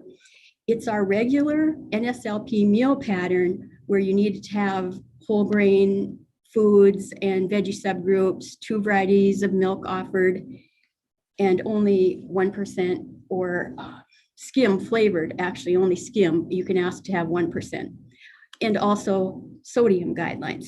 Well, they gave us a chance that you can ask for waivers to not have to do a whole bunch of things. But on the meal pattern, in case your cooks tell you something like, oh, we can do whatever we want, nothing has to be whole grain, that's not true. They have to write us on a case-by-case basis and explain why you can't have certain whole grain things or couldn't meet veggie subgroup requirements. We might not believe a lot because we feel like the supply has caught up on virtually everything, but on that sodium, we do realize very low sodium meals do not taste very good, so we're going to be incredibly generous about okaying that one. The other waivers will be very similar to what was going on this year. The students are all free. The reimbursement rate, they haven't told us what it'll be, though they have told us it will be very similar to the summer rate, which was fantastic. Like I think you're getting $4.26 a lunch and $2.27 a breakfast, way better than NSLP. They might knock off the admin rate on that, but we feel like you'll still get awful close to $4 for a lunch, which will be nice. Some other things they've waived are the congregate meal service. So you can send meals home or have kids eating in different places. You can allow parents to pick up meals for distance kids. You don't have to have your lunch between 10 and 2. It can be at different times. And you do not have to do offer versus serve for high school students. You can just make them take everything if you want, but I think that'd be a huge waste of money. Anyway, you don't have to do that if you don't want. On-site monitoring, that's more on our side. We do not have to come out and visit you in person for a review. We could do a desk audit, but then today we heard something that maybe we don't even have to do that for a whole extra year, though we would offer ourselves up for technical assistance on anybody who needs an actual on-site visit. We're not too scared to come out there. Some of the other information is, okay, so all the kids will be free this year. It doesn't really mean the students are free. It's just the meals are no charge. You might still want to collect income applications because so many other programs like to use that percentage. And some of you had really low percentage of free and reduced last year and you were disappointed in it. So it might be something to consider that you still want to do those income applications so you have good numbers for free and reduced. On the after-school snack program, after you apply for the Seamless Summer in our ND Foods, then you have to apply also for NSLP or at-risk childcare if you want to do an after-school snack. We're not allowed to offer it under the SSO summer program, and that's because we're already pretty darn generous with the breakfast and the lunch. We plan on having the renewal application out in ND Foods by about July 15th, but right now we have computer experts in IT working on getting it all fixed for us. One thing that we would say when you do your application renewals, make sure you check all the individuals listed. If you have new staff, add them. If other people are gone, delete them. Take out duplicates and make sure that everybody's email is right. So many times we hear people didn't get notification of whatever, and then we find out one letter was wrong in their email. Here's some other things that go along with our regular NSLP, which is now going to be called Seamless Summer. You need to do civil rights training for any staff that help in any way with the meal program, including if they're in the office doing free and reduced apps. You need a local wellness policy and assessment, and we have a really good assessment. We swipe from Minot if you need one. All of the districts that have multiple sites need to do an on-site monitoring at each one about their meal counting system, even the main one. So if you just have 2 sites, you don't just go monitor the other site, you want to monitor the one you're at as well. It's just about how you're counting your meals, just to make sure that everything's right with that. You keep it in your file, you don't have to send it to us. Professional standards, we still have that. So we've been trying to offer as much as we can virtually this year so that everyone still gets their professional development. You need to do program outreach for breakfast and summer food opportunities. Even if you don't do those, you can, what, Rhonda? Oh. Before you go on, Deb, we do have a question related to the waivers, and April is asking, is this statewide so we don't need to apply for them? The only ones that they need to apply for are the meal pattern waivers. All the rest of them are given to each one of the schools. Right. That is a really good question. Thank you. In our ND Foods renewal for you, we are going to list all of these waivers and you just click all the ones you want. We're guessing everything. You want everything if you're smart. And except for a meal pattern waiver, if you've got a certain whole grain item or you want to offer 1% chocolate milk, which we hear dairies aren't even going to make chocolate skim. So we might make that and everybody in the state gets it. We're not sure. It's just meal pattern waivers. You need to actually state your case. That's good. Thanks. Okay. All right. Here's something that we have not been enforcing, and it has caused us a lot of trouble. In 2016, USDA put out a new memo that all of our schools needed to have a nonprofit school food service account. Maybe account doesn't necessarily mean like a separate checking account or anything, but definitely a way to record your revenue and expenses so that someone can track what revenue and expenses were for food service. And I know there are places that run everything out of general fund, and then they try to make some journal entries to tell us what happened with all of this money. But yet, when we go to these places on invoices, we see things where they've written words on. I mean, if you used codes and actually coded this stuff right away, you could run reports that would make it so easy to figure out where all the money came from and where it went to. But we've been, well, I guess one of the reasons we don't advertise this is because it's also the thing about indirect costs, and we don't want you to charge our school lunch friends indirect costs. Okay, the reporting manual that Adam talks about, 01 is general fund and 05 is food service. The reason that we really want you to start recording everything in 05 food service is because it should be run like a business. You have your beginning balance, what was your revenue, what was your expenditures, and what's your ending balance. That way you can see if you're really going in the hole. If you blend all of your money together, it is a lot tougher to figure out if you're going in the red in the lunch program. And I would have to say that almost everybody who blends all their money in one pot is going in the hole on the school lunch. And I have this one friend who owns a shipping company. She's really rich, and she wanted to open her own business. So she opened a entertainment rental place and did not make money. But the fact that they owned the shipping company compensated for how much she was losing on that. And that's what happens when you've got a really lucrative general fund, and then the food service is not doing that good. If all the money is mixed together, it really muddies the waters about which is actually losing money. We have in Grand Forks, Emily, she does a profit and loss statement for every single school. She does like meals per labor hour, how much it costs to make a meal there, what their percentage is.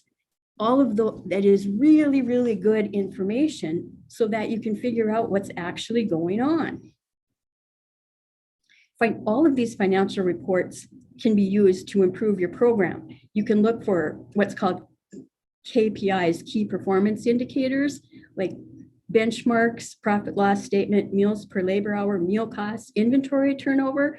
If your freezer goes out because your cook likes to really stockpile and now you lost thousands of dollars worth of food, if you had cash, you could still be using it, but now you have food that went bad and you can't use it. Cash would have been a lot smarter in that case. And maybe find your break-even point for meals at that school. We're not saying if it doesn't pencil out, you have to close that school or anything, but it's really a nice way to see how each site is doing, or even each program if you want to separate out like snack from breakfast and lunch. We have some questions on our review form that actually talk about some of these reports. Were revenue and expenses tracked separately from all other school transactions? How about transferring money in and out of the school food service account? Do you charge indirect costs? Is it right? How about excess funds? Do you have excess funds? Why? Non-program foods, that's another thing that was in that 2016 memo. And this is kind of hilarious, actually. When I told my big city directors about it, one of them said, what, does USDA think we're so stupid that we're selling food for less than the cost?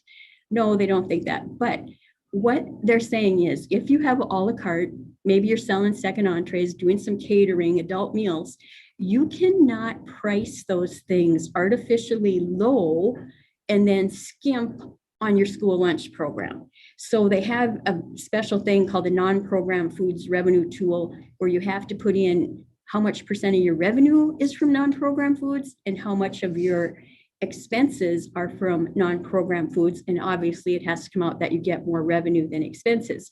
And I can't say we have very many people who do this themselves. Usually I do it for people, But that's why we talk about non-program food revenue, that it needs to be tracked so that you're not offering really, really good deals on the FFA banquet or something and then skimping on lunch. The paid lunch equity tool, that is because USDA wants you to charge as close to what they give for the free rate as possible. Well, when we didn't charge last year and we didn't charge this year, I'm not sure what they even expect anymore. If they expect us to have you do those PLE tools, we will tell you, but we usually got that notification every year in March. We did not receive anything this year, probably won't next year either. On your district financial report, this is what you send in to Adam, and then he takes a bunch of columns out and gives us the part that we need to look at. We use it as a snapshot to look at your food service revenue and expenditures, kind of track where you did any transfers. And so many people tell us, well, we pay for the adult meals in the district and offer that as a benefit. We pay for the seconds so that our parents don't have to pick up that cost. And maybe they do some caterings for school board or whatever. We just need to make sure that all of those things were accounted for. And then we look at that ending balance to make sure you're still in the nonprofit status. This is kind of a little example of what Adam gives to us that we look at. And this is real, I put this here. We're here to help, right? Rhonda put that there. I added. These are your numbers. People call us all the time and say, where'd you get those numbers? Well, we got them from you. Well, we got them from Adam, who got them from you. We did not make them up. But we would really like it if you would put the numbers in a way that it makes it easier for us to figure things out. Like on the top one, they put everything, they have some there in general, O1, they have some in food service. So then when we add it all together, their food service revenue was 236,000 and their food service expenses were 256. So they went 20,000 in the hole. Behind that 70,352, I put TRF transfer. If you are transferring money out of food service, we really want to see it in this column, 05-910-6300, so that we can figure it out. If you tell us we paid cook salaries out of general, and then when we had enough money at the end of the year, we transferred as much of that money back as we could. That's where we just would like to look down that column and see what you transferred out of food service. If you have it over in the 01 column, or sometimes they put the exact same number in both, we're not even sure what happened there. So we really like to see that one in the 05. On this bottom one, this is a district that ran everything out of general fund. So they actually had 45,000 in revenue and 145,000 in expenses. I mean, that's triple. But we see that happening a lot in the places that muddy the waters by combining all their money just in general. If they don't separate it out, it's a lot tougher to figure out where your bleeders are. I'm counting on Rhonda to tell me if there's any questions. I can't see them on my screen. Okay. We need to calculate excess funds. And then if you have too much money in your account, we write to you and tell you you have too much money in your food service account. So you need to make a spending plan of how you will spend down that money. And I know it sounds silly because of course I have like this Emily and Cindy, they're always in trouble and they say they're being penalized for being excellent managers, which they are. But USDA looks at it this way. If you have too much money at the end, then maybe you are skimping on those meals, which we do not have any, what I would call crooks, whatever. You know, we know all of our people are trying their very hardest to do the right thing. We don't have anybody who's flat out just trying to rook us or anything. But they feel like, okay, why do they have that much money? They must potentially be doing something wrong. I think it is more likely a case of we're incredibly conservative in our state, and things that other people might just not blink an eye at spending money on, we're like, oh my gosh, too expensive. So since you're making all this money right now on the summer food service reimbursement, a lot of people are on the naughty list for having too much money. you should start thinking about pie in the sky things that you would really like to buy. This is another one of our excess funds. Oh, a lot of people ended up on our excess fund list the last couple years because originally Rhonda and I would take your expenses out of food service and general fund and add them together and then divide it by 3 to decide how much you could have in your ending balance. But we got reprimanded by our USDA Denver office, and they said we can only count expenditures that were actually paid out of the food service account. So people who were paying cook salaries out of 01, all of a sudden, we couldn't even count that as an expense. So all those people got told they had too much money when it seemed hilarious because they were running in the red, and that's why they were paying the cooks' salaries out of the general fund. So anyway, we're hoping you can try to do as much as you can out of the 05 account. If they do not have enough money at the beginning of the year, you could transfer some into them. But then at the end of the year, if they have that money back, take it back to general. And hopefully you don't get in trouble from Adam for having too much in your general fund. We have some ideas though. Anyway, this is how we calculate it out. On your food service account only, we take the prior year's expenses, divide by the number of months, usually 9, and then divide it by 3, because you can have a third of a year's operating expenses left in your account. That's just so you can pay for food and payroll when school just starts. You probably know that for your general fund anyway. But this is an example. And Rhonda's going to send this PowerPoint to Shauna to send out to everybody, right? Okay. Yes. Okay. So this is one where their average monthly expenses were 19,000. So for 3 months, it was about 60,000. And then they compare that to the ending balance. Well, if they don't have enough, then we're not going to take any. And not like we ever take any, but we're also not going to make you write a plan of how you're going to get rid of your extra money. These are some of the questions people have about excess funds. USDA does not make us take the money from you. Never. We'd never be told, oh, they have too much money, go and take it. We don't. What they tell us is you need to use it to somehow improve your food service program. The best thing to do is calculate it before the end of the year to reduce your paperwork, like now, because our year ends June 30th. So now would be a really, really good time to look and see if you think you have more than 3 months operating expenses in your end of year balance. And if there's something the cooks have been wanting or that you've been wanting, maybe spend that now. Because one thing that could potentially happen if you're on the excess fund list for multiple years, USDA could tell us we need to reduce your reimbursement by 10% or something because apparently you don't need the money. And I know I can just hear people snickering out there probably saying, oh, so we're getting penalized for being good managers. Yep, that's how government works, I guess. But on your plan, it can only be used for program purposes. You can get some long-term items like salary increases, reduce the price of meals if you wanted, but you need to be able to sustain that kind of stuff. One really good thing to do is when you have just like one good year or maybe 2 good years in this decade, you can purchase any kind of supplies or equipment that you're looking at that would just be great and might solve a problem.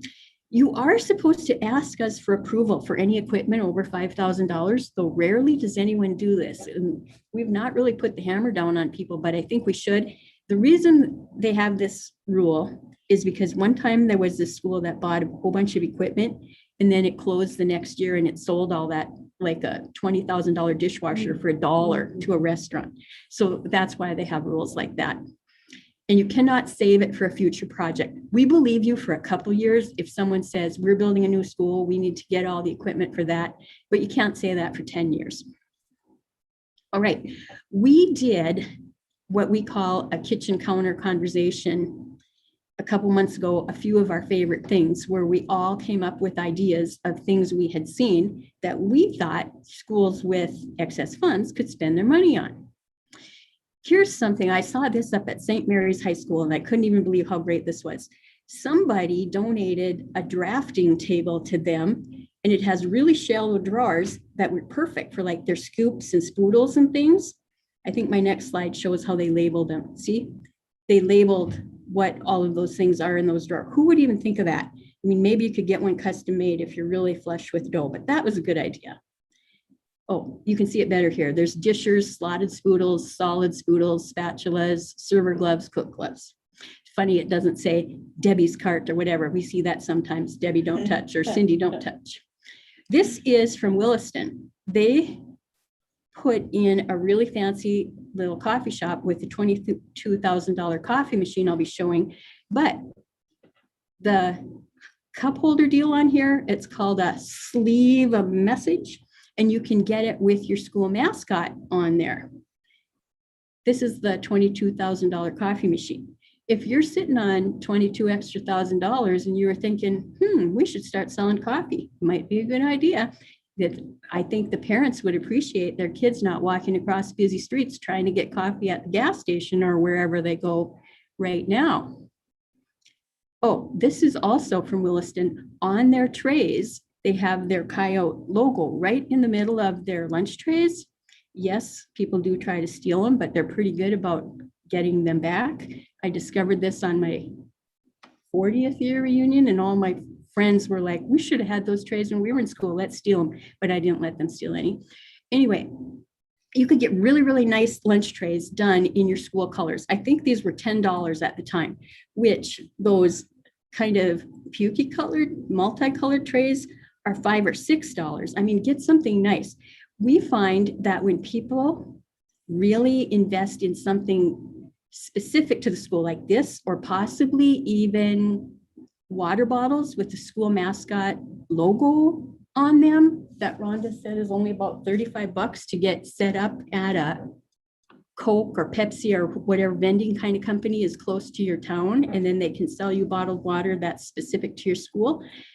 Vandalism really goes down in the school when you do things with school pride like this. So it might be a year to really think about that. People really have pride in their school when they can see these kind of things. All right, we had some equipment grants. We've had them for, I don't know, the last 5 years at least. We had requests, 40 requests, and we could only afford to fund 9 of them before we ran out of money. So you can either look at your ESSER funds or your excess in your food service. And if you have things in your school that just don't look good, like, I don't know if you can see, but the frost buildup in that freezer, something wrong with the condenser there, or that old home range instead of a nice commercial range, take a look at this stuff and really think about it, or ask your cooks, is there something here that you wish we could replace if we have excess money, things like that? They would appreciate it, and I think you would too. The non-program foods, I did already talk about this, but you need to just make sure, this is kind of hard to do. I don't expect you to do it. I could do it for you, just like I do PLEs for people who want some help. We just have to make sure that the revenue exceeds the costs on any non-program foods, catering, a la carte, that kind of, coffee would be one. You can't sell your coffee for 50 cents a cup. It needs to at least cover the costs. Paid lunch equity, we talked about that. It's normally an annual requirement. We don't think they're going to make us do it this year. And it seems kind of senseless since your price is $0. Procurement. You need to have procurement policies that specifically mention things like CN labels and Buy American. We had Buy American as a provision before, but now with the Biden administration, they're really, really, really stressing Buy American. So we need to make sure, and I mean, things like bananas, mandarin oranges, you're not going to find growing in the US. But we have gone to schools where we have seen canned pears and apple juice that were from China. Now that's ridiculous. I think about, I don't know, 30 states at least grow pears, and I think 50 states grow apples. So we don't want to see any Chinese pears or apple juice or apple slices in your storeroom. Those need to be American. If something can't be purchased that was grown in America, most likely bananas, sometimes grapes, and mandarin oranges, they have a Buy American exception in their production record book. They can just write it in, but not basic things. All right. Because you're all flush with dough now, hopefully, from the summer food reimbursements, you might also be really good pickings for food service management companies. These are companies like Sodexo, Aramark, Chartwells, Avians. I can't even remember all the names of them. And they're sniffing around now because what they like to do is come in and tell you that they would like to take over your food service, and they will run it really, really good, like a college food service. But there's a few things that you have to remember. First off, they're an actual company traded on the stock market. Their stockholders expect them to make a profit. So if they can make a profit on your food service, maybe before you sign up with them, you should try it first. Another thing that they do is one of the requirements is that they have to form an advisory board to work with the food service management company on the school meals. Well, you don't need a food service management company to have an advisory board. If you would like improvements in your school lunch, make your own advisory board before somebody else jumps in and tries to take over. Also, these food service management companies, all of your employees would have to reapply for their job, and then they're not covered under PERS or anything like that. And maybe if you're a Scrooge or you think that's good, I don't know. I think in the long run, it's probably not. But it is a thing. And if one would come and approach you, you need to tell us about it, because we have a template that they have to sign for a contract. You don't sign some contract they give to you, because of course it would be in their best interest, not yours. And also we need to approve any food service management companies before they can take over your food service. We are the only state in the nation that does not have food service management companies. We're very independent in this state. We do have a couple places like United Tribes where I don't know what you would call it, a facility management takes care of the whole campus, and as part of doing security, grounds, housekeeping, they also do food service. And then we have that, I think, at Grand Forks Juvenile. But all of our other schools, even if they only have 7 or 12 kids, are all self-op. We're very local control around here. Only if you get approached by a food service management company, just remember, you cannot fall for their slick sales and sign up. You need to call and tell us about it, and we need to give you a contract to go over with them. And also, you can't just sign up with whoever shows up. You have to, if you're thinking of this, you need to advertise it to other companies that you're thinking about sourcing out your food service. Hopefully you wouldn't. I mean, Rhonda and I, and we have Kellen and Amy and Tanya, would gladly come and look at your food service and try to help you before you'd have to go to out-of-state strangers to help you. Okay, the Institute of Child Nutrition has many, many free courses that people can do virtually. We are allowed once a year to request an in-person class from them, which we didn't do this year, but we could if we wanted. They have a financial management class for food and school nutrition directors, though business managers might be smart to take that as well. We offered it maybe in 2019 in the summer in Bismarck and in Fargo, and I think we had 60 people in one and maybe 38 in the other. They seem to really enjoy it and get a lot out of it. So that's something you could think about doing, and then picking out the good parts to tell your food service director about. And in this summer, we have a couple things planned. For new cooks, they need to take an 8-hour food safety class. We plan on having that July 20th in Bismarck. Other lead food service workers every 5 years need a 3-hour update, which we have virtual.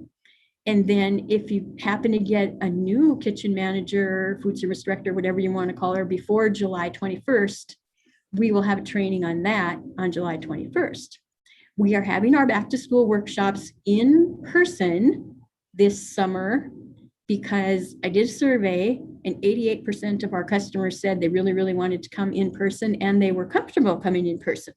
So we decided we are too, and most of us got vaccinated. So we will have them in Fargo, July 27th and 28th. It's the exact same thing both days. We're just splitting that Fargo group in two so that it's not so crowded. And then August 4th in Bismarck, August 5th in Minot. We'll talk about what's going on for next year. And since we also got some ESSER money, we contracted with a speaker who was a food service director in Rapid City for many years and then worked for the South Dakota State Office as a school lunch reviewer. So she's going to speak for 3 hours to the cooks while we take the business managers, administrators in another room to talk about paperwork kind of things. Anyway, that'll be really great. We will have that ready to register pretty soon. Okay, we have some important dates that I don't know if your superintendent or cook tells you about, that we usually give this to them. I guess there's highlights on there about sending out your free and reduced apps, doing your site monitoring reviews, do a racial ethnic data form. If any of this sounds like I'm talking Chinese and you don't know what I'm talking about, you can write to me or Rhonda later and we'll explain it to you and help you with it. But a couple fun things that we would like to talk about is that September 16th, we'll have Egg in the Classroom School Lunch Day. That's kind of like what used to be Pride of Dakota. If you want to serve some North Dakota grown products and make it a fun day, maybe an apple crunch. We've done an apple crunch 2 years in October against all the square states. We haven't won yet, but we sure would like to. And if we get a bunch of schools to register, it goes solely on how many people register. That's how somebody wins. So that's why it's a little tougher if we don't get a bunch of registrants. School Lunch Hero Day, we actually have that coming up on Friday this week, but Rhonda put in here what the date is for next year on that and some reminders. School Lunch Hero Day, May 7th, Friday. Sorry we didn't have a man in a little apron there, but we do have a few men working in school food service. We really appreciate them. This is our non-discrimination statement that should be on all your program materials. It's probably one of the #1 things we find on reviews, that you have an old one that isn't right. This is the actual real one. So when you get this PowerPoint, hopefully you can just copy this and make sure it's on your letter to households, anything like that, that you would send out, particularly if you would deny someone meals or whatever. Okay, this is just our contact information. So we have question. Okay. A question, yes, Deb. Okay. Can replacing kitchen flooring be an provable use of excess funds? Oh. Kitchen flooring. Now, I've always heard that anything that you can pick up and move from your kitchen is an allowable use. I don't think kitchen flooring you can pick up and move and use again. I don't either. I would have to say no on that. I mean, we could do a little bit more checking, but that has always been exactly how Rhonda said. You need to be able to, say you would move to a new school, take it with you. So they've always disallowed things like building walls or floors. You can do like little remodels to maybe move things around in the kitchen, but the actual flooring, I would say, is a building expense, not a lunch expense. Any other questions? No, that was the only other question, Deb, and I put that last slide for School Lunch Heroes there because the business manager is an integral, very important part of the school meal program. And I'd just like to thank all of them for their hard work with managing the school meal programs as well. So thank you, School Lunch Heroes. Well, right, because you're very important. You provide the resources of the money and then pay the bills, thank goodness, so that the trucks keep dropping food off for us. Let's see. Any other questions? It says Q&A 1, but was that the flooring one? That's the flooring. Yeah, I'd say a big no on that one. But I guess we can look because I was pretty surprised when two people asked me about minor remodels, and I found in that indirect cost guidance that they actually could do that. That makes sense. It Yeah. make the kitchen more efficient that way.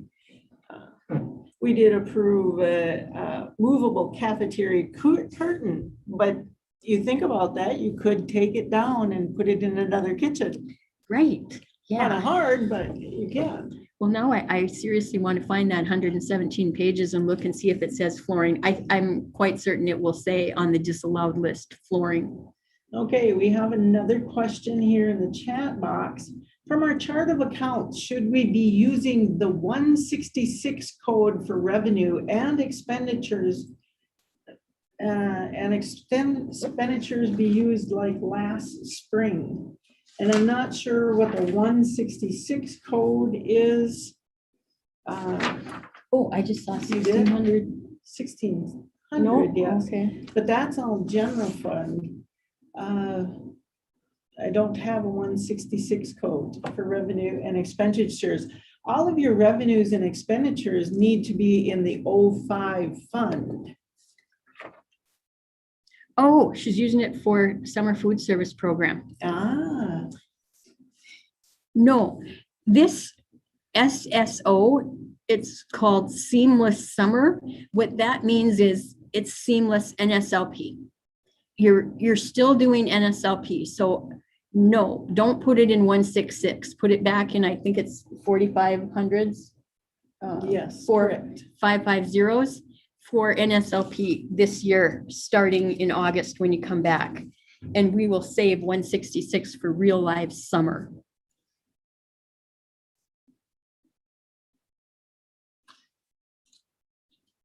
Any other questions? No other questions that I see. But we always are here.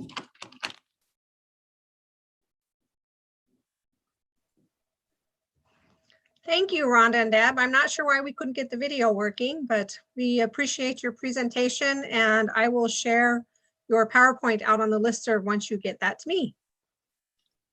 Okay, that sounds good. Thank you also to all the business managers that have attended.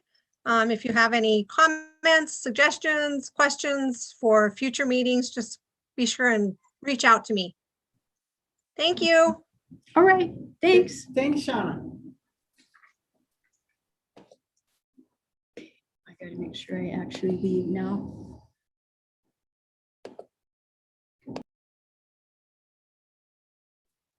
Hey, Shauna. Yes. Hey, this is Rebecca. So I'm sorry, I had to step away. Alexis needed me for an issue.